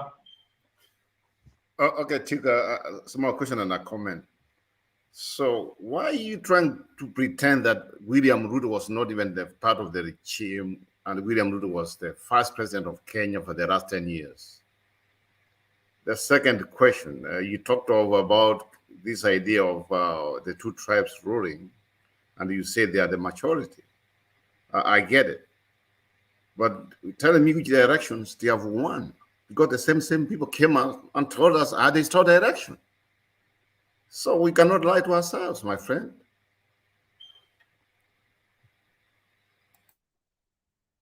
Okay, let me address those questions quickly so that we move forward. Starting from Evans, you're talking about the track record of William Ruto and the scandals which is involved. One track record of William Ruto, which I can give a testimony and which benefited me as a person, when he was the Minister of Higher Education. Remember, we used to wait 2.5 years before you went into university, and they eliminated that. Because of that, he fast-tracked my career 2.5 years. Maybe if it was the old system, maybe I would not be here where I am. What I have done, if you bring it down, if you scale it down, maybe you take me back 2 years. That's one. Number two, he advocated for technical institutes in every county. That's when they were under Uhuru Kenyatta, and we have a lot of technical institutes across Kenya. And he's the one who championed to ensure that those who are taking diploma, they are also getting funding from Higher Education Loans Board. So through that, most people are accessing education. Regarding about scandals, yes, he has been mentioned into numerous scandals. However, when we find that when we have the government should be the one to trace the resources to prosecute those individuals involved in the scandals. But now we find the government which is trying just to say that somebody is corrupt and that's the end. Most of us would interpret that that is politics. They are trying to paint that person negatively, so that because if a person is corrupt, trace the resources. We know Ruto maybe is powerful, we cannot imprison him. Trace the resources. For example, they are talking about Mwarel Dam. I once asked the questions, what's the name of the company where the money was transacted? Who are the directors? Now we say Mwarel, Ruto stole money. We don't even know the company behind it. We don't even know the names of the directors of that company. The government is not telling us how the money was transacted from the treasury to those companies to individual accounts. So we find we have a lot of opaqueness, so that we conclude that is mostly politics.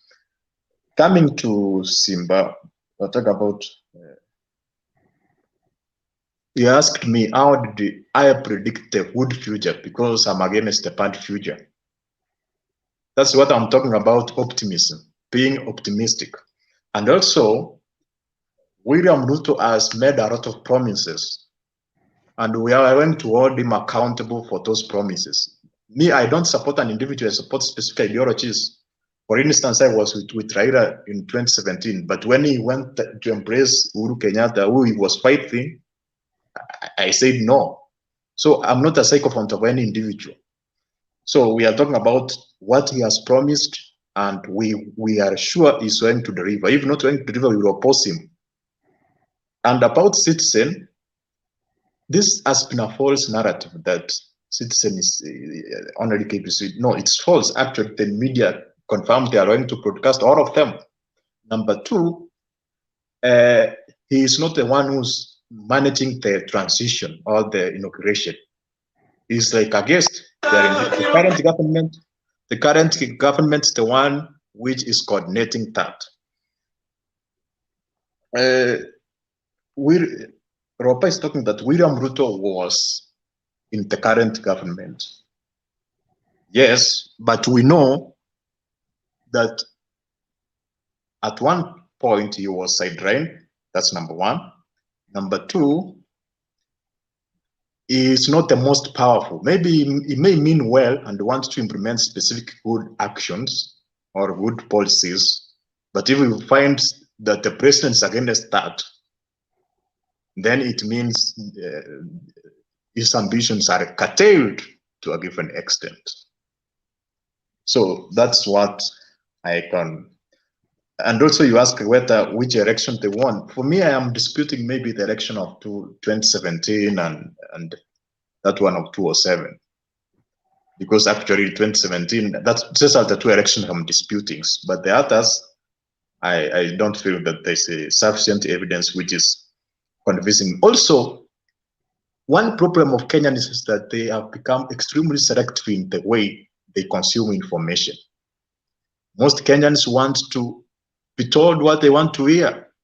I come from Kisii and I happen to go to Central for some times, and I engaged people from Central about the 2007 election.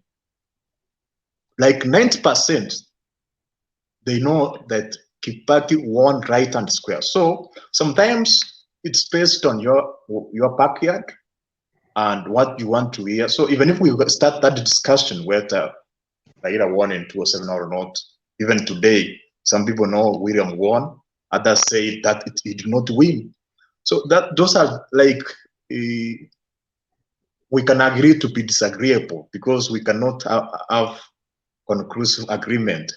And that's why we have mandated institutions which we should respect. So I think those are my responses to it. Who was the next person to speak?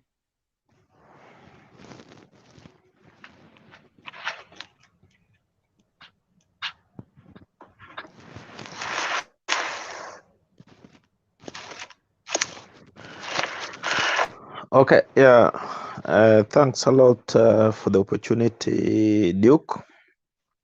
I think for me, I want to be honest, as Robert said. And I want to be honest about we Kenyans. Sometimes we speak a lot, we can speak lots of English, we can do whatever, but that one never adds value than to the truth. It's not about ideology, it's not about just competition. The truth is, sometimes we say everything, oh, God does nothing. It's we who has something to do. When we go to vote, no God stands on a queue to vote somebody. If a person keeps on professing God, which God came to vote for him, that should be also a good sign to tell you that this person is a liar. We do stuff. Kenya is a reality. Kenya is ours to fix. If we want to fix it, we will fix it. We talk a lot. People defend a lot. Some people say Ruto won. Some people say Raila won. But the server is there.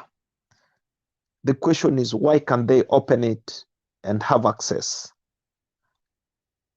That is the reality. But when people spread propaganda and we don't live a reality life, then we are wasting time. Opening a server takes nothing. It takes few seconds. The password is given. It was never done. From 2007 to today, it has been the same way with elections. We have life to fix. We talk a lot. What has the government in place for us? What has individuals in place for us? We talk of private sectors. How many people are willing to work in private sectors and do the job? How many Kenyans? Kenya on its own is like a lost society. We screwed up everything. We fight. We are normal citizens, me and you. Maybe we don't own much other than being here. But we are equally defending somebody who has done wrong in our presence. We all know the reality and the truth. If we keep on doing this in front of media, other people are watching. and then we are saying we are fixing a country, or we are here to fix a country. The question is, what country are we fixing? We talk of pessimism. It has got nothing to do with that. The man is there. We talk of corruption, we discuss. I want to tell you from my opinion, discussions don't build a country to reality. We all need roads. We all need academical institutions, as in Central, in any other place, in the Rift Valley, in Turkana. We don't need affiliation. We have lacked the sense of humanity. We lack the sense of human beings. If we have that, then we start to solve our problems. We are not realistic. In this discussion, most of us, we still tend and not want to accept to be realistic. It starts with me and you, and it starts with the opportunity that you and me have. We can discuss day in, day out. In the media, it's the same. Some medias are being locked out. Why? Is it just biasness? No. Maybe some picked the truth. They went out saying the truth. They're getting a lash on their back. What do we stand for as a country? We lie, we speak the truth. At the end of the day, cameras, TVs off, we all sit down and want to eat a meal. No God brings a meal to anybody. It's a farmer who works and does the job. We sit here, we discuss today about the prices of commodities, accuse people. We can equally do farming. What attitude do we have? What kind of attitude do we advocate for? What kind of attitude do we push for? Do we push for an attitude to argue?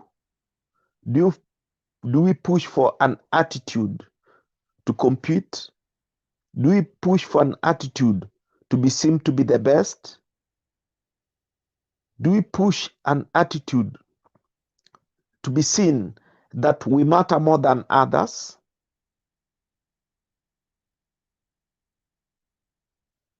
Are we working towards seeing a successful country? Because in my opinion and experience, I think Kenya is one of the luckiest land in the whole of this universe, lying in the middle of the equator with variety of climate type, resources, and things that can do well from agriculture to other resource. We have more than enough that can take care of everybody. What we say today is what makes a change. What we choose to talk today is what makes a change. Human beings and human beings, they listen, they weigh. Whether you are Kamba, you are Luo, you come from the mountain, whichever place you come from, what we advocate for and what we speak each and every time in persistence, that's what make the count.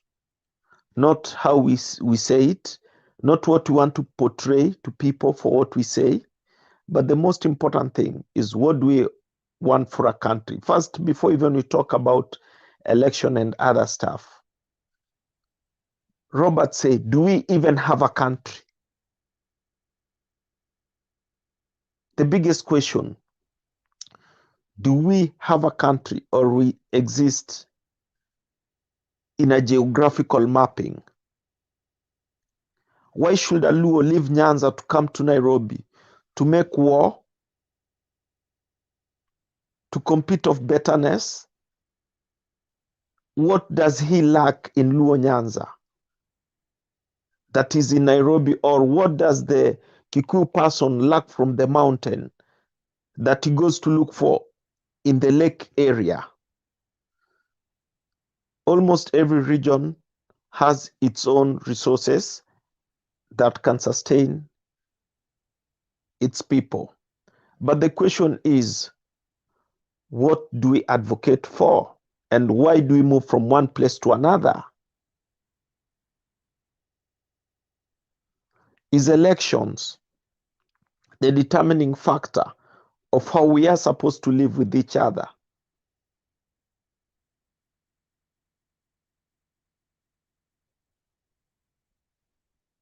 Those are the biggest determining factor. We don't have a problem with Ruto leadership, whoever's leadership,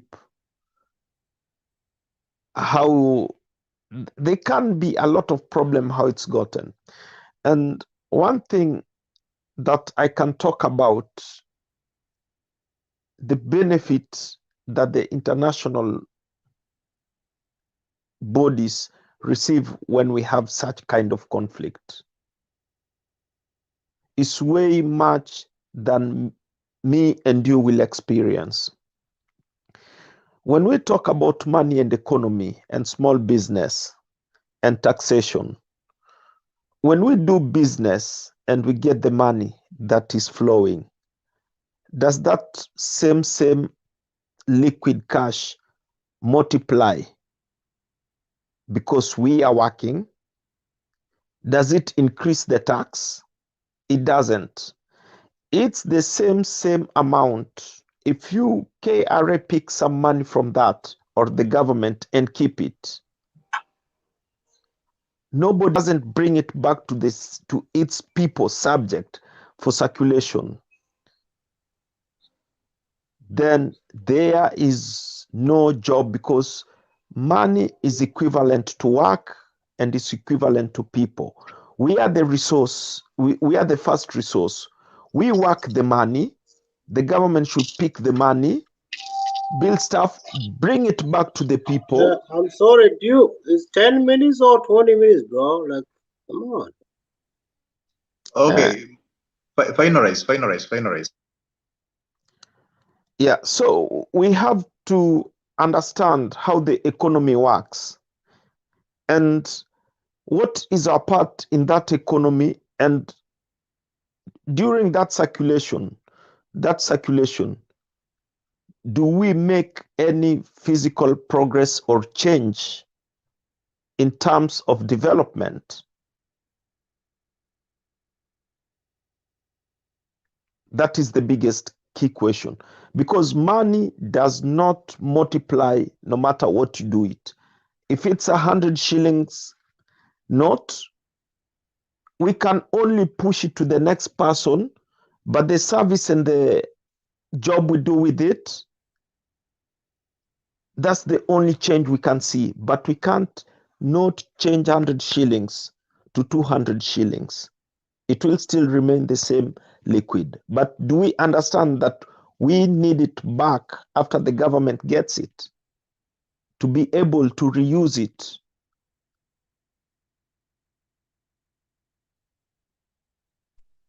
Thank you. Thanks. Anybody who wants to give a rejoinder or a question before I bring Ram?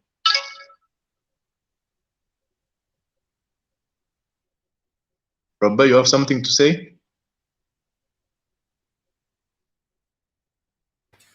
Okay, let me just have a comment to what he's just said. Also, I believe in the question he asked. I think you're right. We should have a government where we want to see a government hiring people, not a government, but companies hiring people, getting jobs, but not a situation where people are bribing to get a job. If that's the case, we are dead.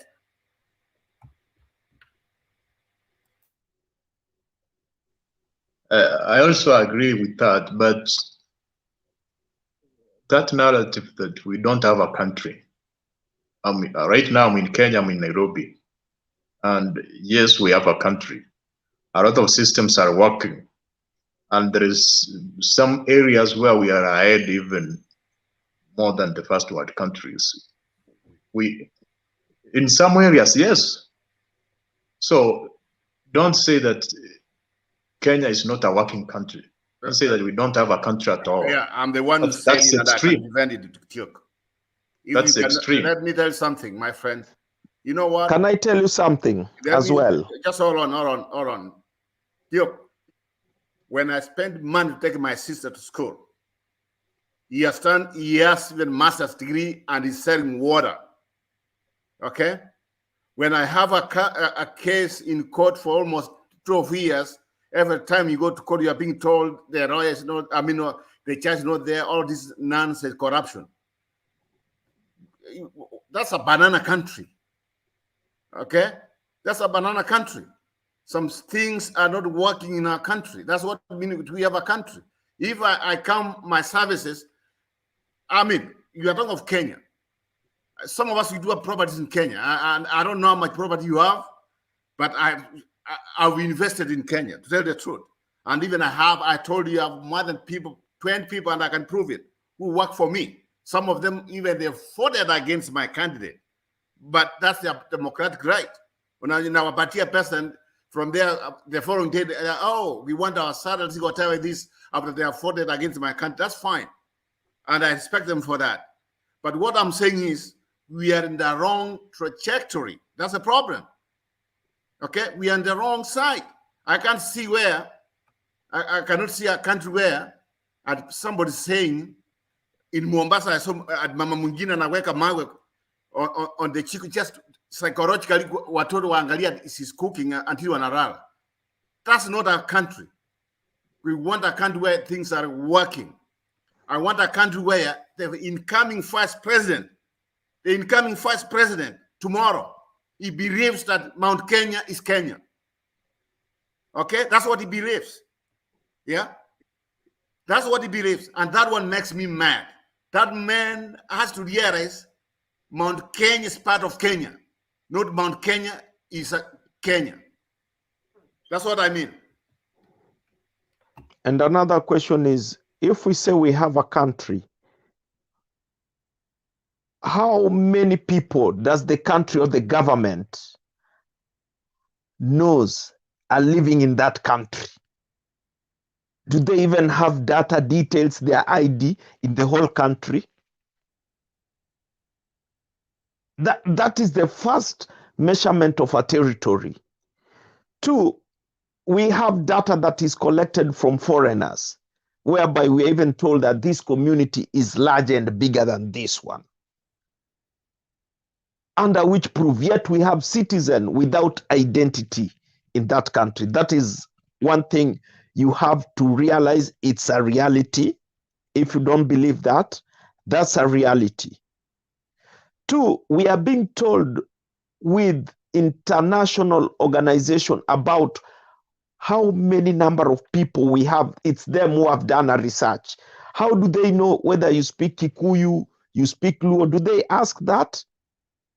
They don't. And I will want to tell you how the international bodies will always interfere and affect and make sure they get hold of the resources. 1, leadership will be given to the less popular leader so that they can be 100% depending on them to be able to lead. So they tell you, economy will give you everything. Propaganda, we will do it for you. At the expense, this and this. That one you have to know. Thank you. 2, Thank you so much. The minority, let me finish a little bit. So they will always give leadership to either the minority and use propaganda, and they let the leader know that this is the situation, and if you don't agree to the deals we have, then it will go to another person. Another thing is that they will give it to the less popular leader so that they can still have the same leverage. So we as a country, we should know and understand ourselves. We interact with other people within the country. Aluo will live with Aluya. Aluo will live with the Kikuyu. In Madare, they know how many they are. Which place are they many? That's why in Nairobi, when it comes also to the governmental seat or whichever thing, you find Sakaja. I was here in Mutembei TV when we were arguing between Sakaja and Polycarp Igade. They said Polycarp Igade will win. I told them Sakaja will win. And everybody was against me. Why? Luyas and Luos and other tribes are majority, and they have voted him on a tribal basis, not on a UDA ticket. And that's just how it is. And it tells you that other tribes are majority to the Kikuyu when they're combined together. And that's the reality of the politics. Okay, you see, I'm not saying that we have a perfect country. We have a country, but in every country there are issues. Even in USA right now, there are people who are homeless. Can I intercept you a little bit? Just a minute, because you are taking too much time. A minute, I will give you to finalize. I'm saying we have a country. Maybe we can talk that we don't have a perfect country, but we are improving. The Kenya of 2022 is not the Kenya of 2007 or the Kenya of 2005. Actually, if you check the GDP growth, the growth rate of Kenya has some average is more than that of US growth-wise. So it means we are making some steps forward. And every country must, for instance, even in the US, there was a time where there was racism. You will be there like a slave. Maybe you cannot vote. Even right now, there is racism. People, a person can come to a mall or a school and shoot people. So no country is perfect. So we are a country which is struggling to move forward and to sort issues. So we can't say that we don't have a country. Say we have a country, we are doing good here, we are doing good here, we want to improve and move forward and give suggestions on how to move forward. So if you say we don't have a country, so we stop, we move out of Kenya. We need to create some fair criticism and we give solutions as well. I want to give you 1 minute. You finalize, then I give Sylvester 1 minute, then we welcome Ram. Or even okay. Okay, I will tell you, I have double citizenship. I'm a Kenyan and I'm a Norwegian. Before they had one citizenship, but they had to change that. One, they understand humanity more than any other thing. And that's the reason why I can't be here, I can't be where I am. Ask me, has my country any idea about me or anything? I will tell you, they don't have. When I come to the airport with my Kenyan passport and the other one, they treat me first as a foreigner. I have to pay visa. I'm telling you what it is. Take note from me what it is. 2, here we get identified not by our names, but by our personal numbers. So when you want to access service, it is not service from the Lake region, from Kisumu. It's not, Mount Kenya, Kamau, or it is not Kipkorir. It is service. Which service do we get? You go to a register, you hear politicians complain, members of my voters are not there. How do you know? Who gave you the access to that? And do you know what they eat? Do you know of their daily life situation? Do you know of their medical situation? Yet they're your subjects. Okay. Thank you so much. I want to give 1 minute Simba. Simba wanted to say something, and then Evans. Simba, you there? Yes, Duke. Unajua mimi nitasema jambo moja tu kwa sababu ya nchi, na so long as we don't agree with the Ruto's incoming administration, number one, kilimo. Number one, hiyo ndio inaweza okoa nchi yetu. Kilimo, number one. Number two, the private sector ipe pesa ya kutosha across, regardless of where you come from, either you come from Western, Kisumu, Northeastern, whatever. Thirdly, we have the richest human resource I think in Africa, because we have Kenyans who are working in South Africa, huenda hata kama ni West Africa, and wherever.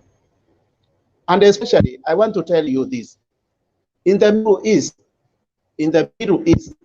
wale wasichana ambao wanachukuliwa kutoka Kenya eti wanaenda kufanya kazi ya nyumba, they are teachers there, na analipwa pesa ya kufagia, na yeye anafunza mtoto wa Marabu. So wizara ya labor na migration, they have to factor in this thing. Wale watu ambao wanakuwa contracted, especially going to Middle East, walipwe pesa ambazo zinafaa, hizi pesa zikirudi nyumbani fanya vitu vingine. So kwa sababu sana nimesikia ukitetea sana the Ruto's administration, advise them on this. Asante. Okay, Evans, 1 minute. Evans, a man from Condomute. Yeah, Mr. Duke, thank you. Actually, Mr. Duke, you haven't spoken. I've just come twice. All these other guys have gone through. Maybe I can have a minute and more. Mr. Duke, okay. I will say... Just make your submission. Okay. Mr. Duke, let's say now the campaigns and all the theatrics of the election is already over. Now we are talking about building the nation. I know Mr. Ruto for quite a while. I even knew him when he used to do the debate with the late guy from Godana from the north, and the guy from Nakuru who used to be called Mr. Kamau. I knew him as a brilliant guy. I knew him when he was a minister, assistant minister, when he was so bright, when he used to do a very good job. However, we can't put a credit on somebody unless we know how he's gonna deliver. We have already seen he's trying his best to be the best leader, but we're not gonna bank everything on him. Remember, we have a country like Egypt. When Egypt decided to come back, there are things that they needed to do, especially, for example, your Bro Ruto, we will give you maybe a preview now. You can sneak some points because I see they are missing it a lot. You know, there is what we call local borrowing. If the government wants to just do what he wants, because he has already started talking about taxes, taxes usually don't help a lot unless he initiates a program which is called local borrowing.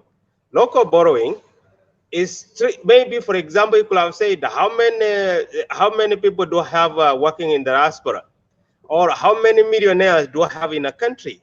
Can I just ask them to do a goodwill so that these people, they can just rent the government money on an interest or on a particular period so that I can be able to rejuvenate the economy? Remember, Mr. Duke, I'm not against about our country.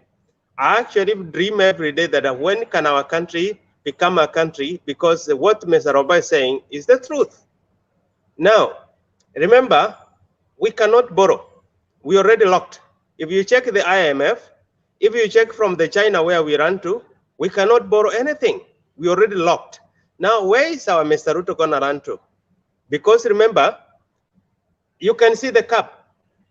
Already the borrowing is, even the wage bill. The wage bill for the government officers is almost approaching $1 trillion. I'm so embarrassed that the government officials, those people working in the government, their salaries are gonna be cut. Either way, because the IMF already has shown us a red card. That is either you reduce the wage bill or your country is corrupting. Mr. Roba is not saying that something which is not there. If you read, if you just analyst, you can check on that, and it will show you that the wage bill is skyrocketing, and unless and otherwise they do something, our economy is collapsing, it's crumbling badly. Now, there is something that either way, if this gentleman is not going to do his maths properly, he's going to increase the tax. And when he's going to increase the tax, what is telling us that the maize, maybe maize fry is coming down, blah, blah, is going to increase it even more, or is going to tax the people, or is going to go back to the Moi regime, whereby if you have 1,000 shillings in a bank, he will go for it maybe 10% or 20%. Mark this one. You will come to tell me tomorrow. And he's going to tax a lot of people, even the companies you have seen already have started putting the red marks. He's going to put the excess like the one the KPLC put that this house is marked. That is what he's going to do. Unless and otherwise he goes, because remember the local borrowing rejuvenates the government very quickly. And how many people are against this regime? Quite a number. The number we are being told that it's 7 million who voted for him. What about the remaining? Because if it's 7 million, where is the remaining? Because we know that we are 22 million voters, plus. Where are the rest? Why don't we just look Kenya as one? Because what I hear, Mr. the Deputy President speaking, it sends shivers to the body that is this guy really realizes there are people who never voted because they were afraid, or they just thought our institutions are already dead, so they never wanted to waste their time. Whoever is the credible elections is lying. It's just it's a daydream. We never had even an election. The systems were corrupt. If you can see a charge, you know, Supreme Court is our lifeline. And I thought actually that when we put the ladies in the Supreme Court, they will just do us something, a favor, just to give us justice. But they turned up to just make it like a protel. I sympathize what they did in Supreme Court. Really vandalized the entire institution. Honestly, even the language they used there was uncalled for. So let's come back. We have a government. We need to, no matter what, how filthy they are gonna, because I'm sure, even Mr. Duke, you know it very well. We come from the same region. You can see what Siba is trying to do. What Siba is trying to do is what Ruto needs to do immediately. And otherwise, he doesn't have a government. Take this one from me. If it is not gonna replicate exactly what that gentleman is doing down there, he has no government. Secondly, let's talk of, for example, how can he win confidence from some of us who have lost credibility? We have automatically lost confidence in most of the instances. So the only thing he needs to do is let him now ignore the people who fought for him, like what Uhuru did in 2017.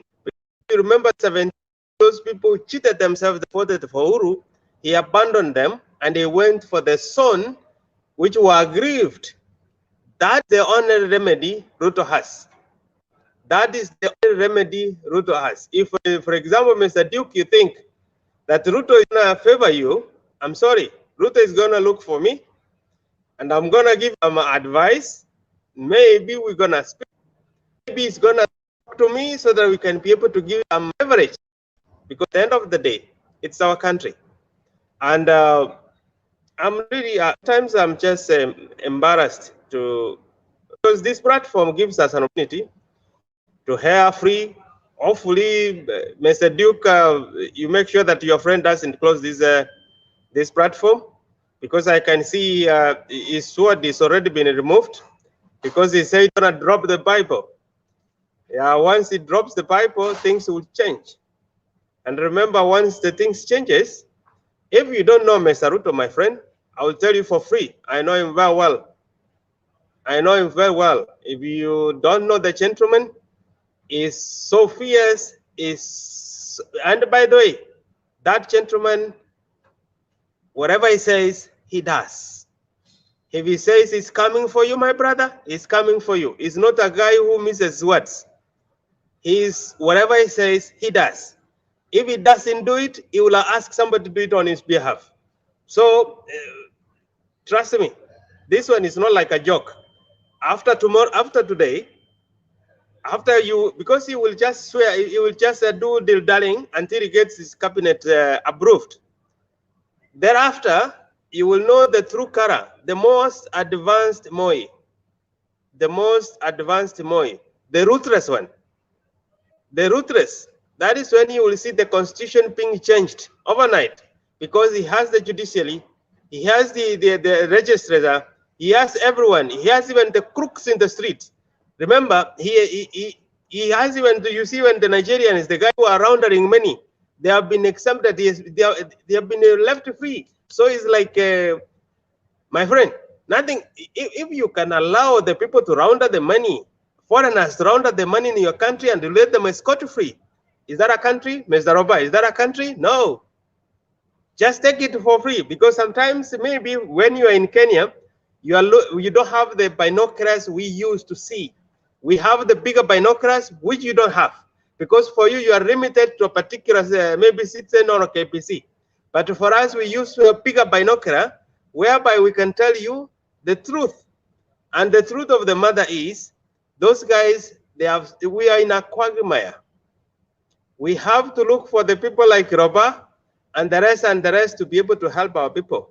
You can never tell me that, do you know Kenya is the only country where a lot of people pay a lot of money, like you, Mr. Duke, to go to school. But at the end of the day, you end up a puppet on the street, struggling to make the ends meet. Remember, some countries, they just even give you money free to go and study, after which they take care of you. But in our country, then we call it a country. You see, you can see there is a gentleman who spoke there. He said nicely, but at the end of the day, what can we do? Because the same people, that young man, they are the ones who was just talking about bottom up. How can you help somebody who doesn't help himself? How many young people do we have in that country who never fought it? If they knew they wanted somebody to come and help them, they could have even gone for the bank guy, Mr. Wajakoya, and the support to stand behind him, say, this is our guy we brought in. That is when we realize that the young men are standing for what they know. But if they are following up the old people, who do we blame? Do we blame the old people? Do we blame the people who fought it or never fought it? No. Personally, I never liked the policies of the bottom up. I never fought the bottom up, but I'm going to support him. I know he's going to be very ruthless. He's going to step on some people's feet, and I'm going to support him to do so more. Thank you, Mr. Duke. Yes, thank you so much. Actually, I'm supporting what Simba is doing, and I wish all Kenyans, all governors, and the president will do that. But I disagree with you on one thing. One, you are talking about, you are promoting that borrowing is good. Actually, basically, we know that the budget is equal to taxes plus borrowing. So the primary is taxes. You go to borrow if taxes are not enough. So when we have Kenyans who are extremely rich, who don't want to pay tax, their fair share, he's saying it's not going to increase taxes, but there are thousands of Kenyans, companies, banks making millions, but they are not paying taxes. So first of all, they should pay. So if then the taxes is not enough, that's when you will look for alternative borrowing. Also, I agree with you that William Ruto is assertive and is going to do what he has said. But he has said he's going to do away with the cartels. And that means you trust on his manifesto because he has given us a lot of promises. So then, if you know that when he said something, we'll do it, then we are counting on all the manifesto points which he told us. However, I want to inform you specific things. All this you are talking about him being ruthless to innocent people, that's false. For instance, I have some information. 136 key officials have sent letters to the president-elect asking for forgiveness. But they were informed in one way to frustrate him. Why should you write a letter if you are doing something which is constitutional? So that speaks volume that there were individuals in the government who were used intentionally to frustrate him. That's why they are asking for forgiveness. Actually, 136 letters, they are asking for forgiveness, even because that means you cannot ask for it like you. Can you write a letter to ask for forgiveness? What have you done? So I hope he will forgive all of them. And I don't want him to forgive cartels and the corrupt people. So I want him to fight all the cartels, all the ghost workers, ghost contracts, so that we can fix that country. I don't want him to fight innocent people and the free media, but the cartels and those who have made the country to be where it is. So I want us to be very careful on time because we are wasting out of time. I want to give Ram has taken like almost like let us give him. He has been here like almost 20 minutes waiting for us, and he has not even made a submission. Let us give him like 3 minutes, and then we can come in. We'll have enough time.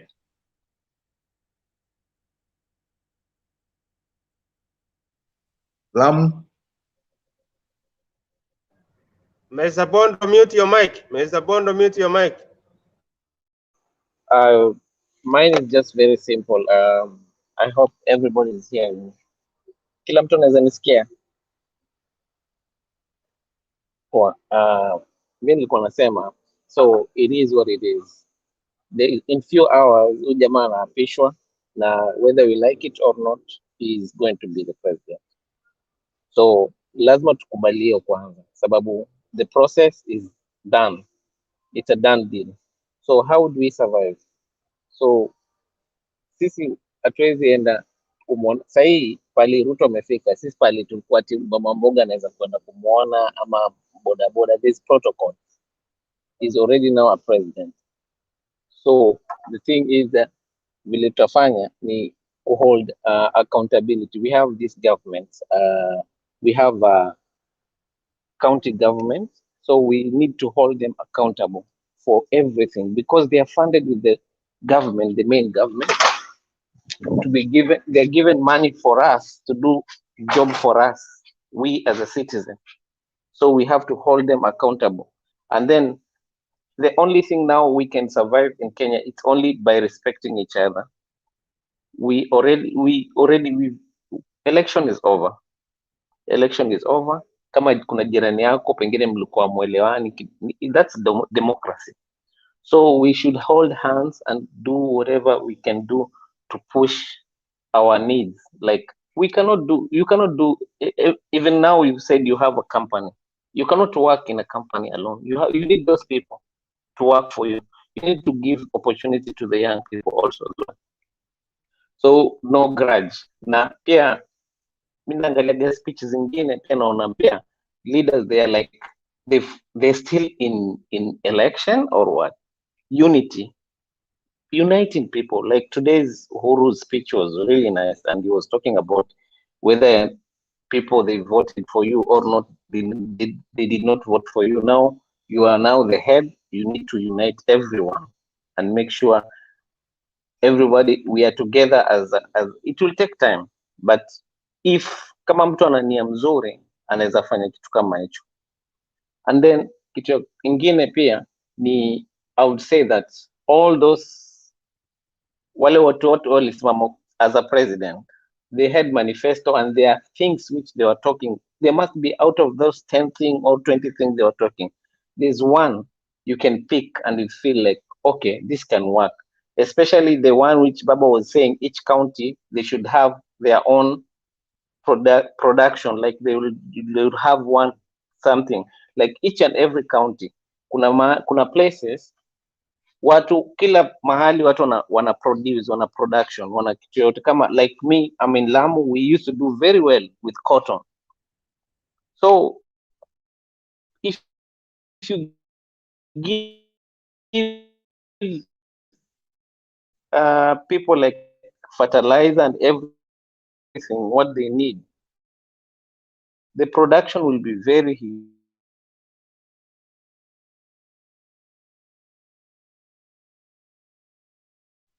I think he has issues with the network, so let us have Roba and then Evans. Thank you, Duke. I think he's still speaking. Unless you can mute him out. Okay, there we go. So, okay. I just want to say what Evan said. I think, Duke, there's something we are not getting here, what we are trying to say. The one thing I want to remind you, our Kenyan economy, in fact, do you know it was about to collapse, or it was? If it was not, the Kenyans who are outside the country who are sending some of this money. And I want to be sincere with you. We are the people, whoever small I've sent, we are all in Kenya right now. Even who brought it up last night on his speech. And remember when he went to Kisii, what he said? The one thing he said, why they brought central bank in Kisii. Think about it. So the thing is this, and my advice to people like Simba and other people, and even the president who's coming, like everybody I just said, there's nothing you can do right now. He's the incoming president. We are not going to do anything. We wish him all the best. We do. But at the same time, for us to be a country, let us, people like the young man who was here some people who were just saying, I mean, we can't have a country where our young people from 18 years old, they can't even have nothing. They have nothing to do. All they do is just, some of them now, they have won like him, just going, they froze life, they have given up. We should be a country where by somebody when he gets 18, we have mambo ya kazi wanafanya, at least some jobs they are doing. But in Kenya, we are opposite. Our economy, hii mambo ya wanatuambia bottom up. Bottom up, I'm telling you, Duke, is not one to work. If I was Ruto, I would change the way I want to do things. One thing is the idea of saying I want to invest billions or millions on a ASRA, whatever fund. That's a wrong idea. That's a wrong idea. The best thing Ruto can do, and if he wants to grow the economy, is they should create an environment, or they work with the banking industry, where they can lower the credit, where people want to borrow money, the interest rates and other things are very low, so that you can borrow money and use it to do your business. But saying you are going to just drop money, putting money together, the way he has been doing it, the way he has been giving money to people in central Kenya, like he gave a lot of money. Let's be sincere. He gave a lot of money, more especially to what Kanisa. He did. He did. And that's why right now, some people are complaining, even some people where it comes from, they are complaining, even some churches, they are complaining. But the bottom line is, if we have a situation where a country can grow economy, that's the most important thing. Even the United States, my friend, it's a superpower because of economy. Yeah, it's because of the economy it makes it a superpower. That's why even China cannot compete. China, some of us, when I came to US after high school, 1994, when I came here, some Chinese were coming here. Every time you hear Chinese coming from China, some of them in containers, some of them dying. We have people from Mexico coming in because it was a very bad situation. But now some of them, they have won, their country has grown. They have saw this kind of, the economy has improved. They bear now come here and contain. Some of them don't even come. But our country, Kenya, I don't know what they have here as Evans. They are the cheerleader. When they see people selling people to go outside the country to want to find a cause, they are proud, want a bigger chest. But what they don't know, they are losing generation. That's how we are losing our country. Yeah?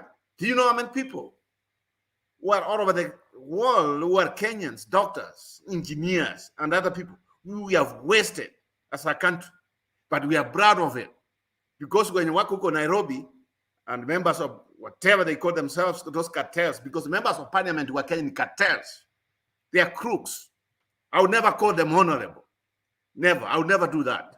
And if you want to tell me I'm going to call Ruto president, I will never do that, because I don't believe in them until they prove for us. So let me end by saying this. As long as you don't create no jobs for our people, I will never respect you. That's what I want to see. I want to see where people's income goes up. You were talking about, oh, even America were gonna homeless. My friend Duke, homeless in America gonna credit card and withdraw pesa from the bank. I gonna marry and take shower. He has perfumes and other places, and he has all the benefits. They are homeless because they don't want to people maybe they are taking drugs. You cannot compare that homeless with homeless somewhere in Kisii or somewhere in Tarachambiri or somewhere in Yamasari and Kisumu. That's opposite.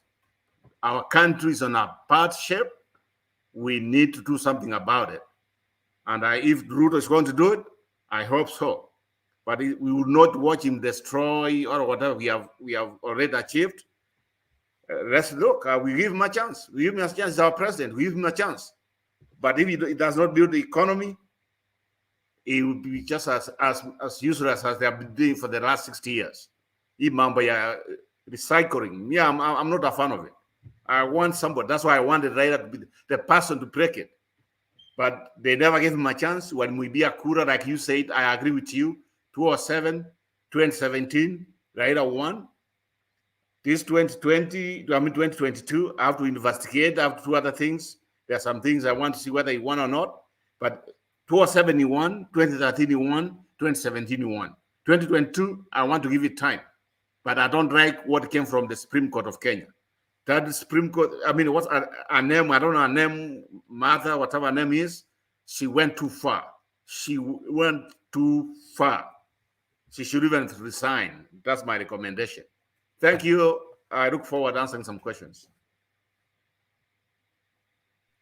Yes, I agree with you, but I agree with you that we have to give the government time and maybe to prove whether it's working or not. However, at one point you say that a country must prosper when the private sector, that is innovation and investment from individuals, succeeds. And at the same time, you are saying the government should create employment opportunities. So I'm unable to connect the two because my friend, that's actually increasing the wage. An environment for business to take place. In environment. Okay. Yes, but okay, if that's the case, then I agree. And yes. Environment starts. The government is there to create an environment. The environment will mean security, road taxes, and other things. Otherwise, let private sector take its own course. That's what I mean. Yes, I agree. But basically in economics, for a private investor to go in a specific area, there must be what we call purchasing capability. Individuals who are able to buy goods and services. There is a reason why Toyota cannot set a manufacturing plant in Kenya because most Kenyans buy second-hand cars. Therefore, the first approach should be to approve those at the bottom so that they have like some amount of money to spend. And when those money will be chasing goods and services, that's what will attract investors. So an investor will set a company because there is a market somewhere. You can't expect a manufacturing plant to maybe Toyota to put a manufacturing plant in Nairobi. Duke, and you then don't give people money. Cars. You don't give people money. Create jobs so that people can go work and get their own money. It is yes. That's where we go wrong. But I'm trying to say, I'm not saying to give people money. I'm saying if maybe we are trying to make those at the bottom to also access credit, because at Kenyan banks right now, if you go to, they ask you a bank statement, collateral security, do you have a title deed? Do you have a car? For you to access credit. So if we have an alternative where people can have credit, not free, credit, and they pay it so that they can like do something. Because if you are given capital, it means you set up business, you make profit, you return the amount, then that means you sustain yourself and you sustain others. And therefore, the middle, the bottom, those at the bottom of the pyramid will start to come up. So I think that's my point. I'm not advocating for people to receive free money. So I want to give Simba 1 minute, and then Evans 1 minute, and then I welcome Christine Adika. Duke, unajua kuna statement hapa una make kwamba Kenyans wanapenda kununua second hand vehicles. If the cost of production iko chini, meaning the end product itakuwa cheaper for everyone to afford new car.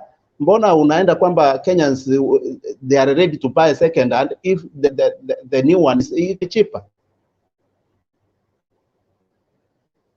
I did not say that the new one is cheaper than the second hand. It's because based on their income and economic capability, they cannot afford new cars. So we have to empower them. We increase their purchasing capability so that they can afford new goods and services. If they are demanding new goods and services, companies will be attracted to start businesses which produces goods and services at the point of consumption to avoid transportation costs. That was my point. Duke, naweza comment something on that? Yes. From this point, we have a bigger scope of watching stuff. International trade embargo haikubali importation of machineries zenye mnaweza fanyia kazi mproduce. You know, there is one reality huku Europe yenye sometimes you don't understand or you cannot know ukiwa huko. Raw material, most of them zinatoka Africa. For them, the jobs they are doing is to produce the things they want to sell in Africa. So if they come and put those industries there, what job will their citizens do? So are you proposing? So I'm trying to propose we do away with that. So do you want the status quo to remain that way? I'm challenging that status quo so that Africa can benefit. Let Rob answer you there. Yes, Duke, you see, you're asking a good question, but I just want to remind you. So if we have people like Ruto's mindset, like what he just said was it on Sunday? That was yesterday. He talks about Mira cartels. And yet the last time I looked at Mira is not regulated in Kenya. Who are the cartels in Mira? We don't know. So if you see, he has started telling us cartels in the wrong way. So do we have cartels here, bananas, ambayo wanauza mahindi, bananas, and other things? Because Mira is like selling Mira. First of all, the Mira is saying cartels. It can't not even go into Europe. It's banned all over the world. So when you guys, you come here and just beat the chest, you guys want cartels. My friends, the problem is, I don't think some of our readers, they understand the way the economy works. That's the problem right there. They don't understand it. They think that by just like doing everything, could be got to end it too. Yeah. And now you watch. The most corrupt people will be given to run the government. The most corrupt. Some of them have failed from county governments, from being members of parliament. They'll be given some positions to be maybe ministers or secretaries. That's where we go wrong. That's where we go wrong. Wait, Mukonge, mute your mic.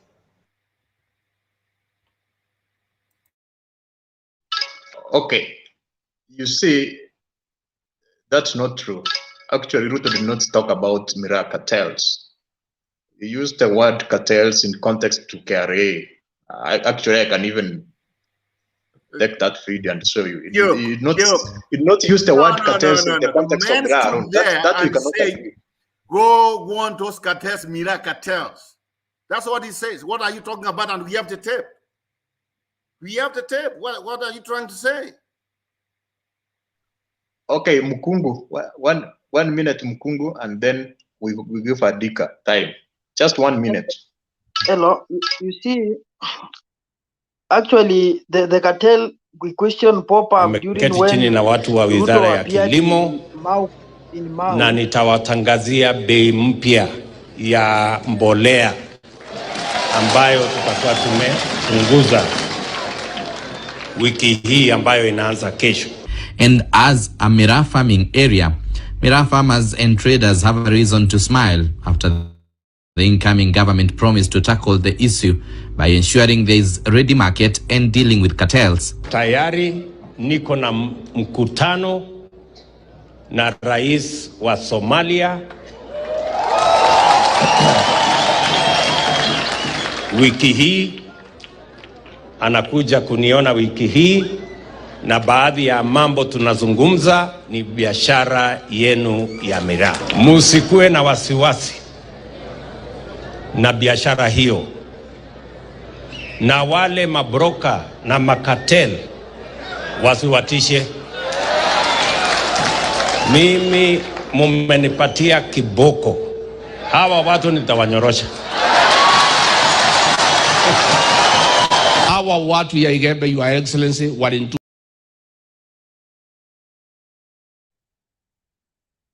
Hello. So you see, in that context, when he was talking about cartel, there's one thing that Ruto is not getting it clear, that Kenya is operating on a free market where we have a willing buyer, a willing seller.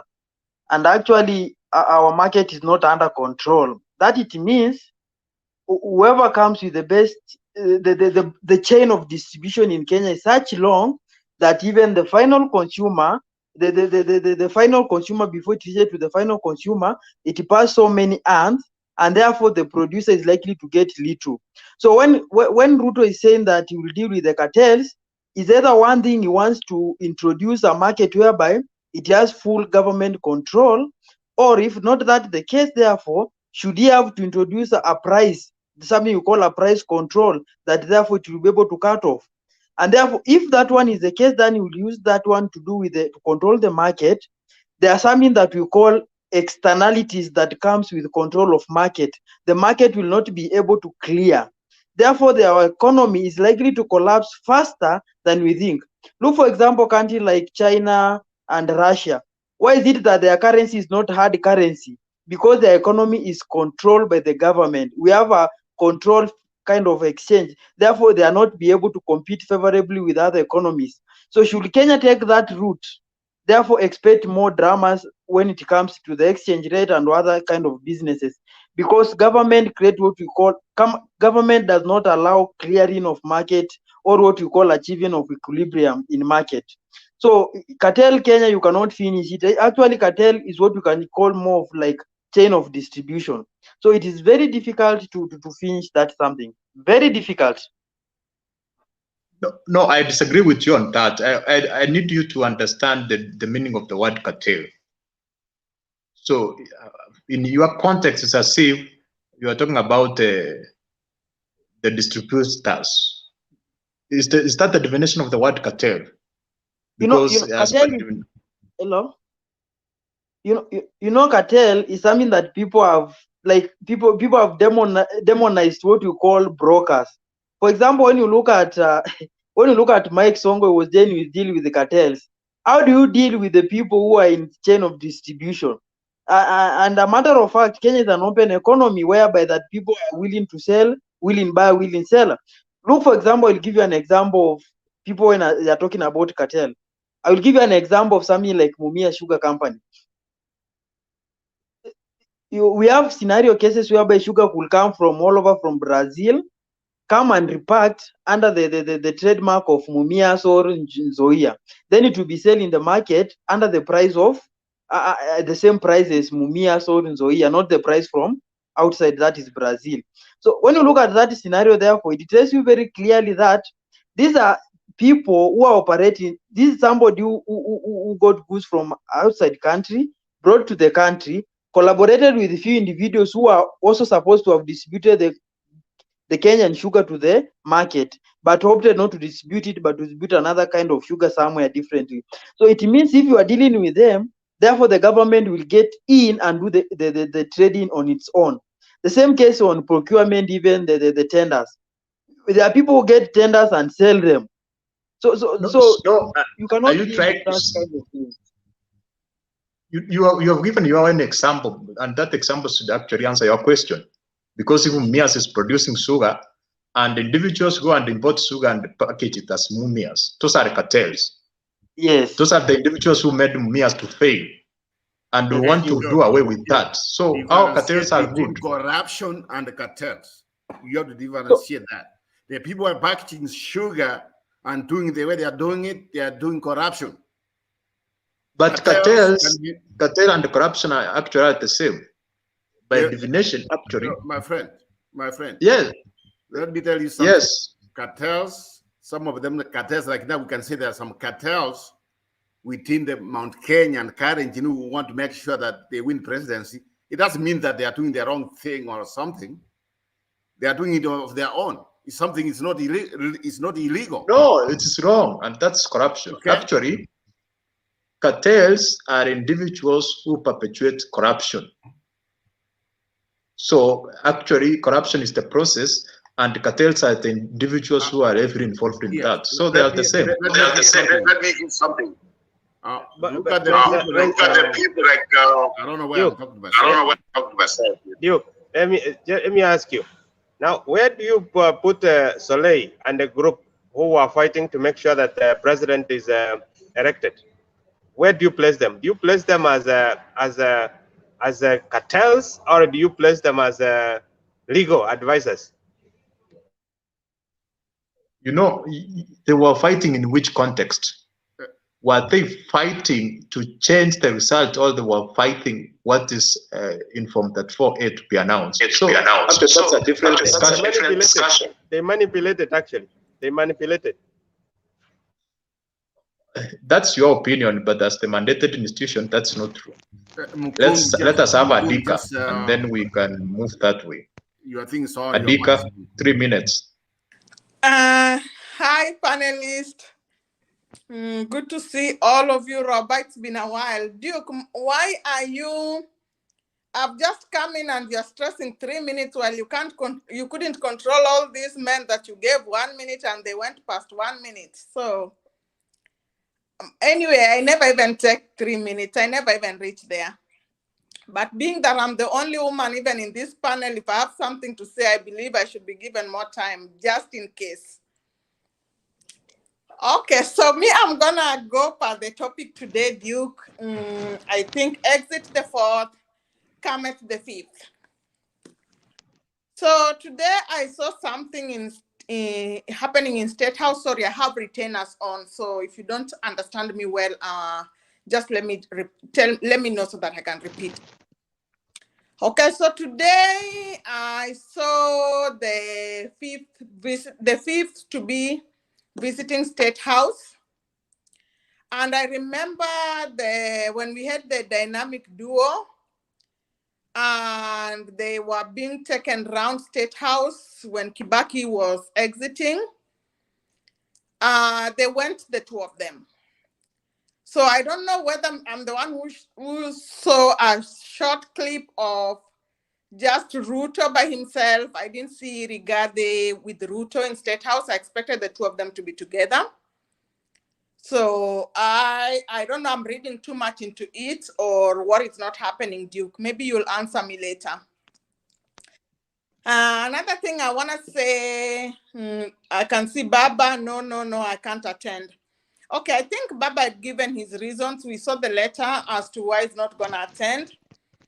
Ruto, I remember Ruto and the crew were the people who used to always condemn Baba to be sanitizing. In fact, they'd nicknamed Capitol Hill to be the laundromat where the corrupt are being sanitized. So as of now, we still feel, as Baba supporters, we feel that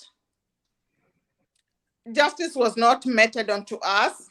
Yes, I agree. You said the accredited institution confirmed Ruto's win. But remember, sometime the accredited institution, we expect some form of respect. Sorry, I'm struggling because I have retainers on.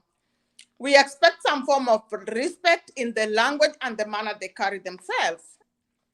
So whether the affirmation of Ruto was true as it happened, but given the language and the way the judges carried themselves, we felt that it was being converted to be a political ruling. We didn't feel like justice was given unto us.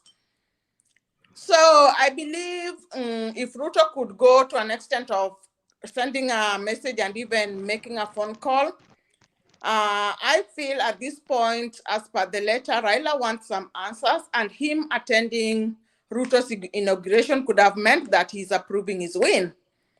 Remember, as Raila supporters, we still need to hear from him, because where we are, Duke, whenever we come here, we are hurting, we are still mourning. But I believe it's just because that we've not heard from Raila, and I believe the moment we'll hear from him, he's promised us too in the letter that he's gonna address us when he gets back. Yeah, but unfortunately, the country will be moving on from tomorrow. I still believe these are the times we should discuss on sanitizing our institution to make them work for all of us. I know all of us, majority of us, are worried about the Kenyan economy. We are worried about Ruto delivering because of the previous promises that he made, and we never saw them coming to pass. I remember 2007 was too painful, and we let it go. But when you see Kibaki's track record, even from the previous regime, what Kibaki had been fighting for, we got to heal because Kibaki made systems work. The economy got to be better. There was money. I remember banks were all over begging us to take money. So I still agree, like, for now, it's only that I don't know what to believe on what Ruto says, because even as per the video you just played a few minutes ago, Ruto was in Meru, I believe, when he was telling the Mira people that this week, he was talking last week, telling them that this week the Somali president is gonna come and they're gonna agree on prices. But I haven't seen the Somali president this week. I don't know, maybe I'm the one who is missing some of the news, or I don't know. So the problem with Ruto knows what we want to hear, and he goes ahead to tell us that. I think for me, for now, it will be too early for me to judge him on how he's gonna rule, because maybe he'd want to prove us wrong. But what I'm saying, even as Azimio supporters, right now it's too late. It's not gonna come home. Just as we've been saying previously, we are not gonna play the opposition role. We're gonna sit and watch and make devolution work for us. I think, with all due respect, let us give him the first 100 days. I believe Mutembe will be here and we'll start kupekua vile each and every passing day goes. I know we are worried about bei ya unga, bei ya mafuta. It is worrying, but as of now, tulisema kazi opposition hatufanyi. If Kenya burns, if Kenya goes to the extreme, if Kenya goes deep down the hole, we are all gonna suffer. It's not gonna choose Azimio or Kenya Kwanza supporters. We're all gonna suffer. And at this point, it is gone. So what we would wish for is that sense will prevail to some of our leaders, so that they do the right things that are gonna work for us. So for me, I know, however painful it is, it's gone. Inauguration is in a few hours' time. So let us give him even in the first 30 days, we'll know how it's going. So tusiumie sana, tusikwazike sana, tumpe nafasi. But what I would like to encourage us, let us make devolution work for us. That is what we have a sure bet on. But otherwise, the national government, whatever happens, just the same way tumesema, atuta play role ya opposition, and Duke, I know you know that we don't have an opposition. It's just out of goodwill that we check the government. But if the representative that we took there wameamua hawata check the government, what are we to do, But chenye nataka tu ni encourage Azimio supporters. I know we are hurting, we have vowed not to vote. Tuweke tu hizo vipande, because right now, whether you voted for Kenya Kwanza or not, hiyo 15% lazima tutapata. So let's make the 15% work for us. Niyo tu. Thank you.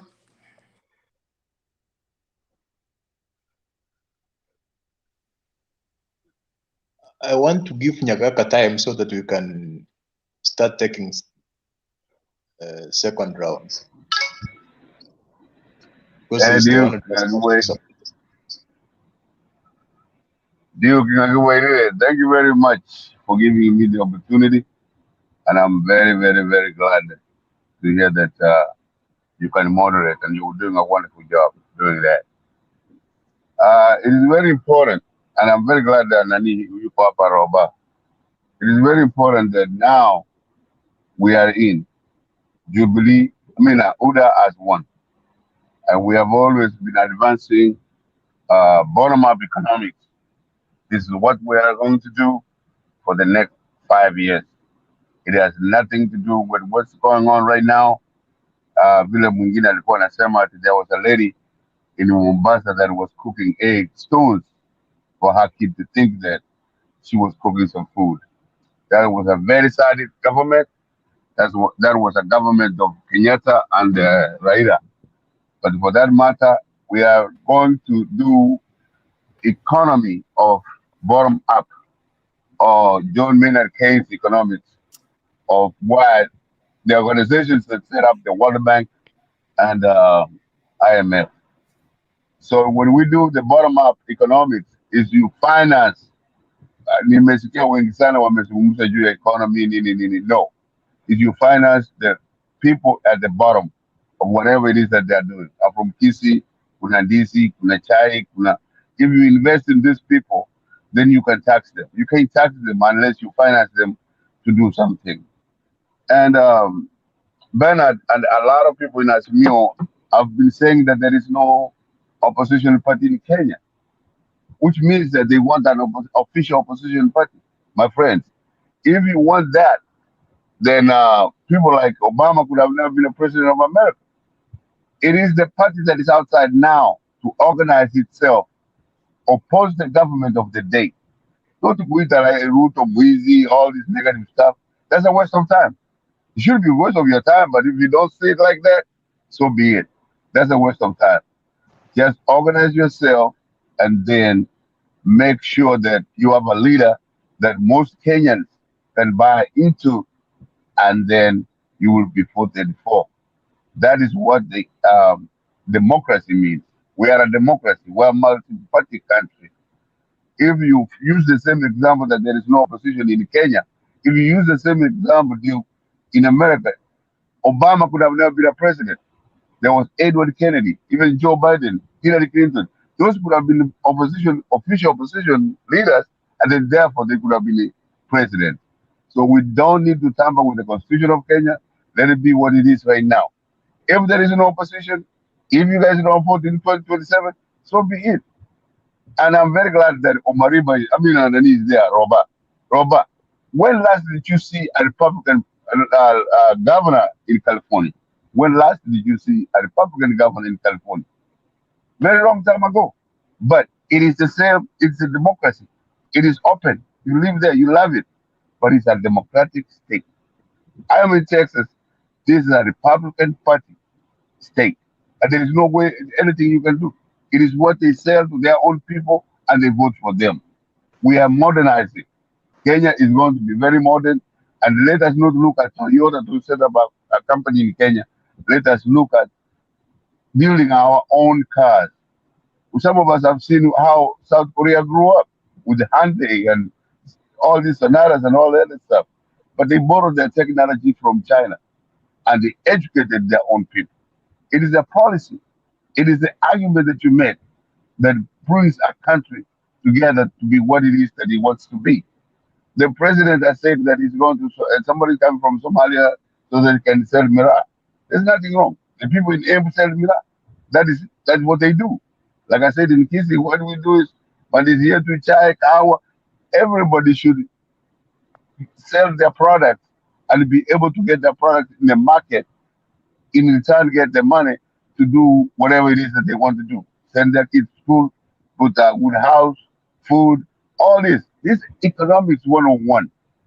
And Duke, I'm very proud that you are there. Please stand up and tell everybody that we are not that crazy. We just happen to be very different from the Asmio thinking group that is a majority in this show. And we have personally, I don't have any issue with them. I don't have any problem with them.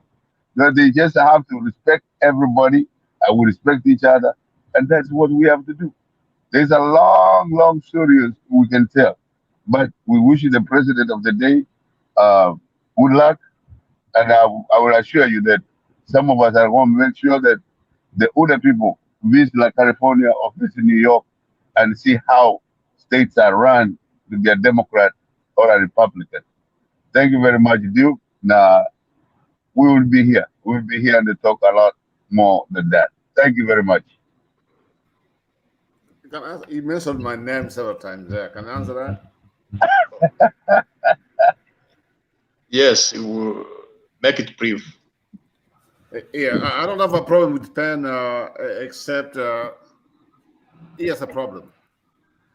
I truly believe our country, Kenya, by now 60 years, I believe Raila was the right person to govern Kenya, but they stole from him.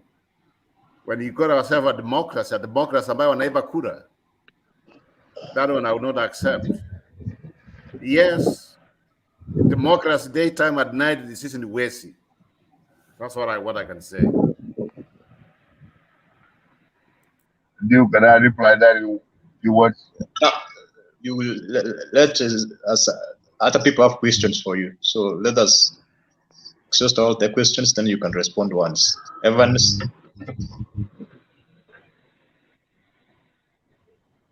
Mr. Nyagaga, apart from that, you're speaking from the darkness. Maybe you're the dark itself. I'm sorry.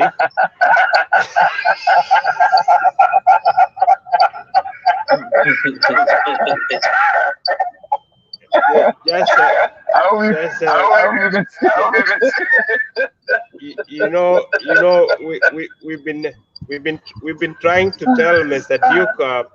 We've been trying to tell Mr. Duke what is gonna sneak to the incoming president. So actually, we don't have any problem. When our doomed Supreme Court messed up the entire thing, we accepted because we cannot overrule them. So what we are saying, Mr. Nyagaka, it seems that still you are in the election mood. We are over that.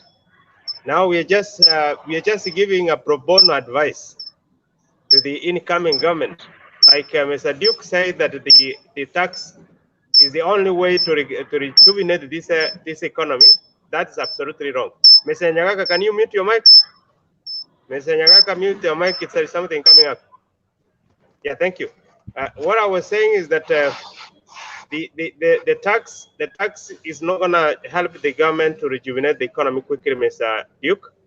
And as Mr. Ben Nyagaka said, honestly, the only thing that we can do is prayers, because you say that this government has been brought in through prayers and it is through the blessings of God. Why do we need opposition to what God has placed in here? Why do we need opposition? Seriously. Anything which has been brought in by God should not be opposed. Secondly, Mr. Duke, if you can be able to speak to your incoming government, which will support as well, kindly can you tell them, instead of them opening thousands and thousands of churches, let them open industries instead. Because the churches won't help the Kenya. We are gonna open as many of them, but at the end of the day, they're not gonna help our country. Instead of them opening several churches, those millions is driving to the churches, it can drive them to open businesses or industries, and it will have a country. Thank you. Duke for a second. So Ben Nyagaka said Raila was part of the government. You know, we are not kids. We know Raila was not part of the government. Let's stop doing that. And this idea of they have come up with these things of saying Raila opposed Mambaya Kanisa, Nin. What Raila said was, you cannot bribe. That's bribery. What they were doing is bribery. They bribe charges so that they can spread their whatever. So, the idea of saying that Raila was part of the government, Mr. Nyagaka, please. Like somebody told you, your campaign in Mekwisha, you used it, you won, or you started election, whatever it is. But what we want is a working Kenya. We want a private-driven country in terms of jobs. You see people like your former governor, our former governor, and he's just running from. He was just the other day. He was with Raila, and now he's the one who's reading some people from I don't know Kisinya Mira and saying, you know what? Oh, now we are at Ruto. One in Maraya. They're like prostitutes.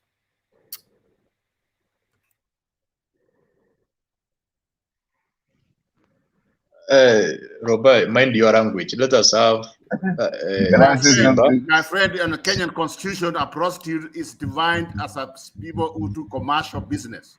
It's not Simba. about what? Okay, Simba, go ahead. 1 minute. Yes, Mr. Nyagaka, kama uko kwa giza, I hope wewe you are a mature elderly person. In fact, you have now to tone down mambo ya like the derogatory statements zenye una make. Campaign silisha, inauguration ni just a few hours from now. So now, can you please sober up na we give the direction in which our country is led? Kwa sababu, in the debate all through, we are only trying to say what input every leader can make. And I think that direction you will stand guided because you are too much negative on the UDA. I don't know, whatever. We are all Kenyans and we can decide our destiny of our country, Kenya. Thank you.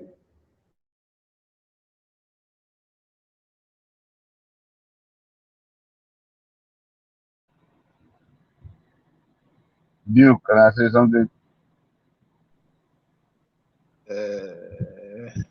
Okay, respond, and then we go to the other two questions from. Okay, thank you very much, gentlemen. Thank you very much. And if I am negative, I am really sorry. I'm never negative. And the elections are over, like the gentlemen have said. Duke, Robert, Misema.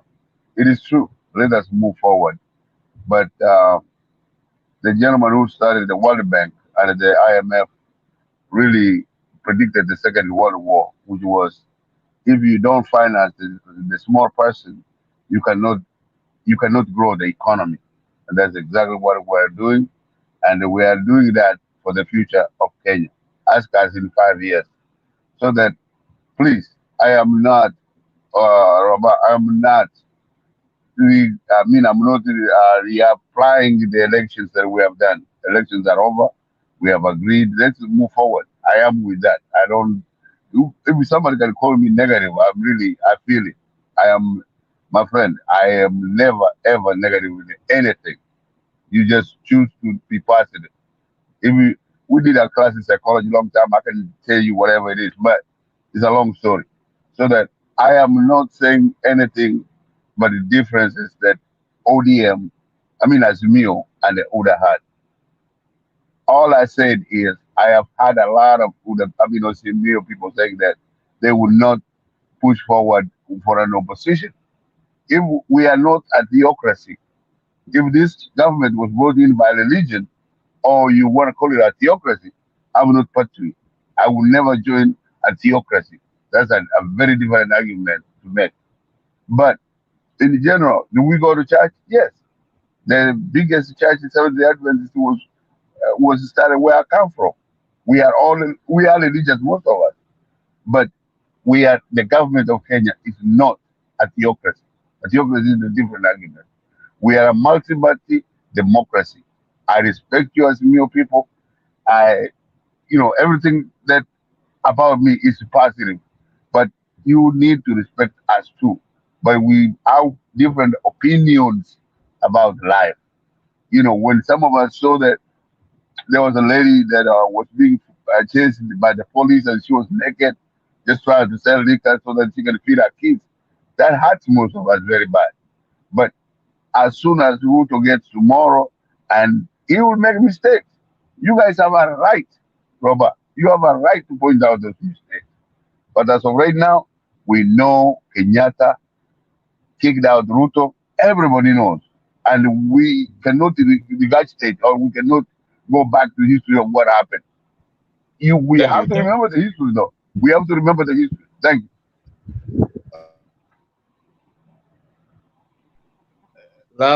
Yes, Ramu. Thank you very much.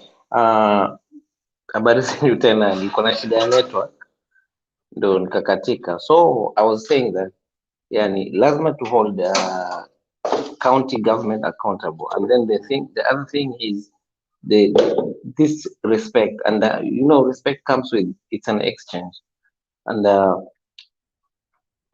what do you say, teamwork, like lazima tufanye kazi pamoja. Na it's not that ati venye ati ma MP wamechaguliwa na Azimio alafu wanaenda upande ile ingine. That's so bad. It adds nothing to them. Actually, nobody, it's not like the Moi regime government, they will be given a position other than member of parliament. So it counts nothing.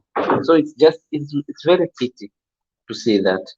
And the other thing is, nilikuwa nasema, kama inawezekana, each and every county will produce its own product. We can even exchange, we can sell it.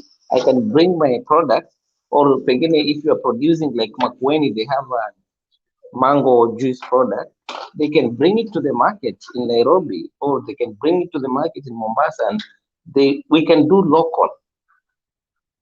Like we made in Kenya, this is what I was just emphasizing. I think we can go far. We look like countries like India, what they do. They produce their everything, shoes, when it comes to shoes, clothes, everything. They do their industrial, they empower their industrial to boost their economy from down. And it will create so many jobs. Because hakuna mtu atakuja. Mimi, to be honest with this bottom-up economy, we are not all businessmen. You will hand out, how many people will give? How many people will you hand out money to do business? Others, they don't have even that idea. Umpate mtu 100,000 sahi, the next day anaokotoka mtaro, amelewa, nini. So if that thing will be implemented in terms of industrial, whoever is serious will go and get a job. Yeah, and you prioritize the local people.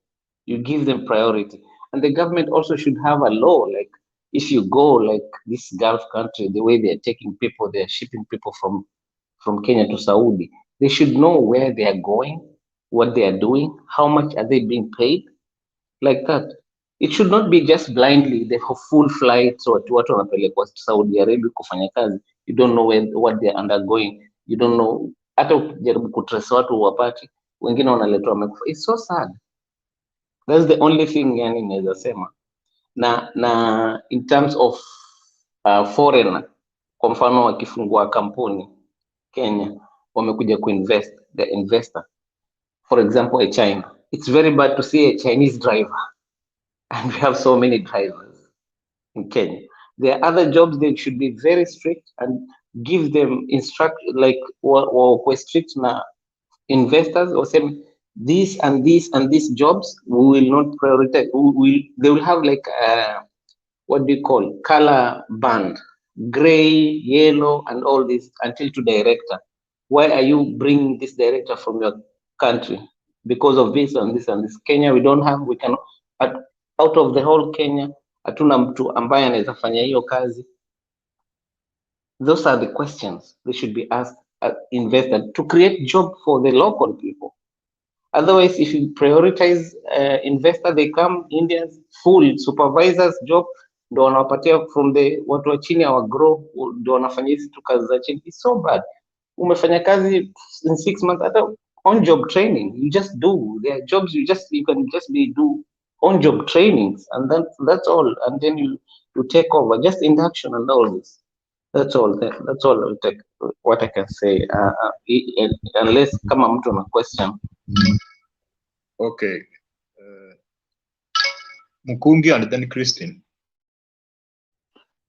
So to me, I will have to make comment on several matters. One, we saw recently the former governor of Kisii, Ongwae, moving to UDA camp. That one clearly tells you that the politics of Kenya are not based on ideology. For example, in America, when you see the Democrats are more based on they liberal or the liberty, and the Republican are conservatives. That are the people who hold the whole tradition. So it tells you clearly that the politics of Kenya is more about individual than ideology. Then there's this issue of two tribes dominating presidency. To me, I think I'm a Raila supporter. I voted twice. That is, I voted in 2017 and 2022. In 2022, I can just say, for heaven's sake, Raila to some extent lost fairly, even though it is very hurting to me, in this sense, such that I will pose this question to you. How does it happen in central Kenya that all majority of the people align to the same ideology?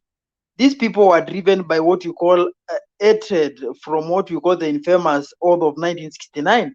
So it tells you very well these people are not driven by positive things, but by the negativity part of it. Because when you look at in Western Nyanza, in Western, Ruto got some votes. In Kisii, Ruto got some votes. In Mombasa, got some votes. Then how does it happen that a particular region with such majority of people, they all think in the same direction? Why it not that the hatred is what drives them? So if my country, Kenya, can solve this issue of two tribes having presidency, we can introduce something equivalent to Electoral College in Kenya, whereby we assign some votes to each county, so that some county like Turkana will count much better, some county like Marsabit will count much better, so that people will not be campaigning on only the populous counties, but will be moving to counties because they will be looking for the Electoral College. And one thing I will have to comment on this, and I'm sorry for it, is because you see, since 1963, we have been having that scenario of two regions, that is Rift Valley and Central producing presidency. It is not something to be funny about it. If you can recall about the kind of war that is happening right now in Cameroon and Ambazonia, it is particularly because of the Anglophone and the Francophone people. The Anglophone are feeling that they are being mistreated by the government of Paul Biya, because they are not given that enough recognition as the English-speaking people. So it will reach at a time that the people will feel that even if we vote, we shall not be able to elect any other kind of person from different tribe. And that is where now you will see some cook means being used, some of things which are not constitutional, of which I don't think it's good for our country. So we should be able to advance our democracy. Should we introduce something like Electoral College? Should we introduce something to do with president will not be determined by the popular vote, so that each county will count, even with the smallest population like Lamu will still be counting to the final tally of the presidential. So then the other thing also, Christine also brought up is about the issue of Ruto in the State House today. I saw it and then I was just jovial about it, because that man has been avoiding Rigathi Gachagua like a plague. You remember even during presentation of papers in Bomas, he went together with Kindiki Kithure. You also remember very well in most of the function, he always accompanied Kindiki Kithure. It tells you very clearly, Ruto knows very well that whatever he did to Uhuru Kenyatta, sabotaging the government from inside, was not good. And he does not want to give Rigathi Gachagua an upper hand like the one that Uhuru Kenyatta gave William Ruto. In the entire campaign, if you can recall, there is no particular point Ruto has ever said, I will support Rigathi in 2027. But you can recall very well in 2013, when during campaign, Uhuru clearly stated that he will support Ruto, were it not that the things change in between. Then on issues of economy, to me, I don't subscribe to bottom up completely, because I believe in one thing: a country is built on industrialization. When you look at the G8 country, the 8 richest country in the world, the Russian, the German, the France, the USA, the China, all those countries are made on industries, are not made on these things we call bottom up. Bottom up is just something that to come to win people's heart. Because how do you empower a poor man? A poor man is somebody who even sleeps hungry. So if somebody sleeps hungry, you have to feed that person. He has to access the basic need, the food, shelter, and others, the basic needs. So before that individual thinks of investing, you cannot invest while you are walking naked. You cannot invest whereas you don't have food. You have to get the food, then you invest. Then the question is, have we reached the country to a place that these people can access food?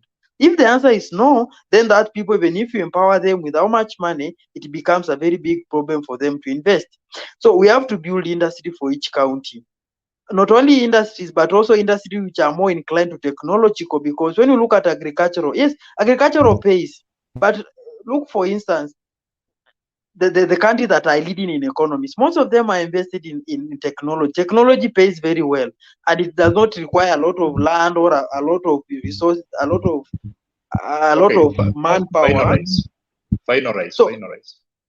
So yes, I'm finalizing. So to me, I think we can just give a benefit of doubt to William Samoei Ruto being the presidency, but we Kenyans, we should be very vigilant, because if what that man said in campaign will be implemented, therefore I think the country will not be able to progress and become maybe a better country in the east or center of Africa as the way it was before. That's all. There's Christian now.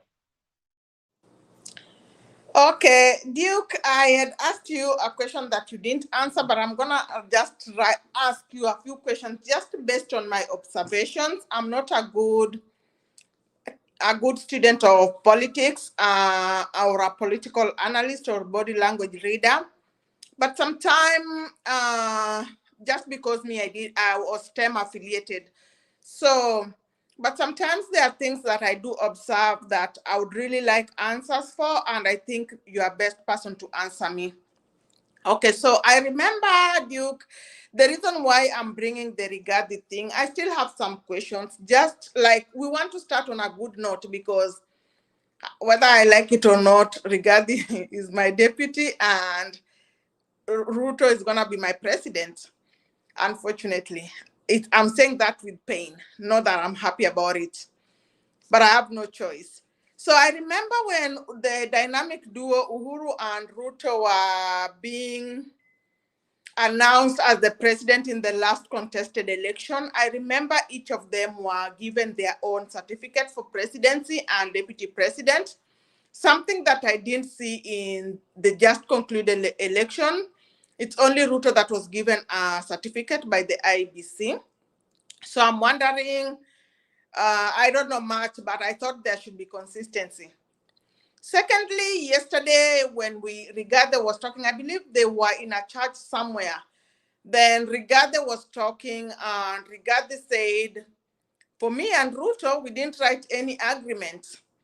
We are gentlemen. We believe Ruto is a man who keeps his word.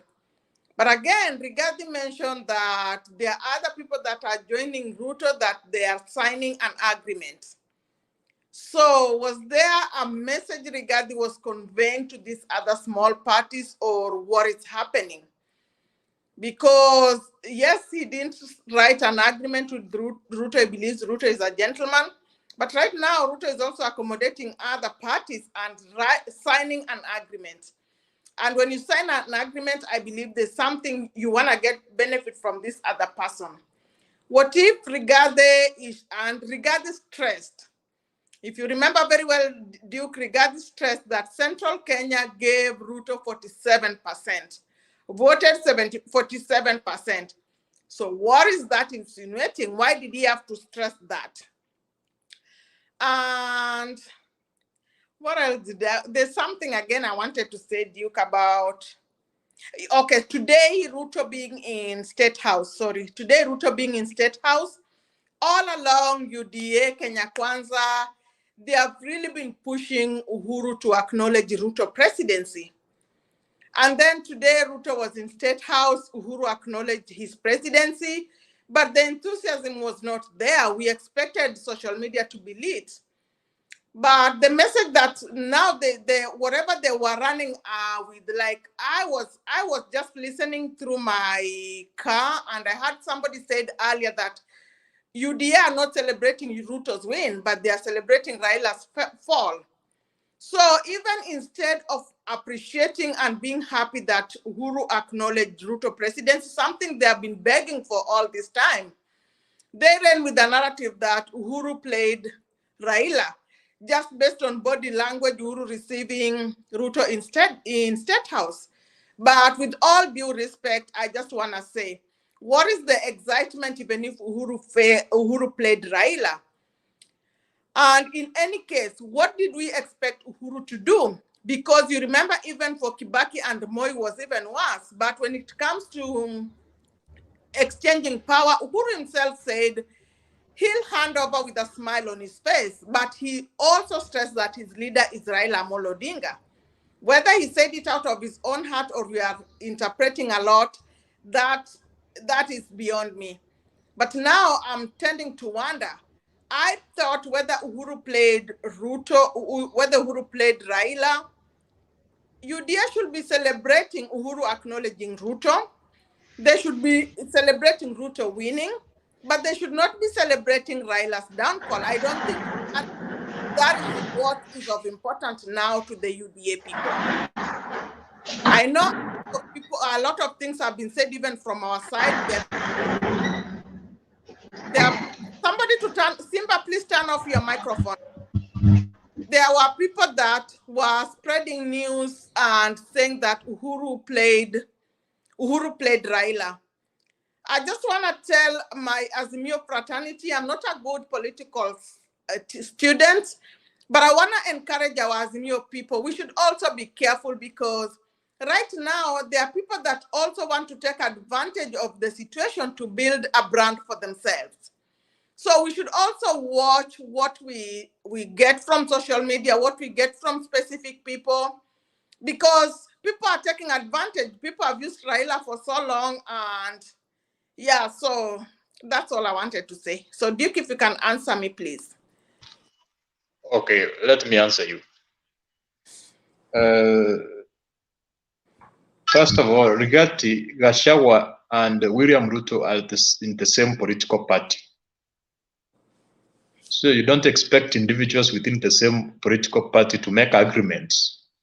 It's like Raila making agreement with members of ODM. So you can't compare the coalition of Ruto and Uhuru in 2013 with that one of Gachagua and William Ruto, because the other time in 2013 there were two different political parties. So the agreement comes from different political parties. Also, the absence of Gachagua in today's State House feast by William Ruto, actually, it's a tradition. It's like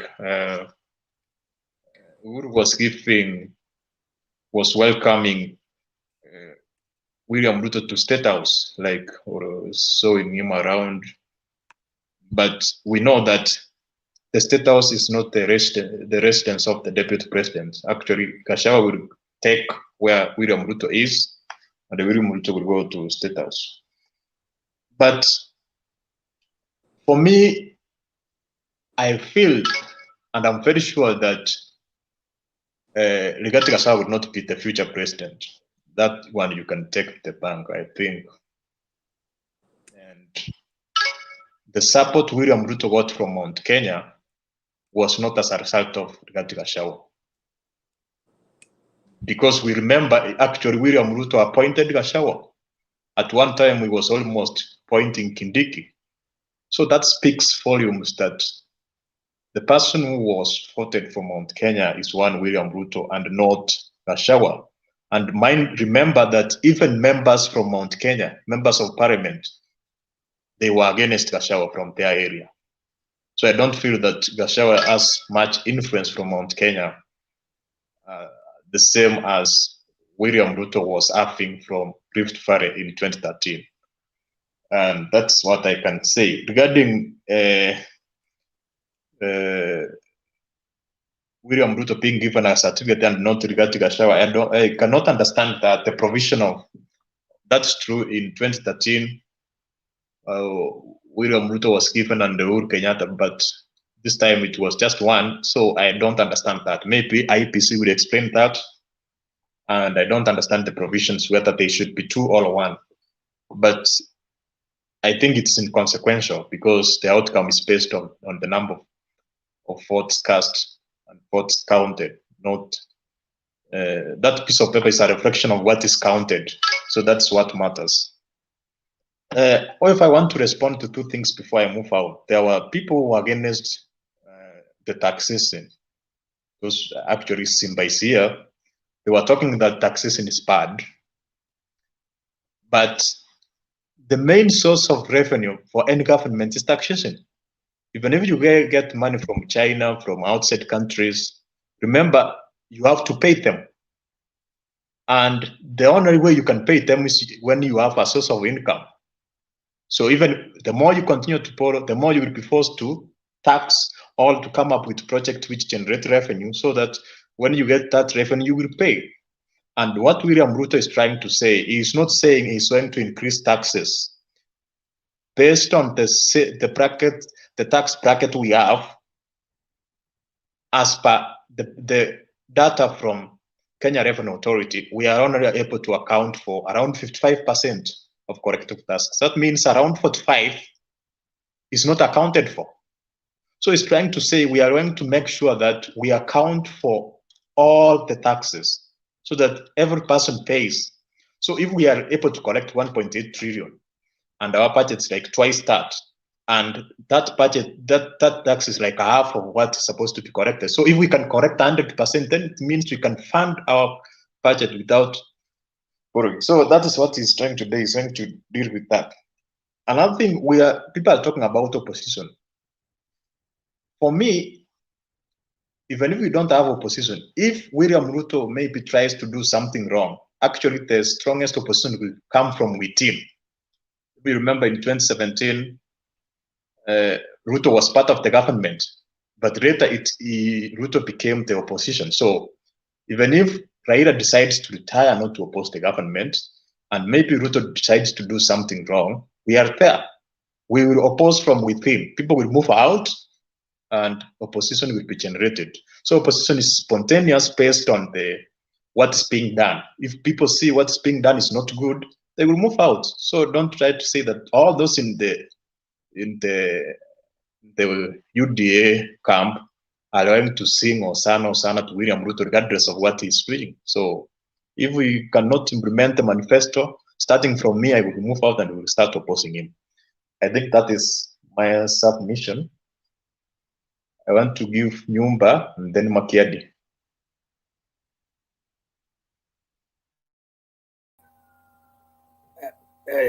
Bwana Duke Mariba, nimekusalimia salimika. Tarichi Makiadi, Christina Dika, Simba Netaya. Patia Bwana Makiadi aendelee. I've just woken up, so niko na sleep natawa nini kidogo. Mariba, patia Bwana Makiadi aendelee.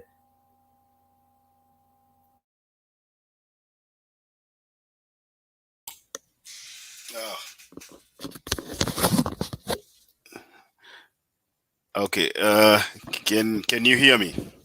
Lazima nifanye mic check sababu hizi vitu nakuwa nimeng'oa. Okay.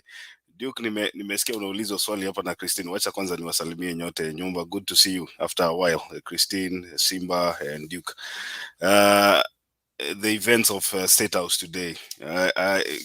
Duke was very cleverly avoiding something that I played here, so I'll play it once again so that you can see. Haya, Duke Netaya alikuwa anataka kucomment kwa hiyo issue kwanza, alafu utaingia. So Netaya, karibu. I think Makiadi, hiyo ni swali Christine aliuliza na nilikuwa nataka clarify kwa sababu ni kama alikuwa anataka kuavoid, kwa sababu it's fresh in our minds that during this time Kibaki came all together with William Ruto avoiding Rigathi Gachagua. I think you can remember on Sunday kitu yenye Rigathi Gachagua aliongea in Meru, akimpongeza Linturi kwa sababu amebreak ile chinks ya one family from dominating Mount Kenya politics. I think it's the same thing that we are seeing here. Hakuna vile angekuja na yeye leo because of those remarks. Hiyo ndio nilikuwa nataka niongelee peke yake. Thank you. Duke, you want to comment? Yes, you know, access to the State House is extremely controlled. So it all depends on who the president invited. So if the president invited only William Ruto cannot take Rigathi Gachagua and other groups who are not invited. Number two, actually the answer is because Uhuru Kenyatta he was not supporting William Ruto and his team. So he is even very uncomfortable doing that. The only reason he did that, it's because he knows but that today he was going to be forced to hand over power. So he was just trying to create some rubble or to remove that tension in a way. So the fault belongs to the president, not Rigathi Gachagua and not William Ruto. He's the one who should invite whoever he wants to invite. So that's what I can respond. Duke, I was listening to you ukiambia Christine 2013 Uhuru Kenyatta na William Ruto did not go together to State House. Anyway, I was just trying to show you what happened that day. But the truth is that whatever insults Rigathi Gachagua has been throwing towards Uhuru Kenyatta, I would be surprised. I would be surprised to see him even accompanying William Ruto to State House. I think that guy has gone, I can say, below the belt in some instances, and I think whatever politics Rigathi Gachagua is playing in our country is not politics of civility. But we'll see. We'll see. He said his job was to make sure that he kills the dynasty system in Kenya, especially in Mount Kenya.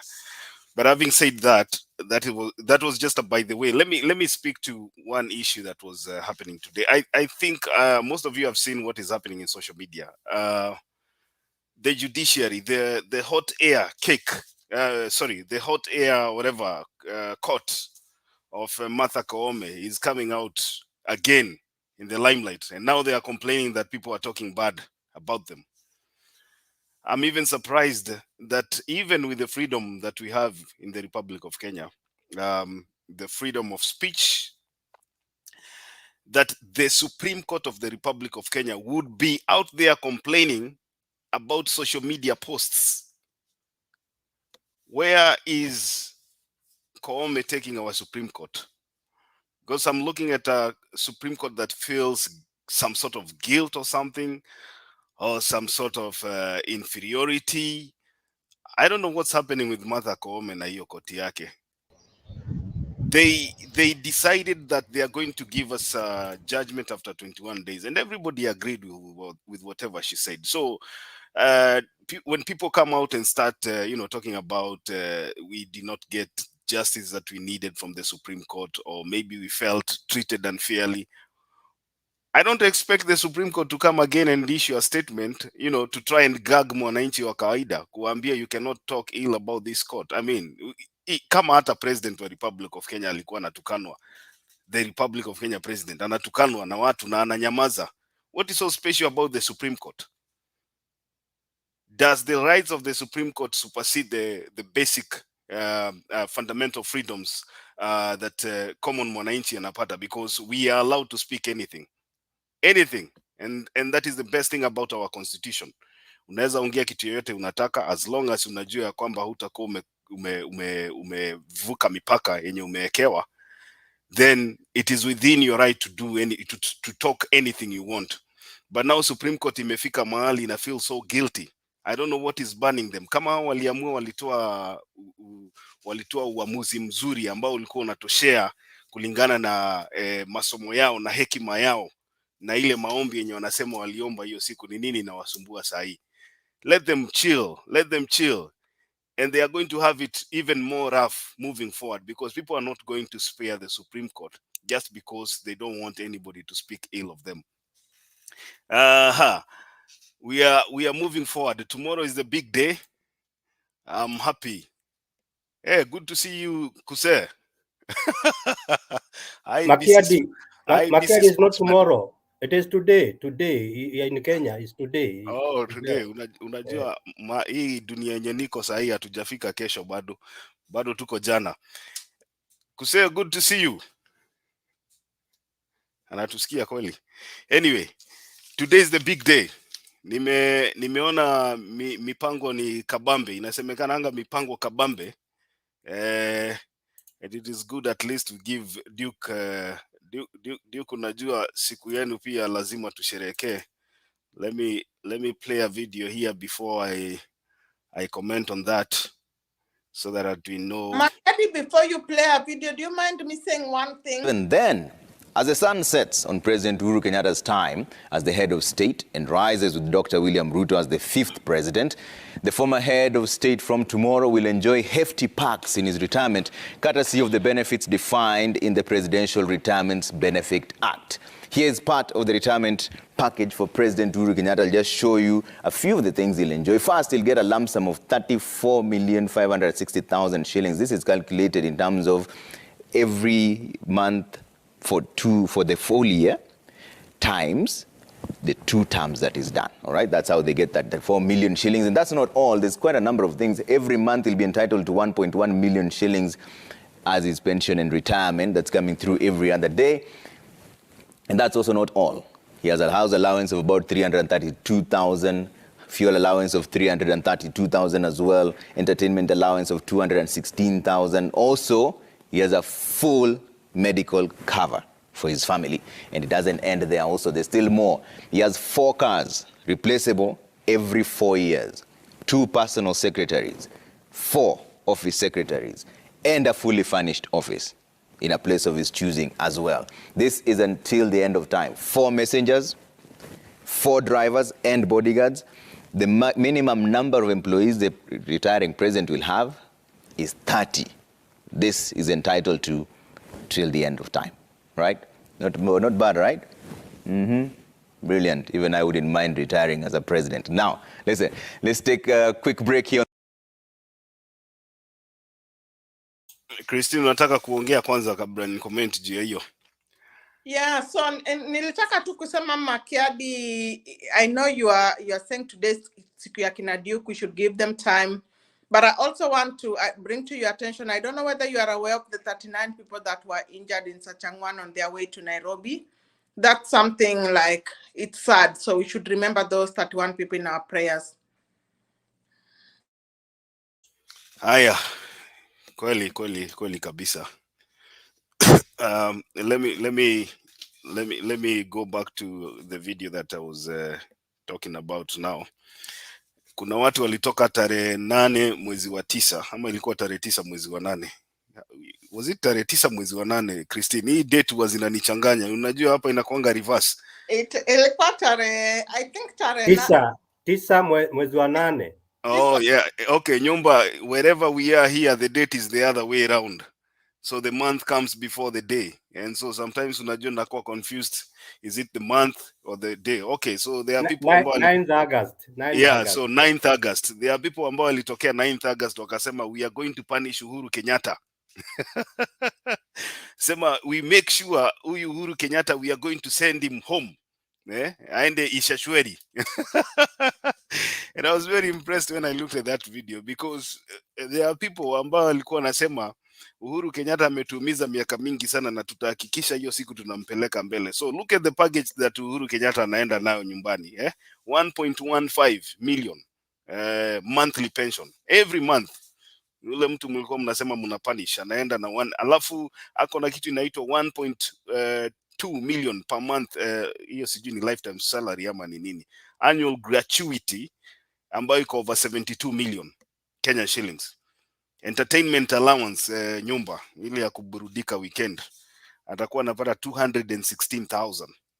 Magari manne na driver, bodyguard na security 6, full medical coverage, 332,000 house allowance, fuel allowance 216, utility stima na nini 300k, staff for fully furnished office, kuna wapishi, gardeners, messengers, secretaries and all that. Then we come back to ule mwananchi mwenye alikuwa anataka kuumiza Uhuru Kenyatta, kumfukuza aende nyumbani. You're going to suffer again, because 10 years ago you wanted to send Raila Odinga to Bondo, sorry. Kwa sababu Raila Odinga amewasumbua sana, so game ilikuwa ni kuvote with your feelings, mfukuze Raila Odinga aende Bondo. This time is Uhuru Kenyatta ambaye anapeleka Ishashweri. But I can tell you for real, if you did not vote with your head thinking, then this is what you're going to experience. The same thing that happened 10 years ago. It's like history repeating itself. And then after a few months, and Uhuru Kenyatta has become very specific about what he wanted. He said, I mean, it is your choice. Uhuru Kenyatta said akona kura moja peke yake. Lakini naye akakutahadharisha akasema, I have lived with this person, I know this person very well. 3 months down the line, you will remember me, mtanikumbuka. Na si ati anasema utamkumbuka kwa sababu ya ile maendeleo amefanya ama ile kitu akufanya. Alisema utamkumbuka kwa sababu yeye anajua ule mtu ambaye ameshika uongozi na anajua mahali nchi itaenda. So we are celebrating today because we have sent Uhuru back to Ishashweri, but then a few months down the line, I can promise you, and mimi siombei mtu mabaya, but ninaweza kuambia Uhuru Kenyatta knows what he was saying. Nyumba, you want to say something? Yeah, not only saying something, now I'm taking my chance. I gave you my chance. Now it's let me take my chance, although I'll be very brief. Maybe I would ask, since you are the moderator tonight, Makiadi, and even congratulations, Omariba. Naona ulikuwa umepewa madaraka pia. Sasa kuja pandi yetu. Bwana Makiadi, tumeenda green na yellow kama ni nini, naona green. It's only yellow that is missing, then tukue Kenya kwanza. Sijui kama ni hivyo ama mambo imeendaje. Tutaweka wakati wa swearing in, tutaweka yellow. But you're halfway gone. You are green already. You know, this one is ANC. Hii ni ya Mudavadi. Oh. No, no, it's the flag, the Ruto's flag. You remember each president chooses the flag. So for Uhuru was blue, for Ruto is green. That's why I think they changed to green. It's Ruto's flag color. They should come out. Yeah, thank you, Christine. They should not be hiding. Makiadi is going around it, and you are stating as it is. Yeah, thank you for that. Now, I say there's not much to say here, but Bwana Makiadi, I may not agree with you about those packages for Uhuru. Those are peanuts, eh? These guys are billionaires. Those small money, those pocket money, that 4 million, that is nonsense actually to them. Eh? They own everything in this country. They are billionaires. Okay, maybe the security and all that, it's okay since it's the constitution. So I agree. People are saying they're punishing Uhuru, and actually you can see even from home ground, Kiambu wenyewe, Gatundu wenyewe, human beings are like that. Christine, when I was young, wale wavulana walikuwa watukutu sana, watukutu, walipendwa ni wasichana sana. Hata Julia ameingia. Karibu Julia. The naughty ones, the naughty boys, actually they are liked by the girls, not like me, humble, polite young man. They didn't like me because they don't rough, naughty, abusive boys. That's in secondary, I remember. So sometimes in life, hata tukienda kwa Biblia, hawa watu wanaambia ni nani, wanasema kati ya Jesus na Barnabas, anasema pana huyu wacha Jesus anyongwe tu na huyu Barnabas aachiliwe. So sometimes things work opposite, but the truth comes thereafter. Okay, like Bwana Makedi have said, it's okay now. We are in transition time. Exit the 4th, Cometh the 5th. Tumekubali na unaona hata nani ametujoin Omariba. It's good. I always liked his argument and that mzuri umekuja kwetu nyumbani. So hii transition wacha tutaona, maybe 100 days is too short a period to see the effects of the new leadership. We should actually be talking at least like 1 year. That's the time now we can start seeing the benefits or the bad things about the new system. And let's pray that it works okay. Omariba, you have talked very well. This country is for all of us. Either you are in Kenya Kwanza or you are in Azimio, it's all for all of us. And now the President Ruto is not the president of Kenya Kwanza, no, he's the president of Kenya, inclusive of all the people who are in Azimio. He's the president of Uhuru even, he's the president of Raila. So let's watch, and maybe the next, and there's not much we can do because we have to stay within 5 years. Removing a president is very difficult through any other means. Okay, so we pray he leads us well. He may change. People change. People change.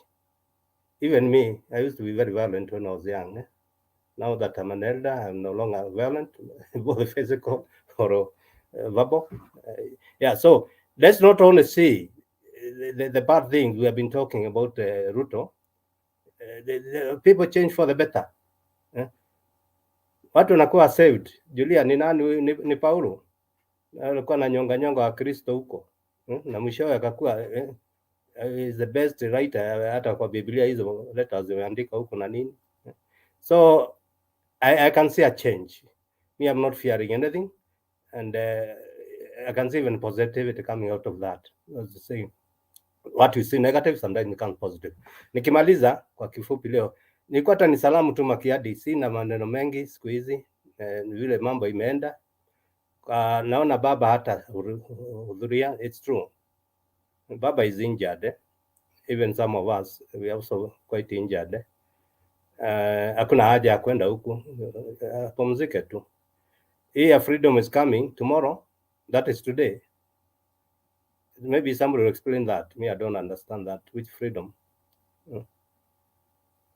Wacha nimalizie hapo tu. Mengi Madam Julia mtanieleza hii freedom gani inakuja. Na I'm not satisfied kwa nini muenda green, mtaniambia pia. Asante. Okay, I think sorry, the Hustler Nation believes that freedom from the dynasties is coming tomorrow.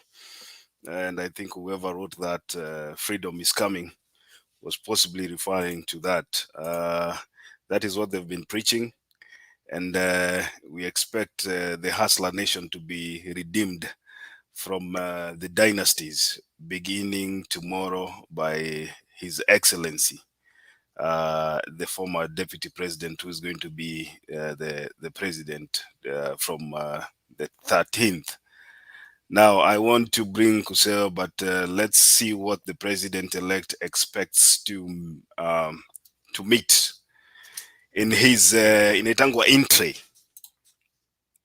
And as soon as that is done, a full entry awaits President-elect William Ruto as he assumes the highest office in the land, succeeding his boss, President Uhuru Kenyatta. Among the most contentious issues include reducing the cost of living, which affects millions of Kenyans. Ruto having already pledged to address the cost of maize flour, a staple food for many Kenyan families. He, however, inherits a huge debt burden with more than half of the country's taxes and at 1.39 trillion shillings in the year starting July, having already been spent on servicing debt and the interest that accrued. Chemutai Goin now breaks down what will be President-elect William Ruto's entree as he assumes office. It is not in doubt that President-elect William Ruto has his work cut out for him,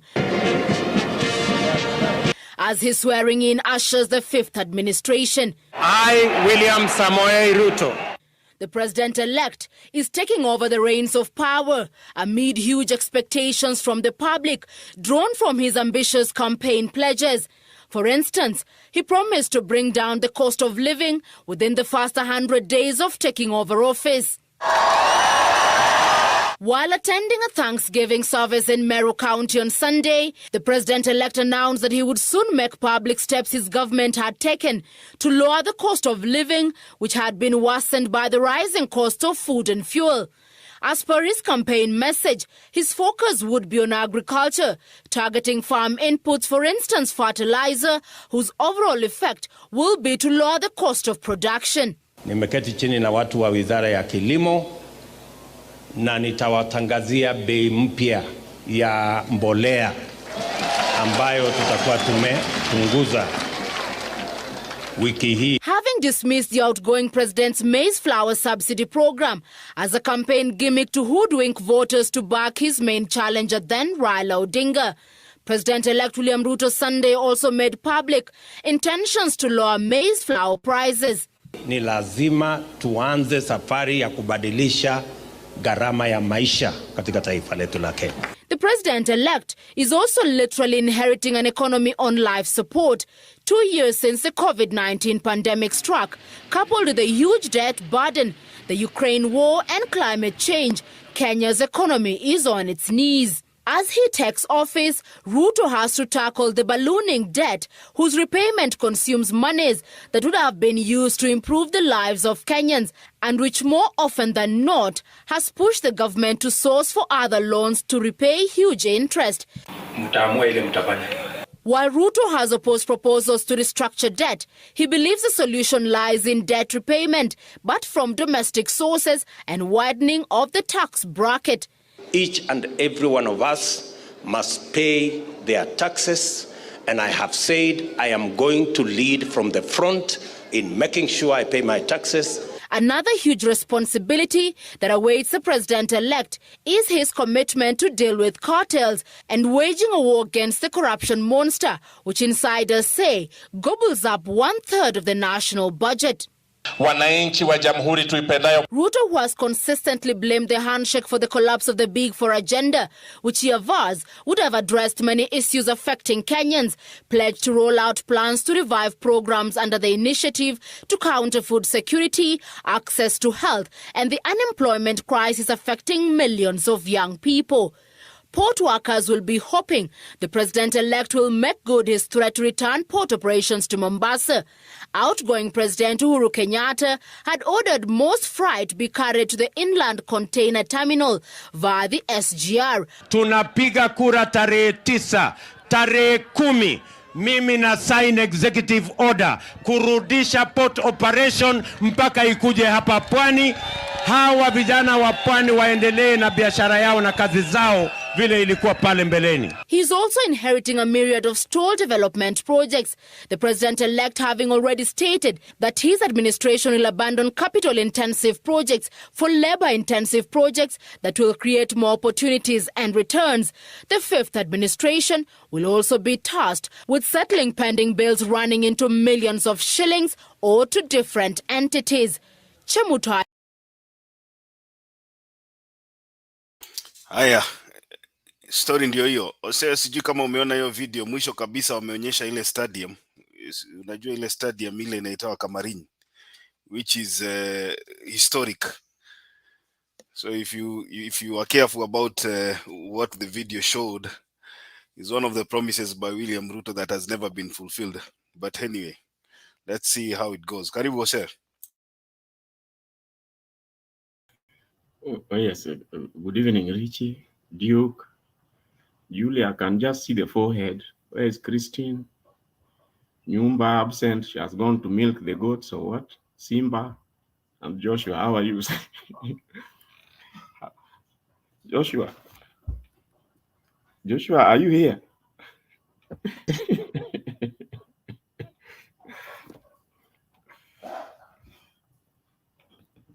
talk of a full tray or a full what? It's like some of us have been away on leave. Is it sub leave? And now the plate is so full, you don't know how to eat. But the shocker is still fresh in our minds. Mm-hmm. Well, personally, what I wanted to say is that the Supreme Court decision is very, very confusing and very, very difficult to understand. If you take, for example, the issue about the 50+1 vote, for some of us who do a lot of research and you read why exactly were the constitutional makers talk about 50+1? They talk about the letter of the law and the spirit of the law. If you read those things carefully, you'll find that the whole idea was to ensure, at the very minimum, the ruler or the manager of country's affairs in the form of a president should at least enjoy some kind of support, real support at the ballot. Now, if you look at that, you realize in 2013, when this team, the same Supreme Court came up with this idea that they decided to ignore the rejected votes. You wonder why. When the Constitution says that the winner should have at least 50+1 of votes cast, total votes cast, 50+1 of total votes cast. What exactly was this all about? Total votes cast.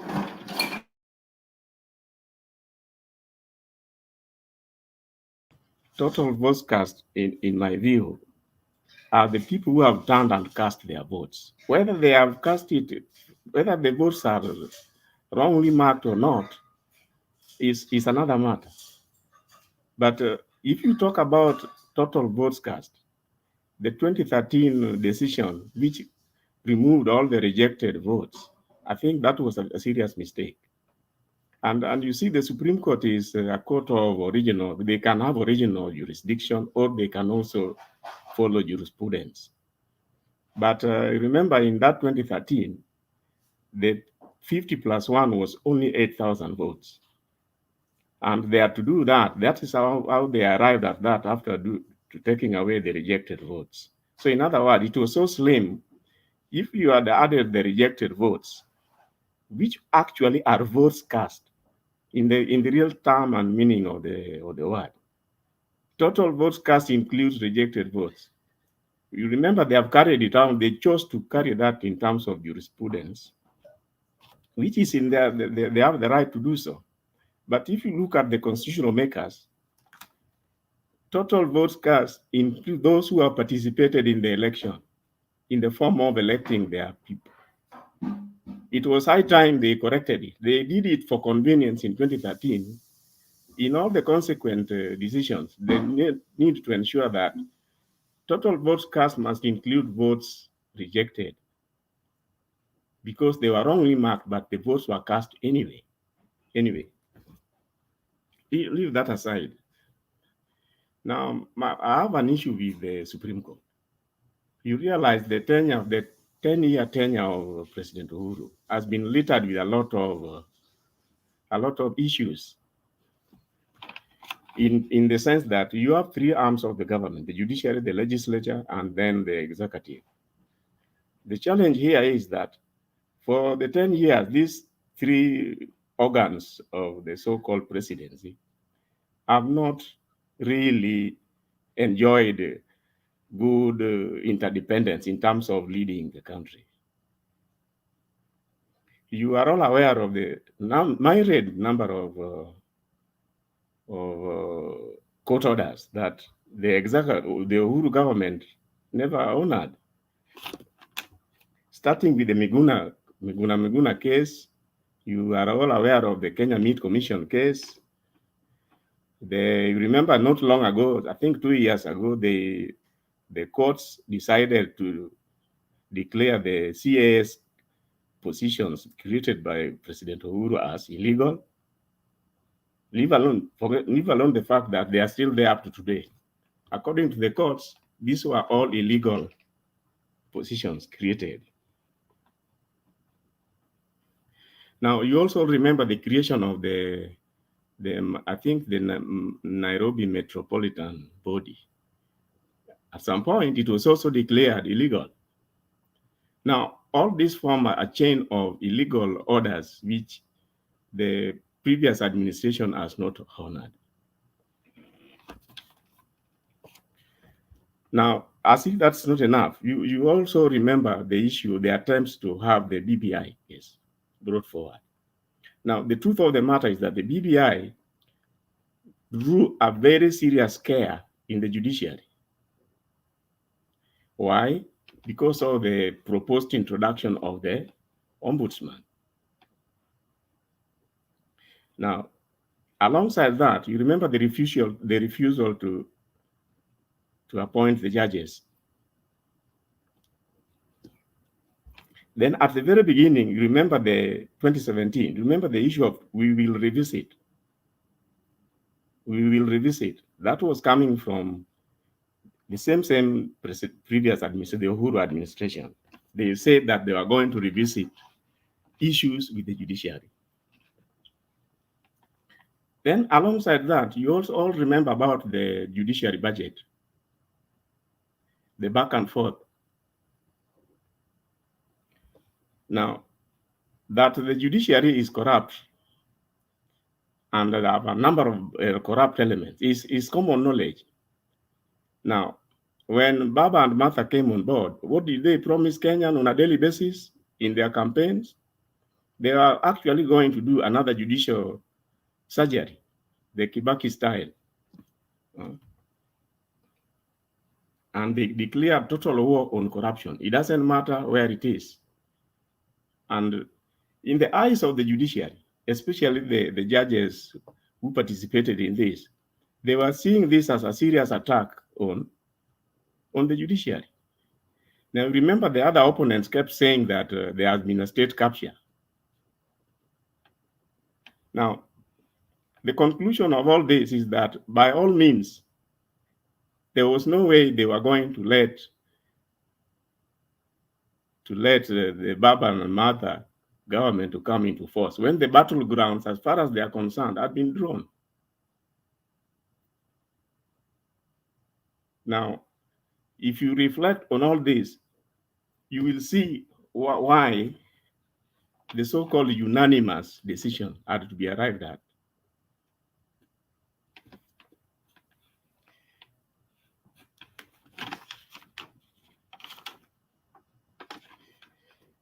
Now, the way the judgment was delivered seriously leaves a lot to be desired. I counted some of the words which I didn't like in that judgment. The summary, as short as it is, words like this was a vain attempt. It was nonsense. It was empty rhetoric. It was a wild goose chase. It was hot air. It is forgery. It is worthless, a worthless pursuit, a fool's errand, and a lost cause. That is coming from the highest court on the land. Now, it is like they didn't really take into account the seriousness of what they were about to determine.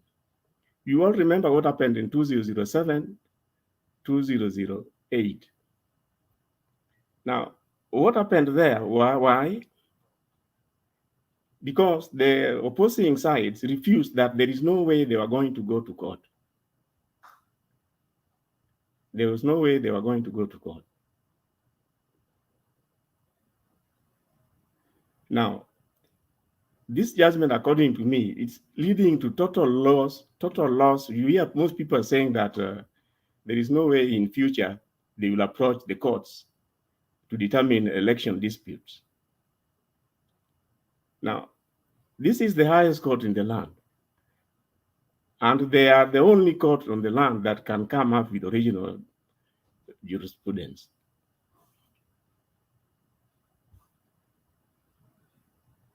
Now, what they have done, they have taken people back to the fighting days. Because if you lose faith in the courts, so where else will people go?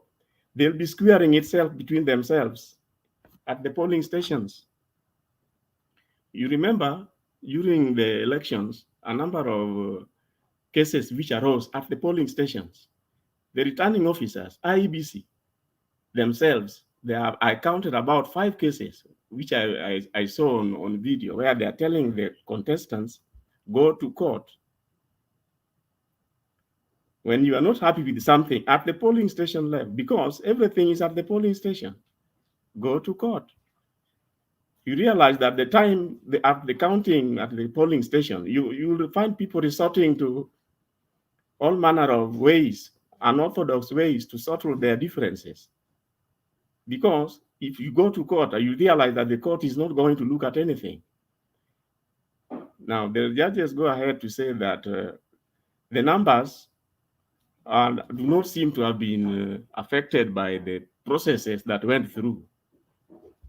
But I remember in one of the cases whereby one of the lawyers argued that if the numbers have been falsified, the end justifies the means. So in other words, so long as you have the numbers, it matters not how you arrived at the numbers. I remember the Chief Justice trying to talk about the rapture in the IEBC cannot be allowed to overturn anything. Yet it is the rapture which was on the numbers. If the numbers are raptured because of falsified figures, falsified numbers, well, where does that leave everyone? The differences in IEBC cannot be taken for granted. The judges go ahead to admit that Chebukati did not manage the IEBC properly. They say that the corporate governance there fell below the expectations of almost all the contestants. But they go ahead to say that the figures declared by the same contestants, by the same IEBC, should be respected. The figures were contested. You cannot rely on them. I remember they asked the petitioners a very good question, that you people are saying that this election is so flawed. How else do we go ahead with such a flawed election to declare your candidate or the petitioner the winner, which made a lot of sense. If the elections are so flawed, how else do you rely on the same numbers, the same flawed election to declare a winner? Basically, they were saying that there is no way you can declare a winner under the flawed circumstances. I think I'll end it there for now. Thank you. Asante Kusea. Let me go to Julia ulikuja mbele ya Joshua. So let's go to Julia and then we can go to Joshua. Hi Kuseo, good to see you. Hi Duke, Makiadi, Joshua. Yani Kuseo bado unaongelea maneno ya jadi. Ujua tumepata serikali, wacha kuongelea maneno ya. I was absent. I apologized in the beginning. Yani bado naongelea maneno ya Cometh. Na Cometh alisema aliomba Mungu na kaona. Okay, I'm not trying to mock the issues of God, but it just amazes me how the things that Cometh has been saying. I don't even know why you are trying to bring Uhuru's conflict here. Kuseo, Uhuru's conflict and the judges is not enough to do what they did. If they are really judges and they were just, whether Uhuru defied court orders or told them we revisit or whatever, that is not enough. And when you were speaking, I was asking myself, I heard Cometh was an activist. You people, I never even know what she was talking in her activism. I never heard Cometh's activism. I never heard it at all. I don't know what she was fighting for. At least I can remember Mother Karoa. I can remember many people who are activists. I can remember Wangari Maathai. but I can't remember Cometh as an activist. I just heard it during her interview. And now I think I was not wrong. When she was, there's a time I think there were issues with judiciary, and she kind of appeared to be a fence sitter. When she was appointed, I was looking, people said she was an activist. I was looking for someone who was assertive. Akona msimamo. But when there were issues with the judiciary, I thought I saw a fence sitter. So, but she kind of surprised me with that ruling. Still, I didn't expect that kind of a ruling. But why me, I belong to the school of thought that baba alibiwa kura na hakuna mtu atabadilisha mawazo yangu. And now that opened my eyes, that now I even know that baba alibiwa kura 2017, 2013, 2007 nilijua alibiwa kura, lakini sasa I even know that 2017, 2013. Somebody earlier was saying that Azimio lost. I see he thinks Azimio lost this time. I looked at the votes that, according to IBC, that were from Mount Kenya region for Baba, they were tending to 900,000.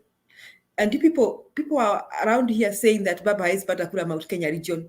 And I think the highest Baba has never gotten more than 100,000 in Mount Kenya region in previous elections. And this time, according to what IBC posted, was tending to 900,000. That tells me Baba had over 1 million votes in Mount Kenya region. And that tells me it is now a lie that Mount Kenya stood behind Ruto. In fact, I stopped blaming my people. I'm very proud that we posted over 1M for Baba. I'm very proud of that. I'm very proud that there are people wako na vichwa mzuri, wako Mount Kenya region, and they know what they need for the country. So I'm very proud of that. Previously, I felt disappointed, and I had been thinking that people really didn't pay attention to what we were telling them, but I was very happy to see that kind of vote. So now, looking at that, now I'm convinced that Baba's votes, he must have been stolen from over 500,000. That's my take. Mimi Baba ilibiwa kura, and I don't blame him for not attending tomorrow's inauguration, and me too, I would not. In fact, I was very impressed with my president today, that he was able to speak like that. I think he has a lot of grace, which I think I need to look for, because my grace haijafika. Mimi sijui kama kusema naweza fanya hivyo, sijui, pengine the day you people would make me president, I may become like that. But for now, if I was in Uhuru's shoes, I may not have done that. But I still think he did the right thing. As a statesman, there are things you do, though you don't want to do, and you place the country before your feelings, before your disappointments. So what he did was good. It was a way forward. I think he has intentions of living a peaceful country, and he has intentions of a peaceful transition, though he still told us before that kiongozi wake ni Baba. Why am I saying that? I want to refuse the people who are walking around saying that Uhuru played Baba, and I really want to ask them whether they wanted Uhuru to steal the elections, or maybe kidnap Chebukati, or maybe kidnap Mother Cometh. I don't know what those people wanted Uhuru to do. Uhuru and Baba simply lost because they thought they were doing things right. They simply lost because that is not their character. It's not their character to steal. It is not they don't have a thuggery character. That is why they simply lost. That is why, and I think Uhuru is, I cannot say that I think Uhuru is naive. He's still naive.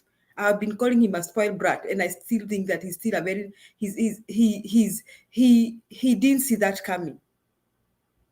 So it is not Uhuru who played Baba, is that they lost because they thought things should be done right, and things were never done right. So I belong to that school of thought. Now that takes me to tomorrow's inauguration. I see transition, exit fourth, Cometh the fourth, God the I don't know, exit the fourth, and Cometh the fifth.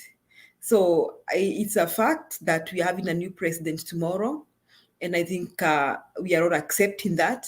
Me, I'm accepting that because there's nothing I can do about it, and my life must continue. And I think Kenyans should also take that attitude that our life needs to continue. And I'm happy that Baba is not going to attend that, because the attending, it means that he accepts the results of the election. So it's good. I'm proud of Baba. He's not going to attend that.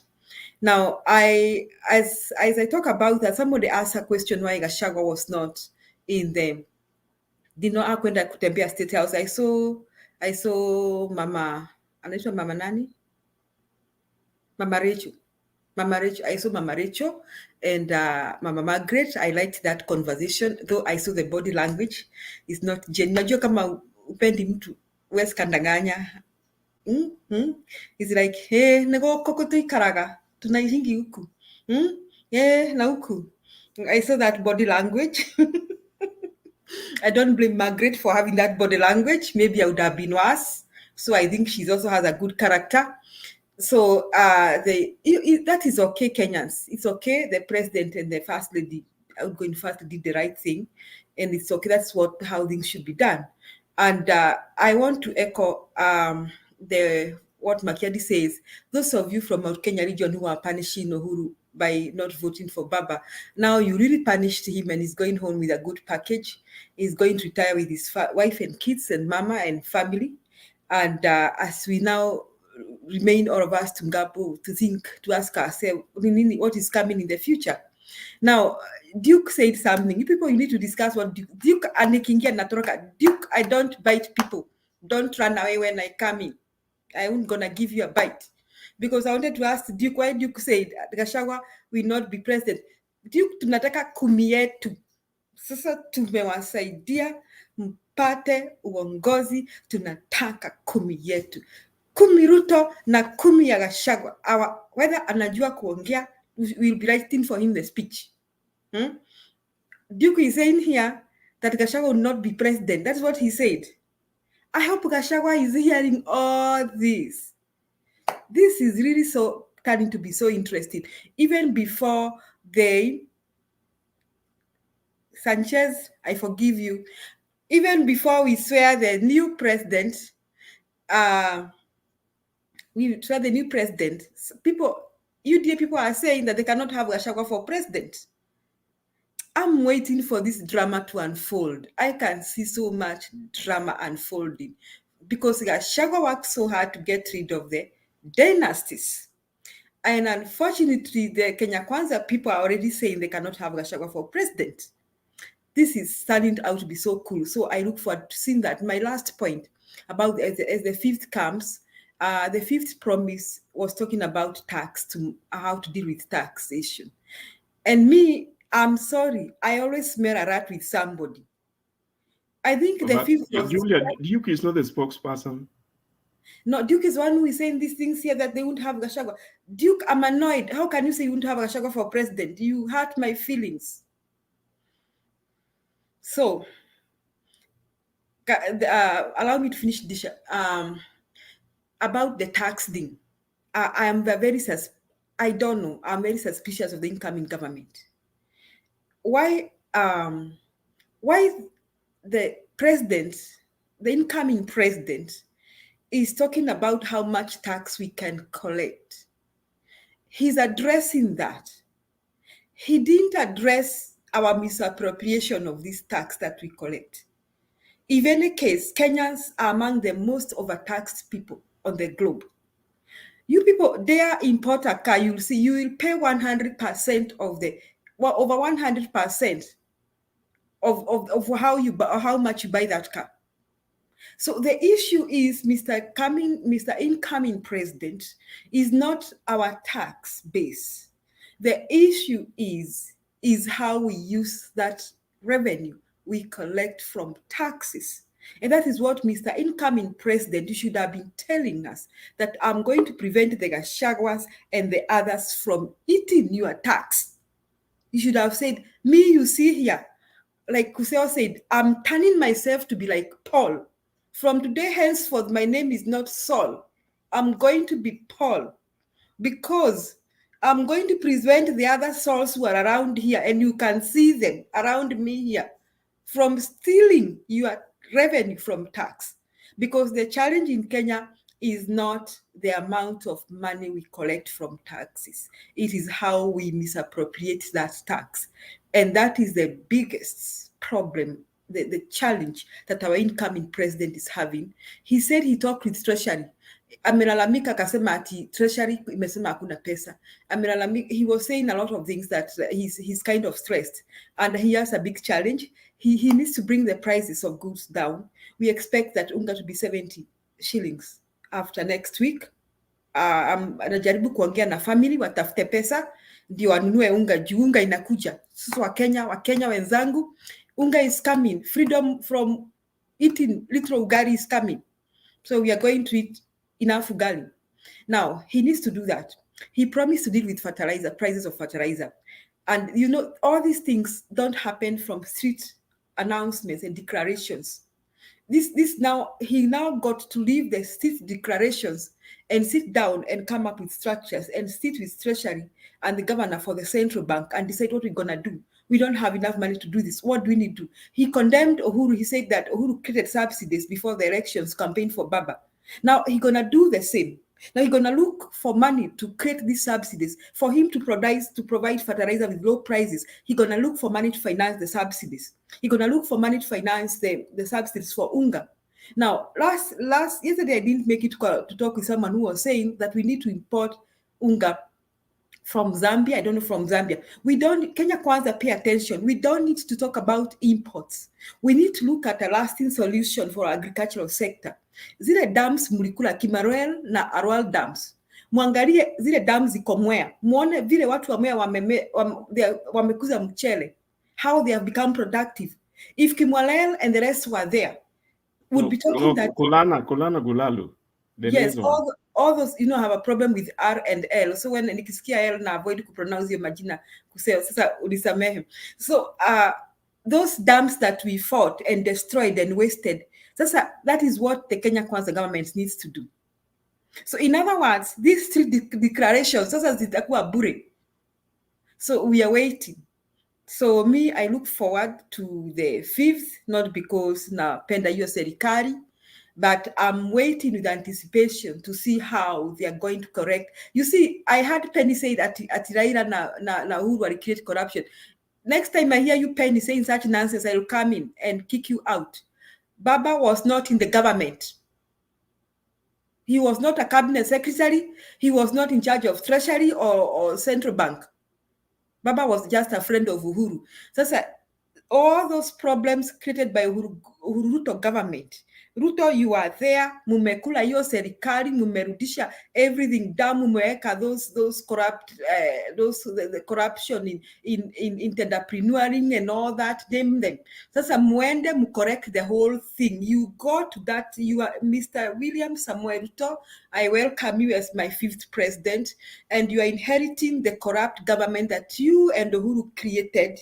So you are inheriting all those corrupt public officers, from central bank to the smallest civil servant.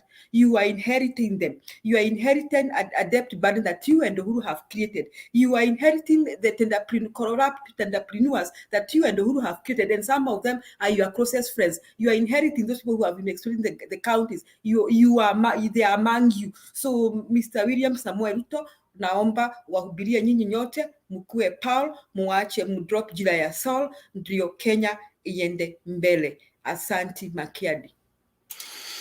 Thank you, Julia. I'm just reminded by one of our viewers here that Martha Koome was part of the team that met some time back in 2017 or 2013 at night. Kitu baada ya saa moja usiku to pass a judgment that went along to, I don't know, authorize IBC to print ballot papers or something. There was a funny judgment that came from Martha Koome some time back, after wee hours of the night. I can't remember, but I'm just reminded here. Number 2, the issue about central bank and not having money.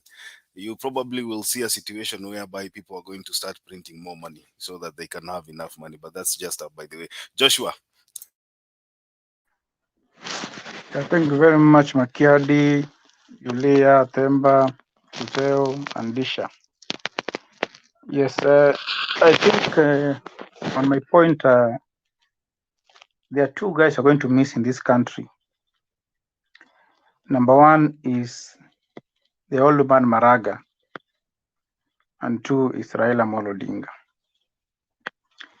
Maraga stood with the truth. I remember last time I said this thing that however much we are going to Supreme Court, I don't think Mother Cometh will stand like Maraga, because for you to turn an election, that is life and death. But Maraga had to stood whether they went to kill him, he had to stood, and he stood for the truth. So we are going to miss Maraga, and we are going to miss Raila. Even I know the UDA guys, now they are mocking at Raila. One day they'll miss this old man known as Raila. Now I know they are very happy. They're celebrating like today, they're very happy. But after 1 year, they'll start complaining and they'll miss this old man. And two, we are going to miss the Maraga because he stood for the truth.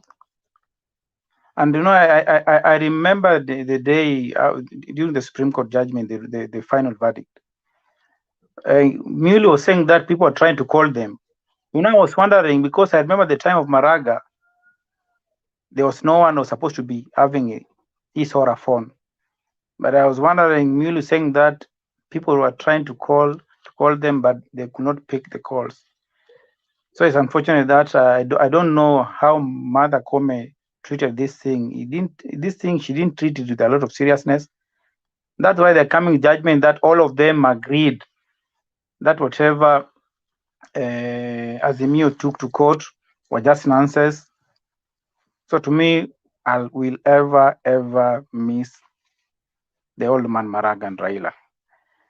Now, secondly, already Ruto is trying to play with Kenyans.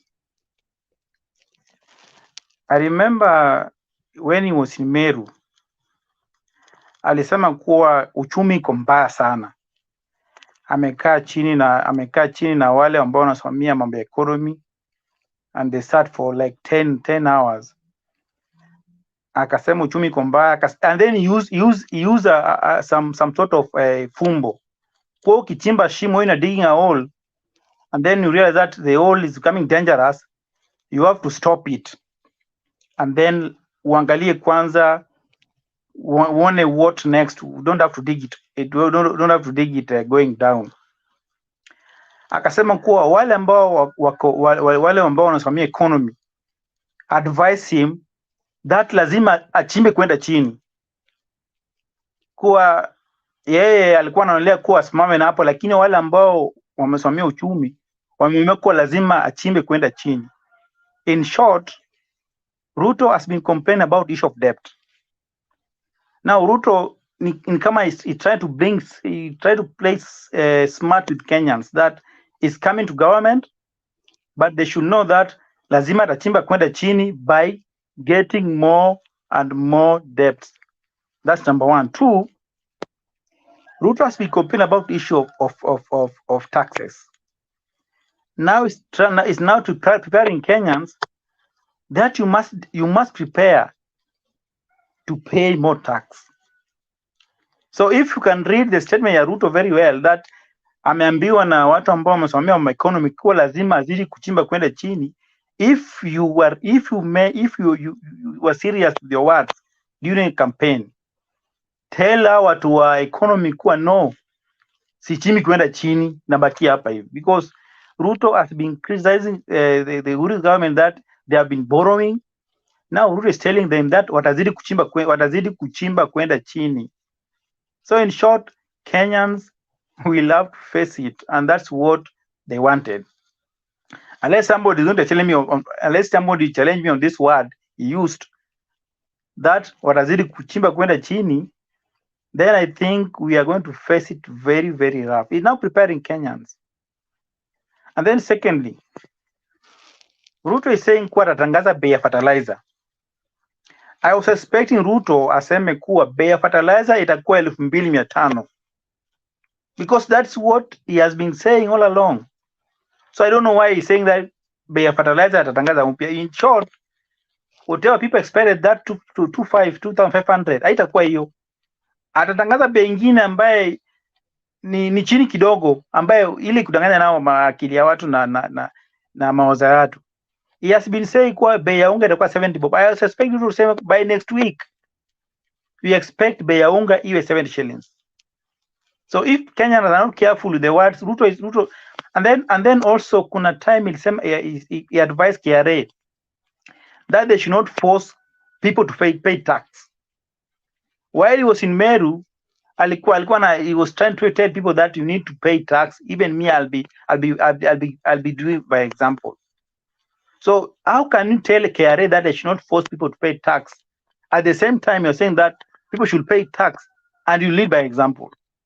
So the word of Ruto already are starting sending some dangers.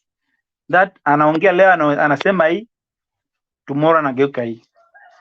So as from tomorrow, because today unfortunately Kua is being sworn in, but as from tomorrow, we are going to start seeing fire. And by the end of 100 days, he's talking about Kenya will be demanding what they not be seeing. And people will be walking the street. I'm telling you, I'm foreseeing a very disorganized government because of the kind of the leaders you're going to have. They're not true to their words. Because if Ruto is really sincere with this word, lazima angesimama with this word that we are not going to borrow anymore. But now if Ruto is telling us that they're going to dig deeper and deeper, then you're going to face it. So the UDA guys, they should not brag, because the most important thing that we all of us want, whether we are in Azimio or in Kenya Kwanza, that we want the cost of living to go down. So when you see some people are bragging, they're just stamping. Today I've met buses nyingi zikielekea side za Kasarani. They were celebrating. The very young guys hawana kazi, wamepewa shilingi 200. They are going to Kasarani, but at the end of this, as from tomorrow, they'll go back to where they have been. So I don't see any change in this government. They are just going to be empty promises with no serious, with no serious and serious impact on the promises. So we are welcoming Ruto. We should take it positively because at the end of it is our president, but we should not expect much on this government. Thank you very much. Okay, thank you. Ndemba.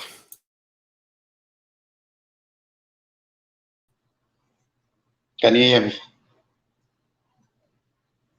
Yeah, so I want to say hi to Kuseo. Kuseo, I told you I don't trust IBC, and you kept on telling me, oh, Themba, oh, Themba, oh, Themba. And I kept on repeating, I don't trust IBC, I don't trust IBC. Themba, I apologize. Oh, you are not there. You are coming, oh, what's his name? Chebukati has given us assurance. I say, I don't trust IBC. Anyway, that's got under the bridge right now. Now, I saw what happened yesterday, and that was good. I mean, the president has his constitutional duty to make sure that power is donated to every leader, including the president, by the people. And the constitution stipulates that a time comes when you have to, hand over power. That's a constitutional requirement. It's something that the president cannot tilt about. He has to hand over power. And I like the speech that he gave. I mean, the congratulatory message that he sent out. Though I know it will create several debate points, which it has already done. Some people, the critics, saying that and I saw that debate that did Uhuru play Raila. So critics will definitely, jump in And it being a political season, definitely it will bring some interesting views. So, but over and above all, it was important. Even Obama did not agree with the Trump election, but he handed over power. He went there, and you know, it requires some bit of magnanimity for you to go out and do your constitutional duty, hand over power, which is what he's going to do. The contestation thereof notwithstanding. Now, I also want to ask, some of us are arguing that, you know, those people who from Central Kenya who voted for Ruto, or those who did not vote for Raila. So there's some question that come into my mind. So have we moved over the fact that the election was stolen, and therefore we are saying that these people voted for Ruto? Because we can't have the two. We can't say that Ruto stole an election, and then we still again go ahead and blame the central people for voting for Ruto. You know, we need to choose one end. If they voted for Ruto, then the election was not stolen. They actually voted for Ruto.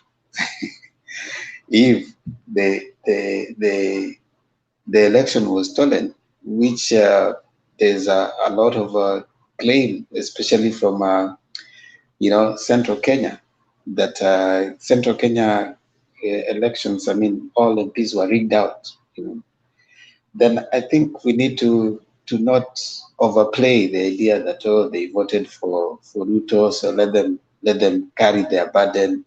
We need to choose. I mean, I find that a little contradictory, and I'm also finding that a little contradictory even from the Azimio parliamentarians, those who are now starting to speak. They say, oh, Raila did not know, Azimio did not know how to vote.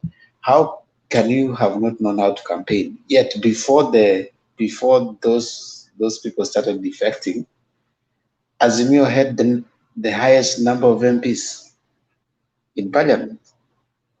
And Azimio has the highest number of MCAs. Azimio has the highest number of governors. It is only in Senate that they had one less Senate, but all the other representative positions, Azimio enjoys the majority numerically.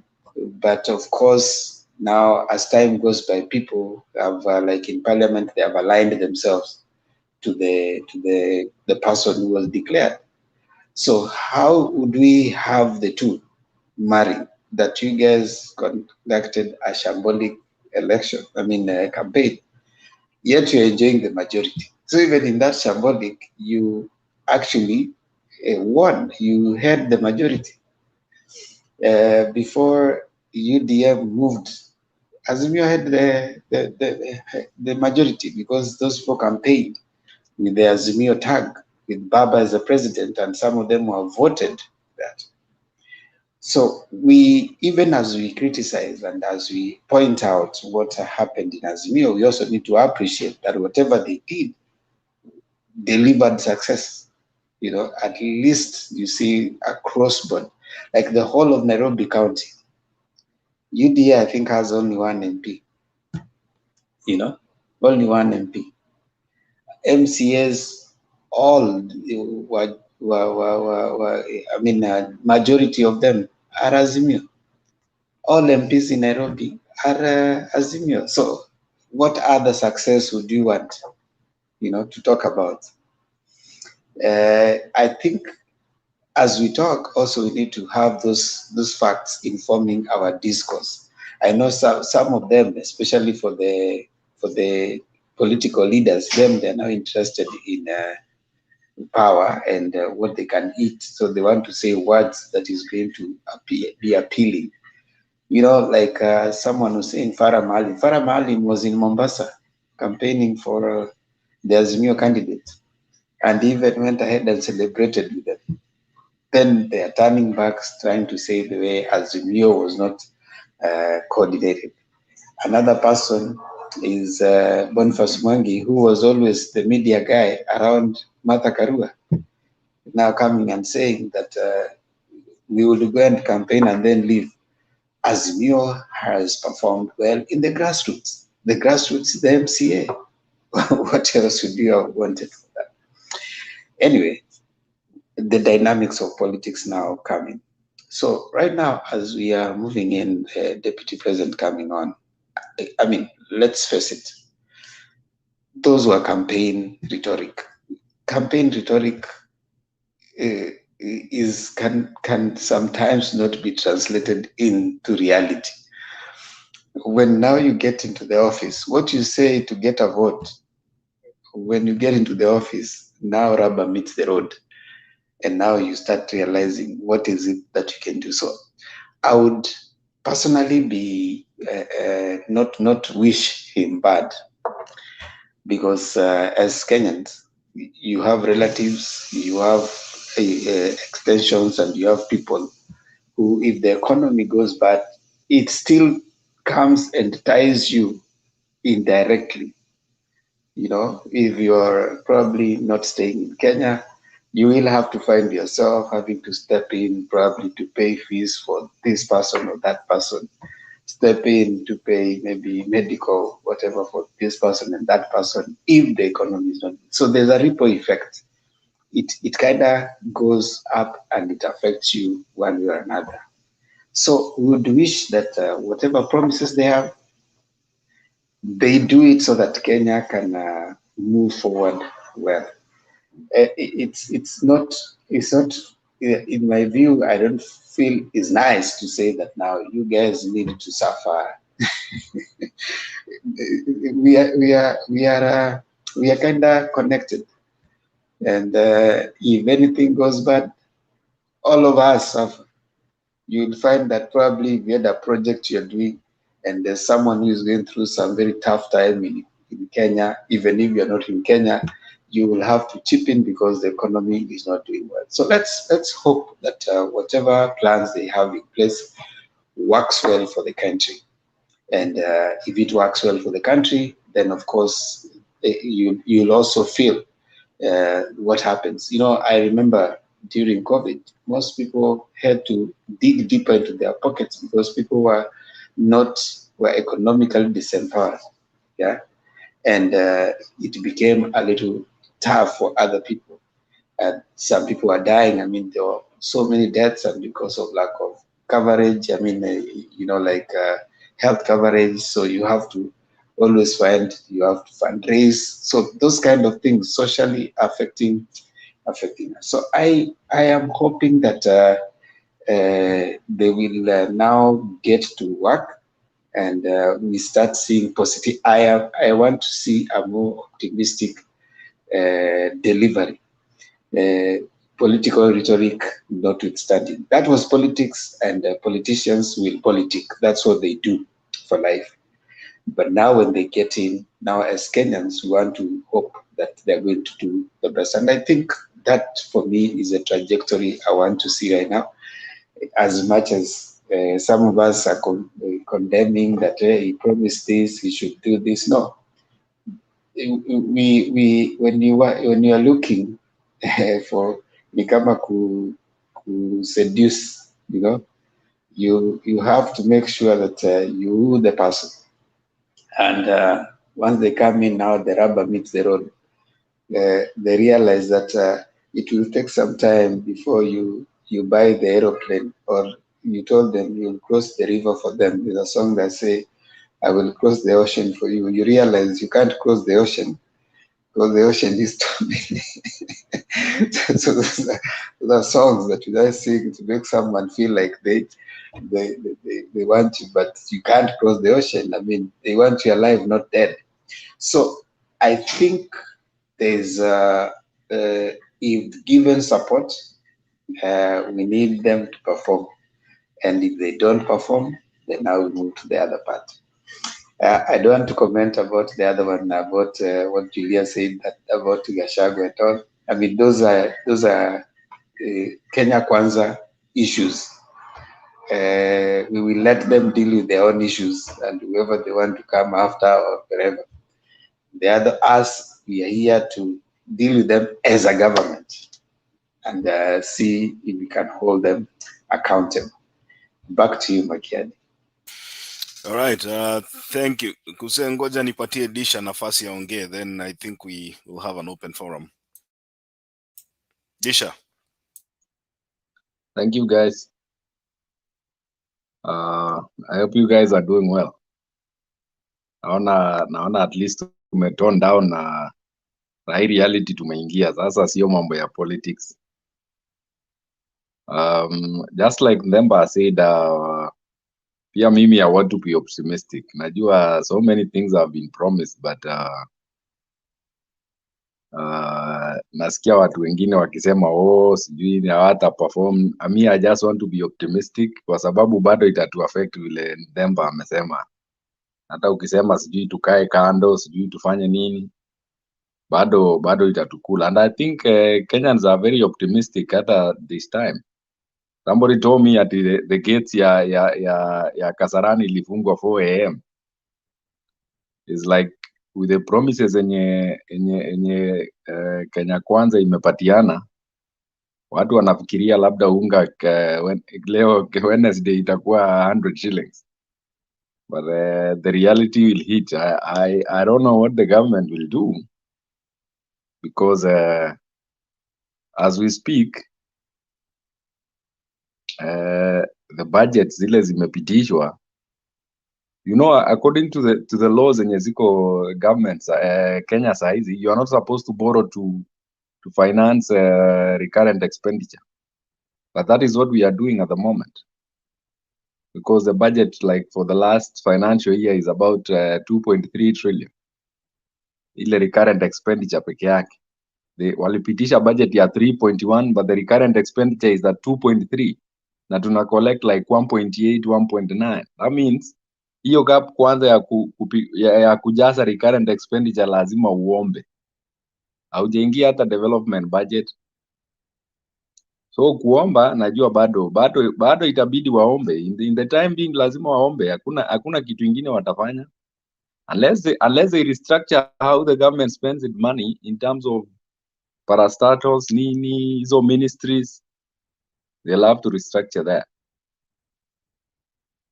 So I want to be optimistic and tuone mali itatupeleka, lakini najua hizo promises mingi itakuwa noma and that will be the biggest undoing.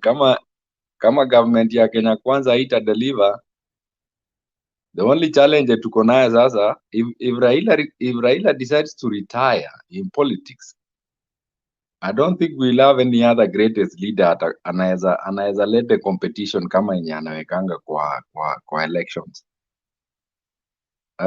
Like Richi ulisema hakuna kitu inaitwa azimio saizi. Hiyo kitu tu ipatie one month, 2 months. The only party imebaki saizi ni ODM. Hakuna azimio. That was just a marriage of convenience. The only party inajulikana sahi hapo ni ODM. The next time elections ikienda utaona hiyo Jubilee itakuwa imeisha. So ile party inajua itabaki too strong bado hapo ni ODM. And I think they need just to restructure themselves because now if Baba decides to retire, I don't think there is anybody upcoming unless mtu atatokezea from anywhere. It will be hard. I wanted to answer something about what Nani aliuliza, Julia, about Gachagua. When Mudavadi and Wetangula joined the DP, walisema when times comes, like Gachagua and Ruto will run for presidency and deputy, but when the times comes ya kuleave watatoka pamoja. So walisema Gachagua will not vie for the presidency. But unajua hii mambo ya politics mtu anasemanga tu, lakini mtu akifika huko anapata tamaa. But in the agreement it is like they said when their time comes they live together. So kama watakuwa re-elected in the next 2027, ikiisha in 2032 they need to go home together. That was the agreement. But unajua politics naye na tamaa, mtu atasema hapana.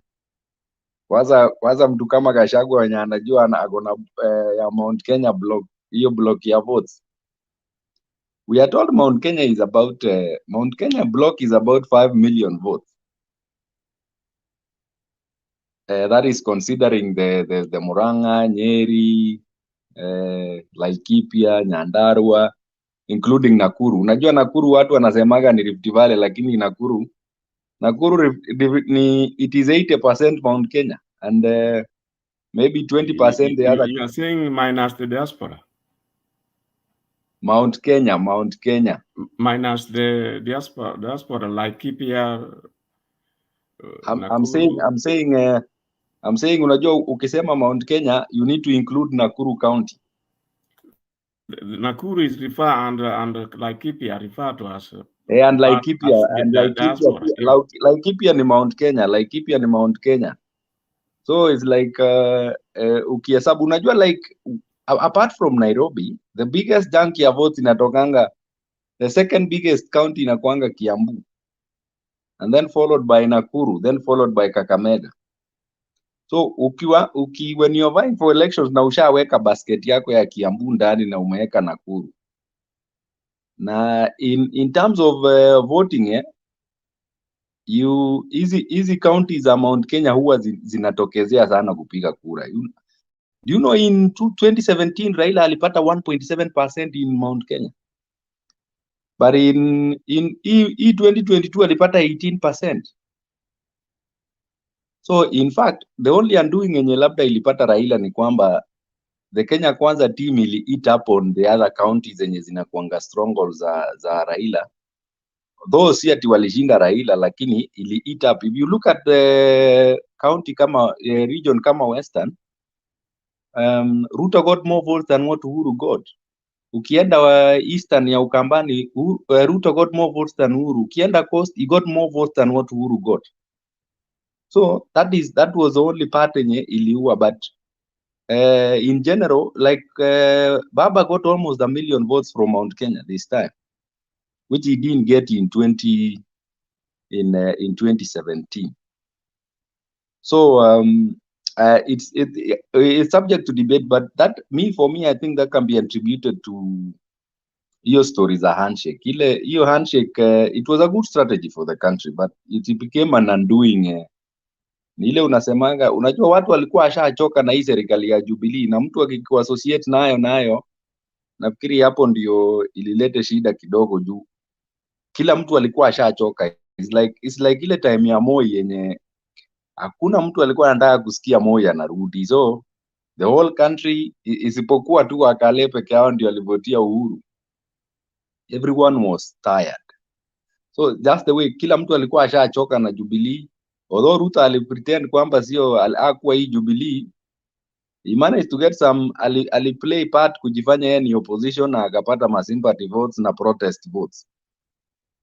So I think but that is the nature of politics. Una strategize ni kama game tu, unasemaga Man U wanachapa nani, wanaenda wanalimwa vizuri sana, but that's the nature of politics. We need to angalie mbele. So let me say I need to be I'll be optimistic and I hope for the best. Thank you. Oh, okay. I think I've started seeing videos on social media. What is happening right now, and I think perhaps we should play a video here, then we can move on.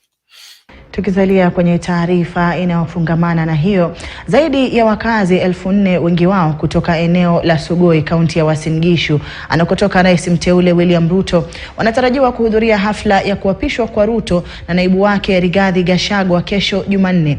Idadi hiyo ikiwa ni miongoni mwa zaidi ya Wakenya 60,000 wanaotazamiwa kuhudhuria sherehe hiyo. Mwanahabari wetu Mbaruk Mwalimu anaripoti zaidi.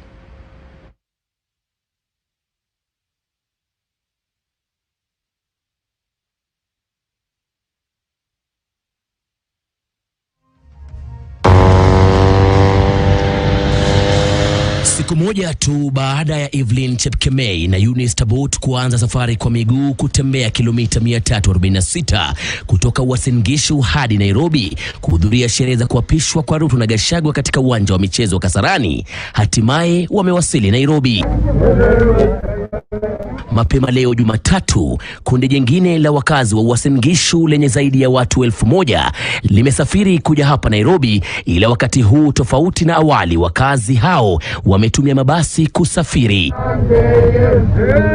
Mabasi takriban 50 yameonekana yakipiga foleni katika shule ya msingi ya Uasin Gishu tayari kuwasafirisha wakazi ambao walikuwa wamejiandaa wakisema liwe liwalo, lolote litakalokuwa, lije lijalo, lolote litakalokuja, almradi waandikishe historia kwa kuhudhuria hafla hii ya kihistoria ya kuapishwa kwa mmoja wao, rais mteule William Ruto, hata ikilazimu kutembea kwa miguu hadi jiji kuu. Nimeona ni vyema leo nikaweze kuungana pamoja akiswearing in. So leo mimi sijaenda Nairobi, lakini yeye ndiye ameniamsha, nimelala hapa kwa sababu amai kuja kutufanyia biashara, ndiposa leo hivi sasa tutafika Nairobi. Nimeona niende Nairobi kwa maana miujiza ambayo imefanyika kwa mtoto wetu ambaye yeye ni jirani yetu, Bwana William Ruto president. Wakubwa kwa wadogo, insi hao wanaotoka kilipozikwa kitovu cha Ruto hawangeweza kuficha furaha yao ndani ya mabasi haya, huku wakiimba nyimbo za sifa na kumsherehekea mwanao kufuatia ushindi wake kwenye kinyang'anyiro cha urais. Na ni ukweli kwamba Mungu alipanga, na leo tunaenda kutimiza yale ambayo tulifanya tarehe 9 mwezi wa 8. Kwa hivyo tuna furaha nyingi sana kabisa. Leo naenda Nairobi kufurahia president wangu wa 5 bwana. William Ruto Somoe. Yeye ni mtu wa kweli, yeye ni mtu wa haki kwa Mungu, na nashukuru Mungu ni kwa sababu amempa huyo nafasi. Kwake Jonathan Koech, anayetoka kijiji kimoja na Ruto, furaha yake ya pekee ni kushuhudia Ruto akilishwa kiapo cha kuwa rais wa 5 wa Jamhuri ya Kenya Jumanne. Nashukuru Mungu kwa hiyo nafasi ambaye mtoto wetu amepigania mpaka amepata. Kwa wengi nao, hii itakuwa mara yao ya kwanza kabisa kutoka Eldoret kuja Nairobi. Leo ni furaha. Mimi kutoka Eldoret, hii ni mara yangu ya kwanza kwa hii barabara. Mwisho yangu ni Eldoret, tangu nizaliwe. Lakini niliposikia Rais William Ruto amechukua, basi nimesema leo lazima nipige.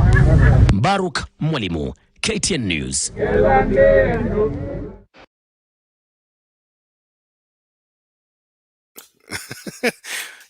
Unasikia iko watu wajawahi toka Eldoret, ndio mara yao ya kwanza kutoka Eldoret, wanakuja kusherehekea muujiza ya Mungu. That is why we keep on saying here, if this government ni muujiza wa Mungu, then there should not be any opposition. You cannot oppose what God has meant to be. Kuseo, you wanted to say something?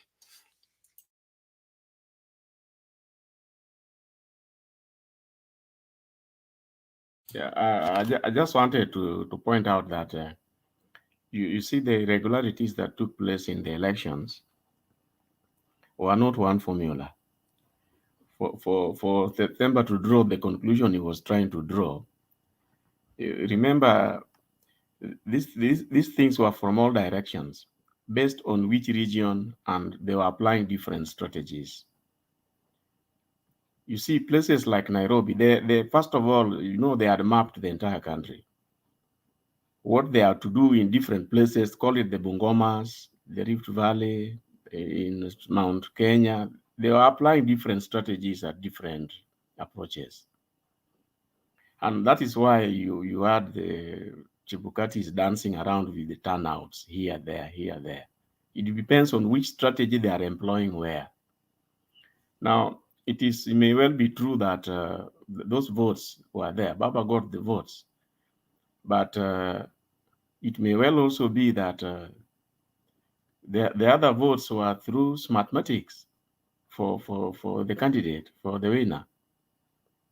So they suppress viewers through the ground and other means of delaying, like the way the Kioni was trying to imply, whereby he was saying that first of all, they stop your people from going there. And remember, the critical thing is that they had the IBC on their side. So the POs, the ROs in strategic areas had certain assignments which they had to do, which assignments had to be corroborated with what else the system people are going to do, the mathematic fellows.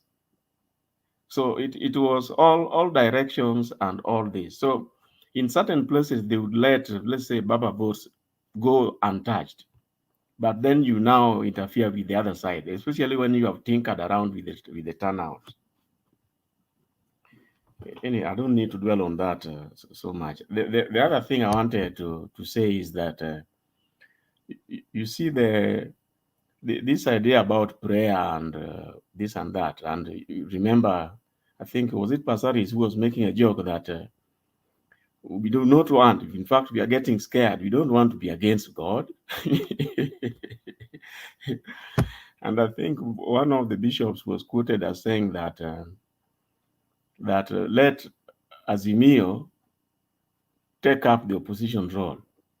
An advice that was coming from a church minister. So you wonder what they were advising. At the same time, he's saying that they are praying for peace. Now, every time these pastors and high priests pray, you wonder what happens to justice. You should pray for justice as well, because the complaints were about that justice was not done. So you pray for peace, but you don't want to pray for justice. You don't want justice to be done. So, well, there you are. And the DP is saying that he's going to go after the cartels now, and that he wants you to be paying taxes.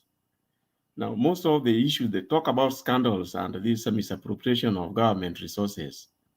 These are taxes at the other end. So you want to raise more taxes, you focus on raising more taxes, but the utilization which everybody disapproves, you don't want to concentrate on that side. It is not fair, or is it not right? But anyway, in terms of, I remember most of the Azimio people saying that if there is any time, they'll just maybe sit and enjoy the salary. They let the KK side do whatever they want to do. But I do not think that you are in a position to put them to task to their promises and what have you, because he can simply tell you what to do. Yeah, okay, I promised Wi-Fi. I have not given. What to do? I promised 50 billion Asla fund. I have not given you. You didn't even vote for me. What to do? It will just telling you, pilipili ile usiokula. You didn't vote. Let the people who are promised complain. So, Desha, you should not be so prepared to complain because you are not the one who was promised. Anyway, I want to stop there. Can I say something before you bring Simon Makiadi? I think Kuseo is trying to make us get stuck in the campaign. You know, in the campaign is a competition, and competition is very vicious.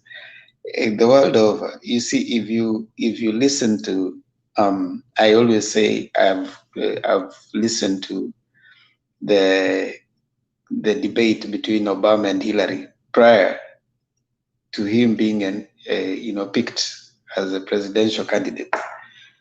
It's normally vicious, the campaign before. And at also, the democratic level. You say what? At the democratic level of campaigns, when they were at all Democrats. I mean, when they were looking for their candidate. Yeah. When they're looking for the candidates. The primaries. The primaries. They are vicious. You attack the person, you get things. Yeah. But now when you've already arrived at one person, now you start closing ranks. Now that's how campaign is. Now campaign for this time was vicious. Kenya Kwanza was pushing the agenda. Azimio, we were pushing our agenda, right? So we don't want to get stuck there, right? Once elections have been done, now we have a president for Kenyans. He's not a Kenya Kwanza. In fact, the constitution does not recognize parties in parliament. Parties are for purposes of getting to parliament. Now, constitution acknowledges parliamentarians, right?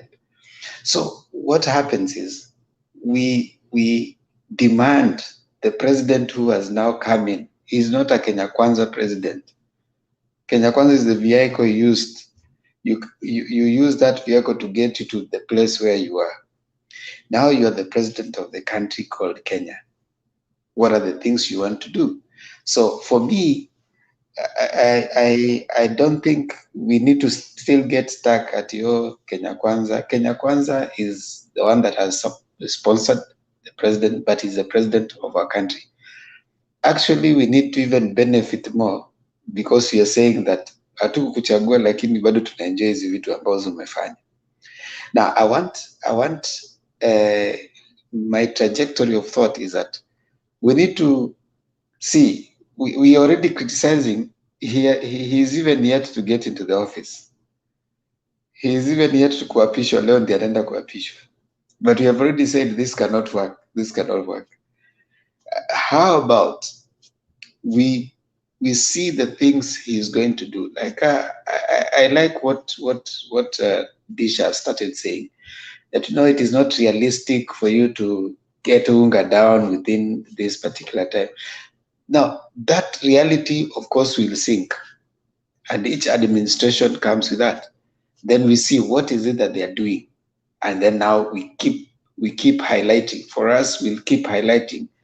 This time has passed. They have told us this. Have they done it, or it is not doing? But they are hardly in office. So akisema kitu kidogo tunasema hii haitawezekana. Si ngoje tuone kama itawezekana ama hapana. Then now we come back here and say, si tulisema hii was unrealistic. On the issue you're talking about the election, Kuseo, for the absence of the concrete information that the judges said, and I'm also informed that I think someone said, one of the politicians said that with the lack of numbers from Azimio side, I think Farah, who said that with the lack of numbers, they're even wondering if Azimio won. Obviously, it can be a political statement, but we would want a situation where we are getting to know what really happened. Did we have a tallying center? Did we have the agents taking Form 34As? Did we have those things? When we say that we won, where is that coming? I mean, do we have those things? I know SK Macharia said they had a cloud somewhere. Where was the cloud getting that thing from? Those are the conversations we want to have later. Most of this that is happening is what has been shared out. But we want to know, did Azimio have a tallying center? What did the tallying center do? Did they get it from each polling station? Was the Form 34A taken because we were told that Form 34A zilipigwa picha zikatumwa? Were they there? To sound controversial, I sometimes feel that they took too many prayers to the judges. The judges just got confused. But now, if we say, they wanted, we wanted, all right. The prayer was, we want you to recount and declare us. We first of all want you to find that there were irregularities. Now, these results that has been found to be irregular, now we want us to count it and declare you using the same. But now if you don't find it irregular, we want you now to nullify it. Okay, after you nullify it, we want you to declare that Chebukati cannot run this election. You know, even you can sit somewhere and say, okay, fine. If I say now, which prayer do I focus on? I've nullified, go back to the election. Chebukati cannot run the election. Now, I also say, Chebukati, you cannot run an election. This electronic system cannot be used, and yet the electoral system was supposed to be used. You know, I jokingly sometimes say maybe they had too many prayers. If they only went with one prayer, nullify, null and void, then your story is here. What follows after that, you move on to the next point. But I think, I'm just saying, that probably those prayers were too many. The judge, wacha tuache hii kitu ipite. But you see, they were consolidated. See, yeah, but you see, they removed all of them. You see that the 9 was not the prayer. The 9 was areas for determination. For determination. Yeah, but for them, they had their prayers. If you read the prayers they had, there were many prayers. There were declare, null and void, recount, then declare me, find Chebukati, cannot run election. You know, it was, in my view, very, very, very, very packed. But we are going to know. We are going to know. Back to you, Makiel. Yeah, you remind me of a saying that somebody is shooting in the dark, or there's another saying that goes like, you're throwing something on the wall and expecting anything can stick. Anyway, that will be another story for another day. Saimo, karibu. Santeni sana. It's good to see you guys. After the elections, I think I have now. I think I suffered like everybody else, and I have been down. But I'm dusting myself. Saimo, I've been wondering where you went. Yeah, I mean, I got sick, man. You know, I listened to the whole process, especially the judgment, and I think I lost quite a number of hairs scratching my head, because right from the first one, the first count to the 9th one, I was you can feel it going away, slipping away from you, and I couldn't believe that. Was very unexpected of me.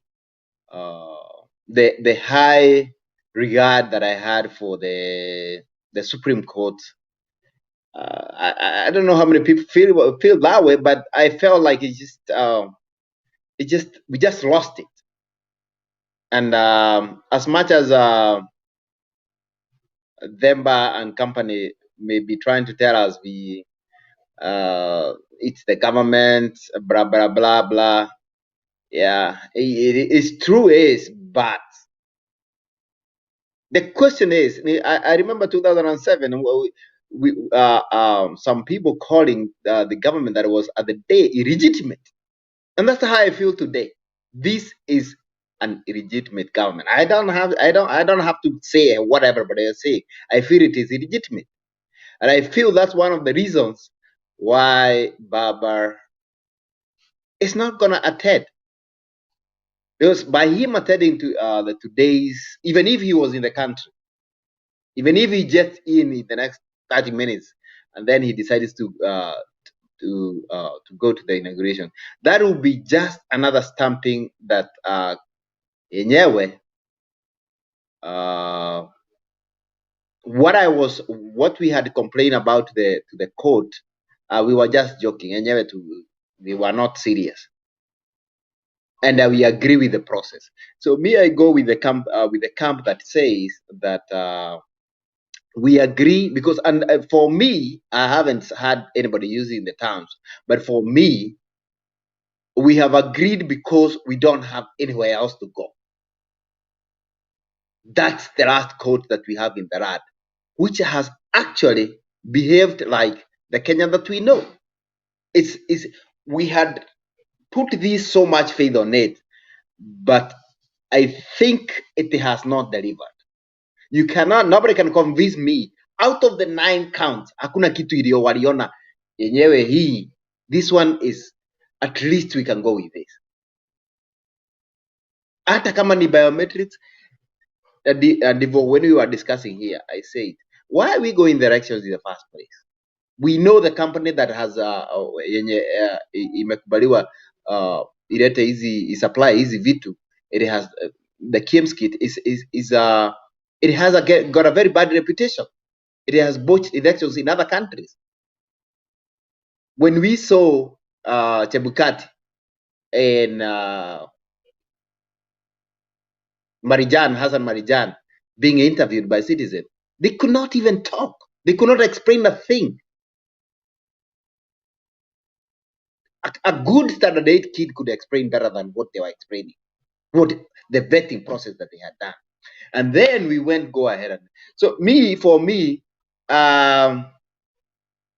naweza kusema my optimism level is very low, because for me, there's no way. Mimi sioni, and I want to say without any fear of contradiction, or I want to say there's no way that you're just gonna have a donkey and you paint it with the colors of a zebra, then all of a sudden it becomes a zebra. It's gonna always be a donkey. Where's kuniambia these men, if I am not wrong, Ruto is almost 60 now. He's not a young man anymore. You're not gonna tell me he has never performed, and all of a sudden, when he's gonna be sawed in the next few hours, he's gonna be cloned to something that he is not. I don't agree with that. I don't think it's gonna happen. But I also believe in miracles. Maybe it can happen, but I don't know how it's gonna happen. Earlier, before you guys came, I was listening to the show as we had one Duke Omariba, and he was trying to tell us that cartels ni watu. I don't know whether any of you reason, but he was saying cartels ni watu. But the issue, I wish he was here. The cartels is ni watu, yes, but it's their organizations and their usually associations. Their main job is to curtail what to have a cap on the prices of commodities, so that the prices they remain high, and they also limit everybody else from supply. And those are the ones that they are cartels, and we have a lot of them in Kenya. So sisi tunaona ni kina nani wako kwa serikali hii. We got the president, we got Gachagua, we got Waigoro. I don't know whether you guys have listened to Didi Nyoro saying that hii ni wakati wetu wa kukura. I don't know whether you guys have listened to Gachagua saying that his 200 million is going to come tenfold. And you guys are sitting here telling me that we got a hope. I think there's a pipe dream. I think it's a pipe dream. It's just a pipe dream. But I think let's just remain. I think the opposition is, the Azimio is also actually really annoying me. How many of these guys were up for sale? The following day, I remember, I think it's David Ochieng. 24 hours hazikuwa zimeisha. Watu wale wa Northern Kenya, sijui ADM, wote wameingia. Saa hii wote independence, everybody is going there. What is aiding our country? Mimi nataka mtu anieleze what is wrong. Don't we have kama we have the Republicans, we have got the Democrats. If you go to somewhere like Europe, utasikia hawa they got different. Mtu ana believe Kenya ana believe. Even when it comes to teams, I'm an Arsenal fan. Kama wewe Themba ni wa Chelsea, hata isidwe, you remain you una remain wa Chelsea. Why don't we have people like that in Kenya? Why don't we have politicians like that? Tumesidwa, yes, mimi najua ni wizi imefanyika, but my argument doesn't count. So if we kama tumeshindwa, you go ahead. The best thing would have happened. Let's go back to the drawing board. Tuone makosa iliingilia wapi. Tumejua hatukuwa na maagent. Let's know how to fix that. Tujue ni kina nani walikula pesa za maagent. Tujue ni wapi makosa ilikujia. And then prepare for 2007. 5 years is absolutely nothing. Zitakuja na zipite tu haraka haraka. But sasa watu wote wetu wacha niseme watu, but we have a lot of our players, they are going to the other team. So mimi bado niko chini, at least I can talk, but bado niko chini sana. Thank you, Themba. Makiadi, I beg to leave. Naona sasa tomorrow I have an early morning. Wacha nikuachie Disha na Saimo hapa. Unajua Shamak pia ndio ya kuja na John. Hata nikumalizia, tutamalizia tu hapa in a few minutes. Sawa. Ndio tuende tungoje swearing in ceremony. Mimi hiyo mimi nangoja the rubber meet the road. We want now to see what happens after ameshakuwa sworn in. We have a president. See you tomorrow. God bless you. Sawa. I'll give John utoe closing remarks, alafu utoe remarks zako, alafu tuanze kufunga. Najua it's a busy day tomorrow na wengine hatutaki kupatikana tukiona TV. So karibu.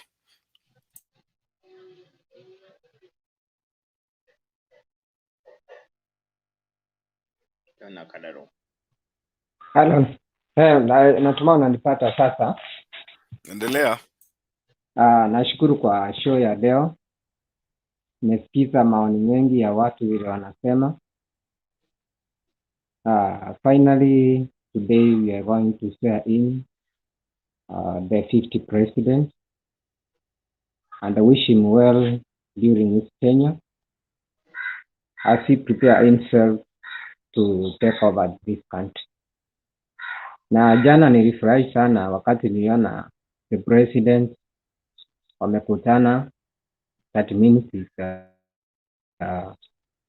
is abiding by the law, because said he was to protect and safeguard the law of the country, and he has portrayed that. Even though said he's not in agreement, but he accepts what is there. He has shown a good example. We saw the other country like US, Donald Trump ran away, never wanted to attend, and the other new president is coming. That's a good example we have set to all countries that are watching, and the meaning that our democracy and the obey of the rule of law is taking place in our country. So we accept that. Those who are celebrating, we cannot judge them with this democratic right. Naona magari yanaenda. That's good, because you cannot deny that, because we have that freedom that everybody was fighting for in our country.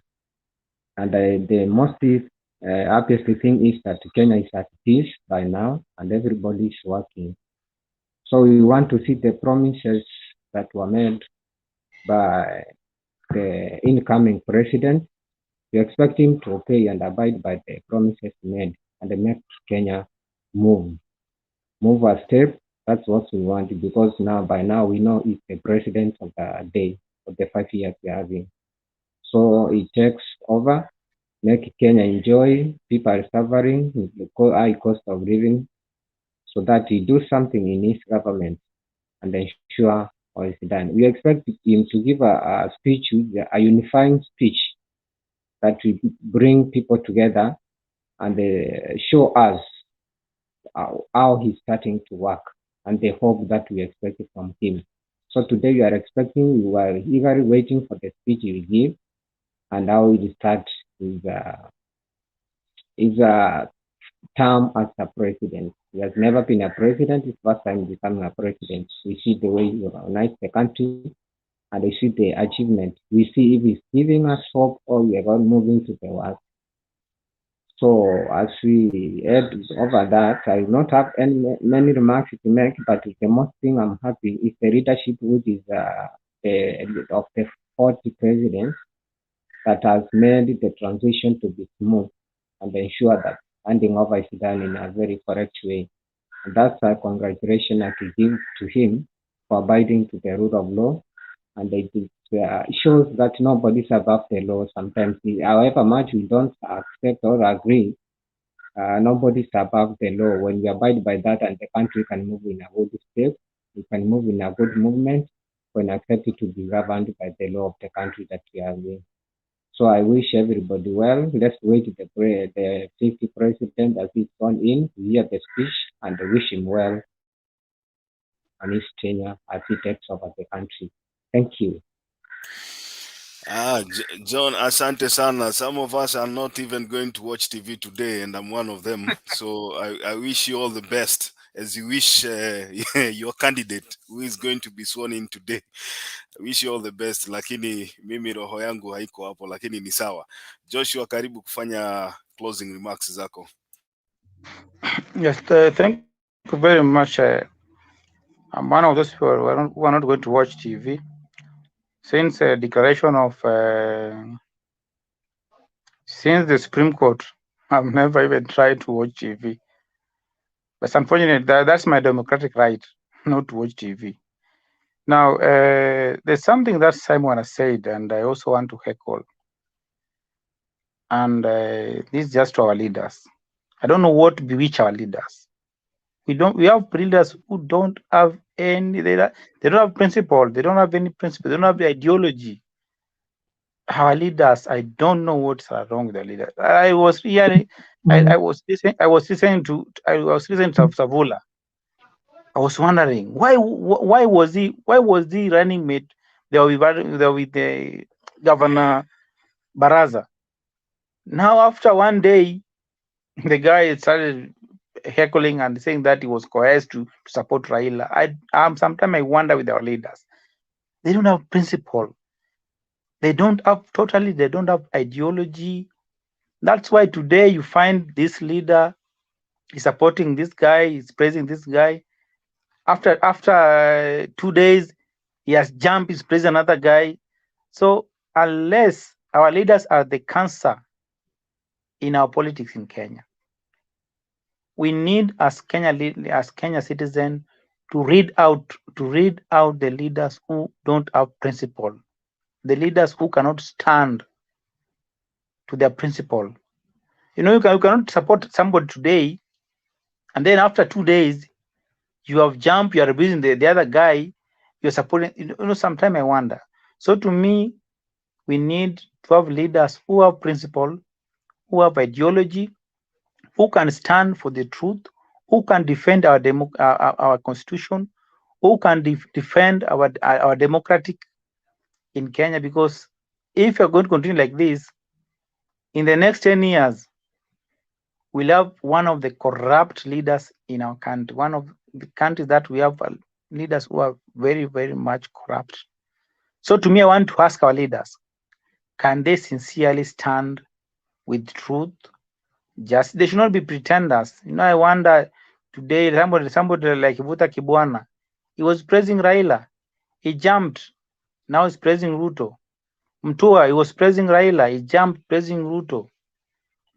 So I want to ask our leaders, can they sincerely stand with truth and be sincere to whatever they're saying? Thank you very much. Mshikilia hapo kidogo. Kuna jamaa hapa ananiambia ninajifanya sitaona TV, na I can assure you me sitaona TV leo. I'll not watch TV, and I don't think I can even dare kuona TV leo. But Black, in the comment section, I just want to show you your clip here. The Deputy President-elect Gachagua, they say anachapa, tizi kidogo before he makes his way to the stadium to be, sworn in as a substantive Deputy President. And of course, this is exactly what is happening right now at the Karen residence of Rigathi Gachagua hitting his home gym. The new residents or the old residents? I believe this is the old residence for now, but in a couple of hours, he will be moving to his new residence, still in Karen.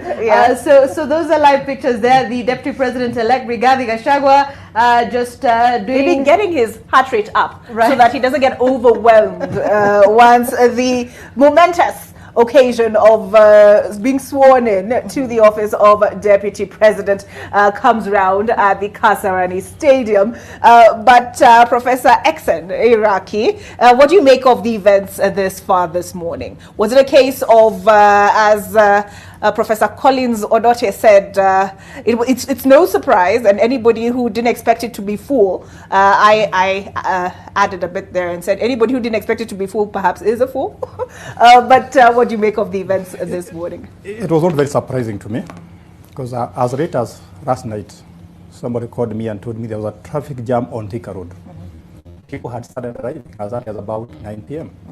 And they want to witness the inauguration, which is surprising to me in another way, that despite having phones, having TVs, we are still human. We want to see things live. And I think that was not anticipated. It was expected people would sit at home, there's a holiday, watch events from your TV or from wherever you are. But people want to be witnesses to history. And that incident confirms that we are human. Aya, huyo sasa ndio DP to be anachapa gym kabla ya kuenda kuapishwa leo. So for all UDA supporters and people who support the Kenya Kwanza Alliance, we wish you all the best as you attend your inauguration. Sisi wengine tutalala, wengine tutazima TV mpaka we come to terms with what is going to happen today. All in all, we are all Kenyans, and wacha tuombe nchi yetu. I just hope that our country will be safer, or will be in safe hands moving forward. So with that, I think we are going to finish there. Ningependa tu ku acknowledge some of the people wenye mnakuja kwa comment section. Naona Father Danny Darius hapo, asante sana kwa kuwa pamoja nasi. Black, ungekuwa umepima suti tayari uende ukaattend inauguration yako. Sara wengine wanasema hapa wataona TV, si mimi peke yangu. Geoffrey Ruto, asante sana. Wewe enda inauguration bana Geoffrey Ruto. Nani mwingine hapa? Eugene Adams anasema what are you doing? Nilikuwa naonyesha tu jamaa anapiga gym hapo akiwa amevaa shati. Sijui ni mara ya kwanza kuingia gym ama namna gani. Joy Njoki, asante sana. Jotham Owino, asante sana. Cyprian Kambuni, asante. Nani mwingine hapa? Mary Awori anasema I will rent out my TV to jirani till tomorrow. Haya, sawa sawa, hata usipeane, sijui labda KPLC itafanya ile kakitu. Wacha tutarajie watakuwa na siku njema kwa sababu ni siku yao. John Dirango anasema Kasarani already imejaa. It was full at 4 am. Nimeona mabasi yenyewe zimebeba watu 4,000 kutoka kwa Rigathi Gachagua's constituency Madhira. So watu wamefanyiwa kazi, which is good. Naona nani mwingine hapo? Brian Richard anasema asante sana. Hakuna kuona TV leo. Hii TV tumeachia John Nyakeruri peke yake na wafuasi wenzake wa UDA. Haya, Peter Tipis, Engineer Tipis, Peter tuko sawa, asante sana. Sara, watu wapige blue kidogo nikupigie shout out hapo, niambie uko wapi kabla tufunge show. Leo nimebaki na mtu wa UDA hapa, watu wawili. John ni mtu wa UDA na mimi ni mtu wa Azimio. Tumebaki show watu wawili, hata nashangaa kwa nini John hataki kwenda kuapishwa. John hutaki kwenda kuapisha kwa nini bwana?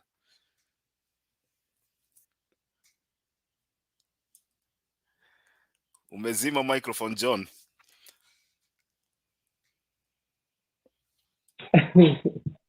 Si mimi naapisha bwana, leo ni rais anaapisha, si unaenda kuapisha, si kuapishwa. Mimi ni siku ya harusi bwana. Mimi nikushuhudia bwana. Nilikuwa natarajia utakuwa na suti ya yellow tayari, uko Kasarani umekaa chini. Ni Kasarani ama ni wapi? Ni Kasarani. Lakini sasa Kasarani. unajua mimi hiyo TV umekataa utaangalia, ndio nitakuwa naangalia, niko Mombasa. Uko Mombasa. Ndio nitaangalia kutoka huko na kuabisha sitaabisha juu mimi si mwanasheria, lakini nitashuhudia. Haya, sawa basi, tulia hapo tufunge show pamoja. Leo mnaona vile mtu wa UDA na mtu wa Azimio wanafunga show pamoja. Ndio tunawaambia hii ni Kenya yetu na ni yetu pamoja. Nani mwingine yako hapo anataka kusalimiwa? Beatrice Odhiambo amesema blue, asante sana. Cyprian Kambuni, wale wa kawaida tu. Black unasema vidole vya umbea sijui nini, hata sijui nini unasema. Sarah anasema like the whole electoral process wanunuliwe wabebwe. Haya, Sabo J watching from Oxfordshire.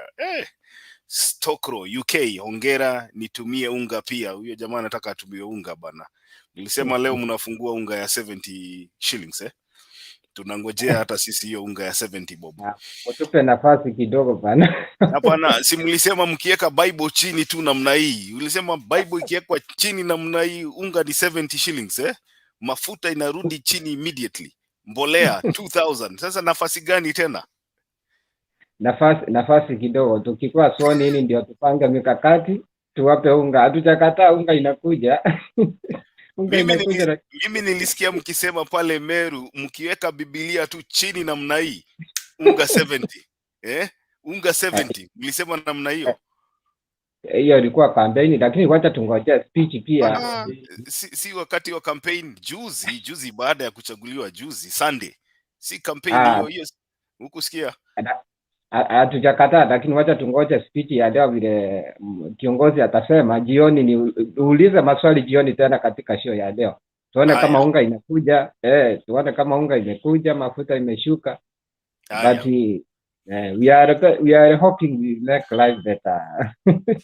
Na mimi ninawatakia all the best. Mmoja anasema fertilizer mkiweka Bible chini namna hii 1500 1500 Hakuna, lakini uangalie TV ndio tukuje kuchangia vizuri. Mimi wasioni TV wakati kama tangu wakati wa Supreme Court niliachana na mambo ya TV. Hata hizi news huwa nakuja kuonea hapa. Ukiona ninacheza hapo ndio huwa ninaona kwa mara ya kwanza. Haya. Asia Abdalla anasema wamebebwa na mabasi na ama wheelbarrow. Nimeona wamebebwa na mabasi zote za yellow. Hilary Odhiambo, hebu tutumie shout out hapa tukusalimie kabla tufunge show. Leo nimebaki na John hapa, ni shabiki sugu wa William Ruto number 1, lakini amekataa kwenda kuona William Ruto akiapishwa. Ataona kwa TV. Atashuhudia kwa TV. Hiyo TV sijui kama Kenya Power itafanya ile kitu yake. Unajua Kenya Power inaweza kufanyia kale kitu. Ikifanya nita stream live. Uta stream live. By the way Mtembei TV itakuwa ina nini live, itakuwa inaonyesha live nadhani, siko sure lakini nadhani.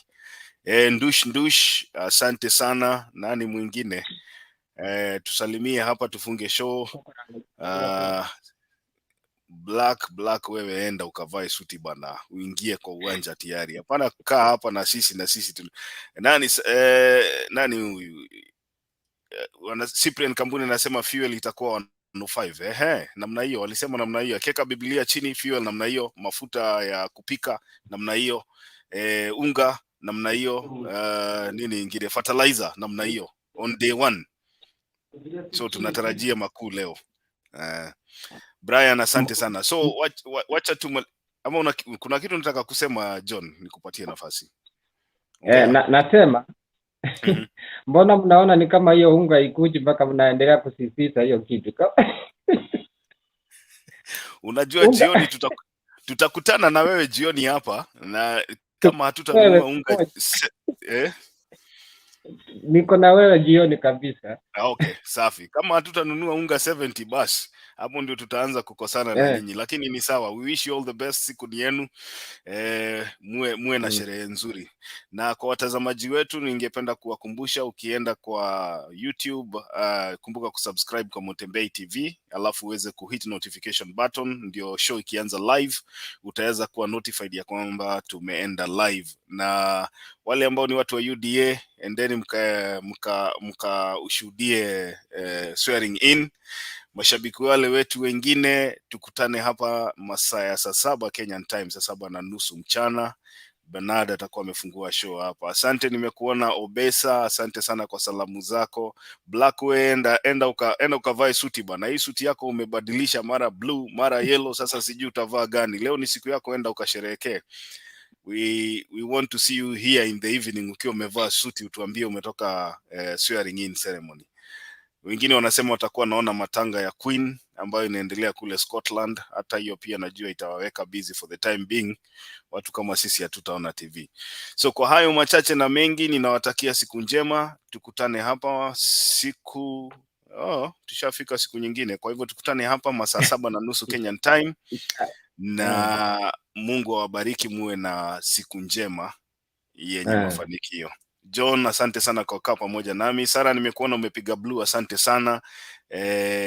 Tukutane hapa saa 7:30. Joy, asante sana pia kwa kupiga blue. Kitu kimoja. Yeah, go ahead John. Naambia wale mashabiki wetu kama namba 1 kama mimi, wale wako Nairobi waende kabisa washuhudie, na wale wengine waangalie kwa TV kabisa, washerekee kwa amani. Lakini Kenya ni yetu sisi sote, hata ninyi nyote sote wa Kenya, hata mahali tunafanya kazi kuna wa UDA, kuna wa Azimio, wote ni wa Kenya pamoja. Tuungane, siasa inakuja na inaenda.